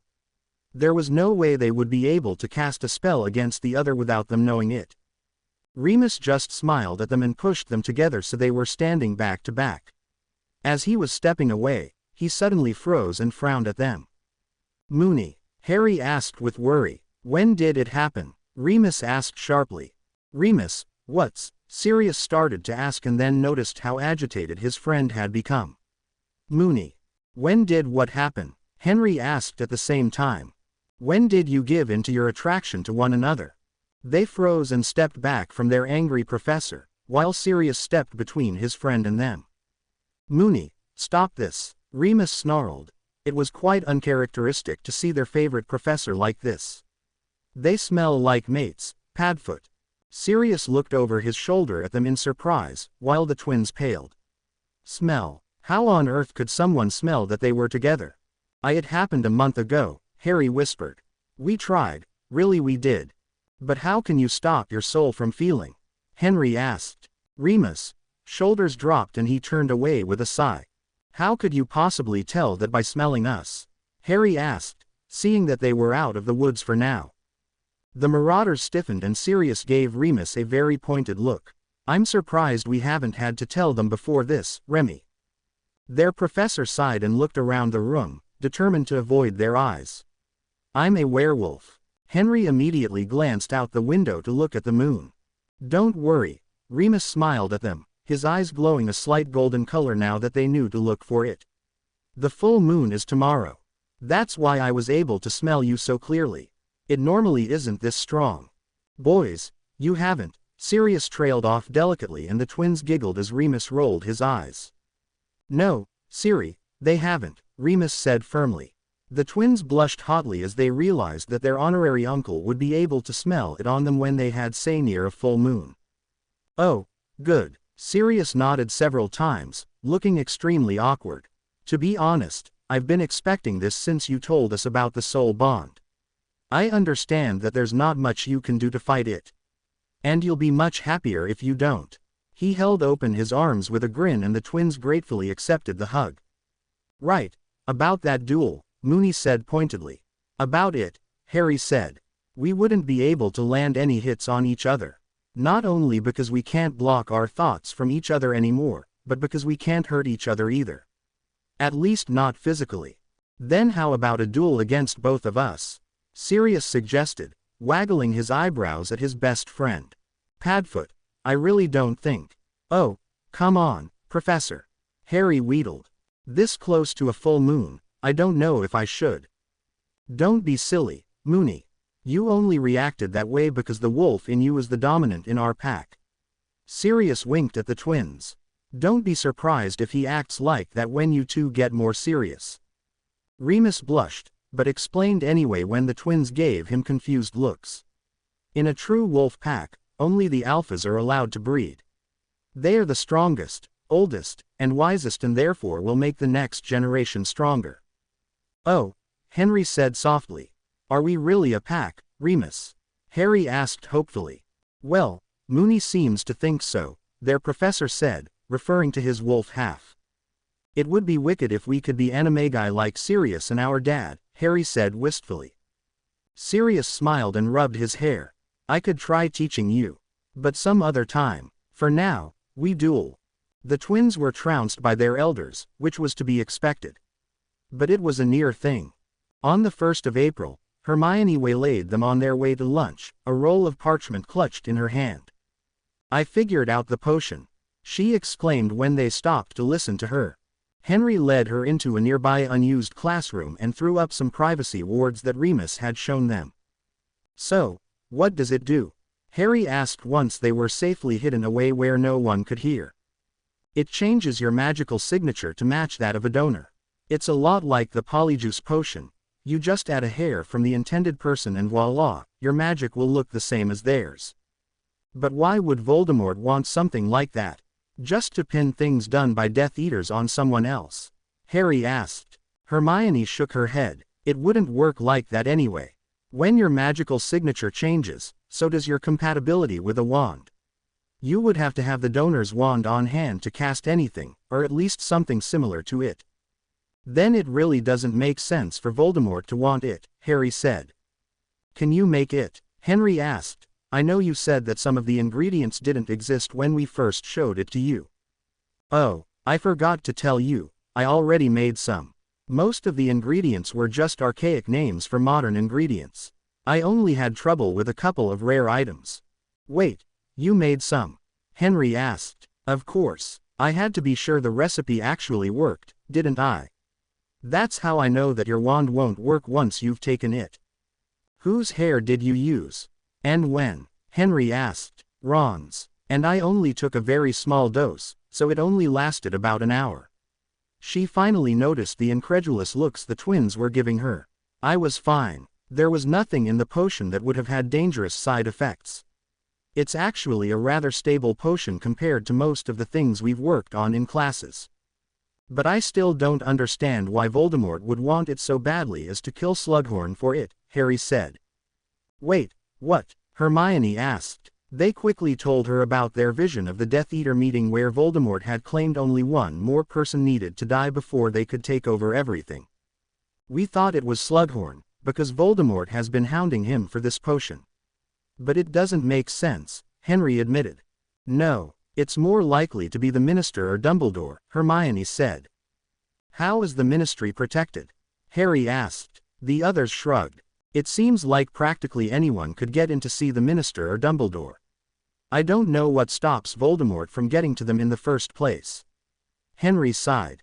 Well, there's no use speculating. Why don't you two talk to Dumbledore now that you know what the potion does? He might have a better idea of what it could be used for. The twins nodded at Hermione's suggestion. Come on, let's get to lunch. We can send him an owl afterwards, Harry said.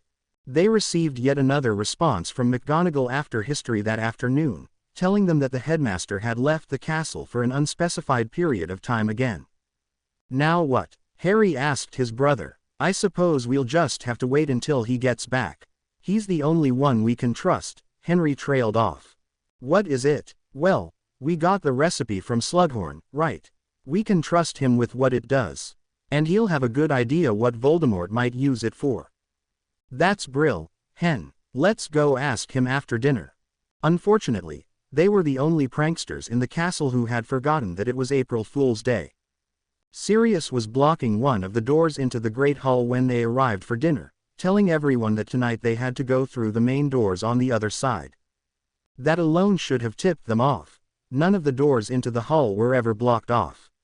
So when they walked through the double doors at the back of the hall, they only had a split second of surprise as a voice above them called out, Ravenclaw, and Slytherin, before a mild compulsion forced Henry and Harry respectively to those tables.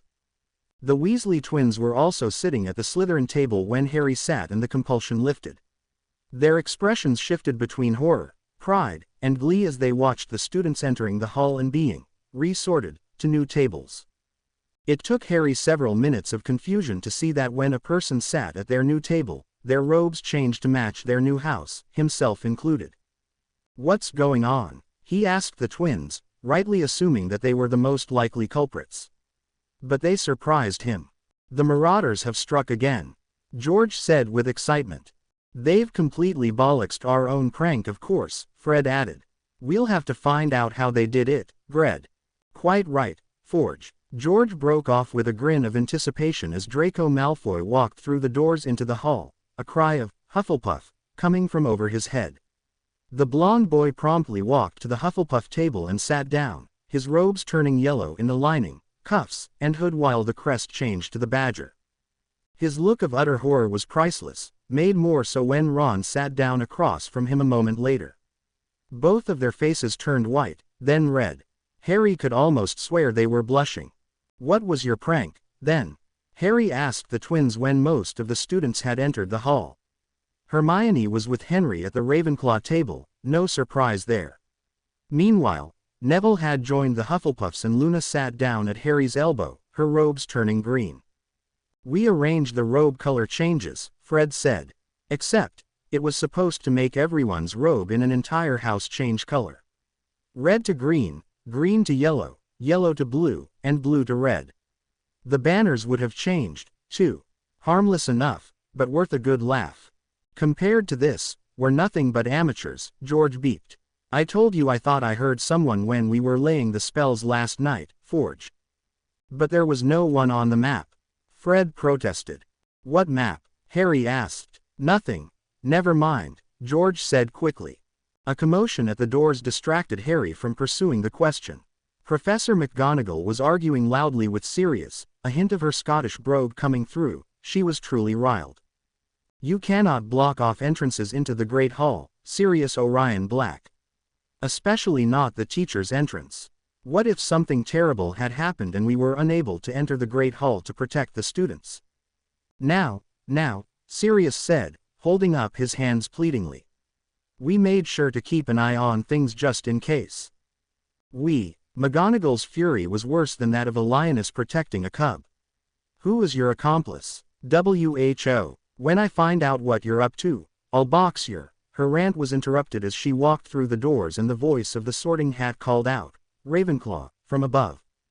Titters were heard as the professor was compelled to walk to the blue table and sit down.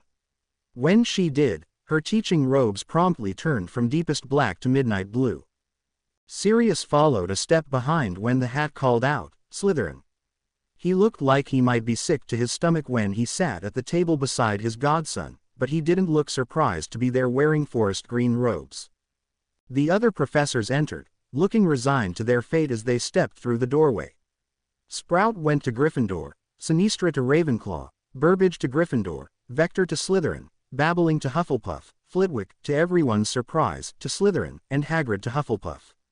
Trelawney rarely left her tower, so they didn't have to deal with her grim portents of doom on her being sorted into, probably, Slytherin, and Dumbledore was, of course, absent. Last, but not least, Moony walked through the doors and placidly joined the Hufflepuffs in his bright yellow robes. McGonagall had remained silent when the compulsion released her, and she seemed to be struggling between outrage and amusement at her situation. Amusement won, thankfully, but when she tried to stand and return to the teacher's table as was proper, she got the unfortunate feeling of her bottom being stuck fast to the bench. Everyone tried to stand after that, but no one could move. Many people were giggling nervously if not outright laughing. Finally, McGonagall sighed and quietly told everyone to tuck in, allowing the feast to start. The sooner we eat, probably the sooner the spell will be released, she muttered darkly, shooting glares at Sirius and Remus, though they were sitting in opposite directions from her. I would have loved to see which house Dumbledore ended up in, Harry laughed, filling his plate, and Snape too, if he were still here. I wonder how they got the hat to cooperate. Luna mused. It was ever so difficult to convince it that I belonged in Ravenclaw. I do hope that this isn't a permanent sorting, don't you? George laughed. I'm sure it's just a prank, Luna. It is the 1st of April, after all. She nodded seriously. You're right. I've heard that the Raxperts are particularly active on holidays. People are always in such a tizzy that it makes it that much easier for them to muddle the head. I'm sure that's it, Fred told her with a fond smile. Luckily, the magic vanished when the plates disappeared at the end of the feast. Everyone's bum unstuck from the benches and their robes returned to their proper colors. Henry came over and ruffled his brother's hair as their friends gathered to head to the tower for the night. I never would have pegged you for a Slytherin at heart, Harry. Have you been holding back on me? He laughed. The hat said I would do well in any of the houses, but that Slytherin would swallow me whole. I can't disagree. Perhaps I would have done well in a house of second-place Slytherins like the one tonight. Perhaps. Henry's eyes shone as he looked at his brother. And perhaps our spat on the train in first year separated us unnecessarily. I was rather horrible at the time. And so was Draco, though I don't regret it now. Me either. Harry grinned at his brother as they entered the fat lady's portrait. Hermione yawned as she gathered up her books from the corner where she had been studying before dinner. I'm for bed, I think. Good night. Night. The twins and Ron bid her farewell. I think I'll try to chat up one of the first years for a game of chess, Ron decided. There's a girl from Wales who's pretty good. With a little more practice, perhaps I'll have some competition. The twins smiled and waved him away. What do you want to do? Harry asked his brother. I think. Henry gave him a shy glance through his lashes. I think I would like to head to bed myself. I could use some company. Harry stared at him and then blushed furiously. He could only manage a nod in reply. Henry took his hand and led him upstairs to the third-year dorms. None of their housemates were trying to sleep yet, but they closed the curtains on Harry's four-poster and cast the privacy wards that Remus had taught them, though never intended for this purpose when he taught them. Henry turned shy, then, lying on his back in the middle of the bed while Harry knelt awkwardly beside him. "What exactly are we doing, then?" Harry asked. Henry shrugged uncomfortably. "Not that. I don't think I'm ready for that yet." "Me neither," Harry said quickly. It was the truth, though the idea of being with Henry so intimately made his stomach clench. "Can we just Henry asked, blushing. They had only shared brief pecks on the lips most nights since that first key that had changed everything. Between sorting through the bond and explaining to their friends, they hadn't wanted anything more. For answer, Harry leaned down and gently pressed his lips against Henry's. Once, twice, 3 times. Feather-light brushes of one warm mouth against another. He waited until Henry relaxed and threaded the fingers of both hands through his hair and then licked the seam of his brother's lips. A small gasp was his reward, and he used the advantage to sweep his tongue into Henry's mouth. Awkwardly at first, they moved their tongues against one another. The key was messy and not terribly pleasurable. They both kept trying to explore the other, getting in each other's way. Harry started to pull back to take a breath to try again, but Henry bit his lower lip between gentle teeth and it was Harry's turn to gasp. This time the key was wet and rough, both of them moving more eagerly now. Hen's hands scratched Harry's scalp as they moved down to his neck, leaving tingling trails of sensation that made him shiver and arch his body against his brother's. Their groins met in one firm brush and Harry realized that they were both getting hard. And all they were doing was keying. Feeling more daring, Harry reached one hand under his brother's shirt and firmly stroked his hand up Henry's side to touch his chest. The firm nub of a nipple brushed his thumb and he pinched it between 2 fingers, rolling it gently. Henry arched and gasped into Harry's mouth, then groaned with his head thrown back. Harry stared at the smooth column of his brother's neck and couldn't resist the temptation to lean down and key it, then nibble, then lick. Henry's gasps came hard and fast, making Harry want more of them. He would give Henry more pleasure, as much as he could take. With one hand still tweaking a nipple, and his lips devouring a sensitive spot just behind Henry's ear, Harry's idle hand reached between them to rub the hardness twitching insistently against him. Henry cried out at the touch, and then started making mewling noises, his hips jerking wildly. Harry took his lips in one more passionate key and then beeped as Henry arched against him, his body stiff with release and a cry of pleasure losing itself where their mouths joined. Henry's pleasure broke down the thin barrier between their minds and Harry found himself feeling everything his brother was feeling and feeling himself the way Henry felt him. He came violently, thrusting with jerky motions against Henry's sated form. They had barely enough energy left to strip off their soiled pants before sleep captured them. To be continued. I hope you enjoyed this story. Also remember to subscribe and like this video. See you in the next video.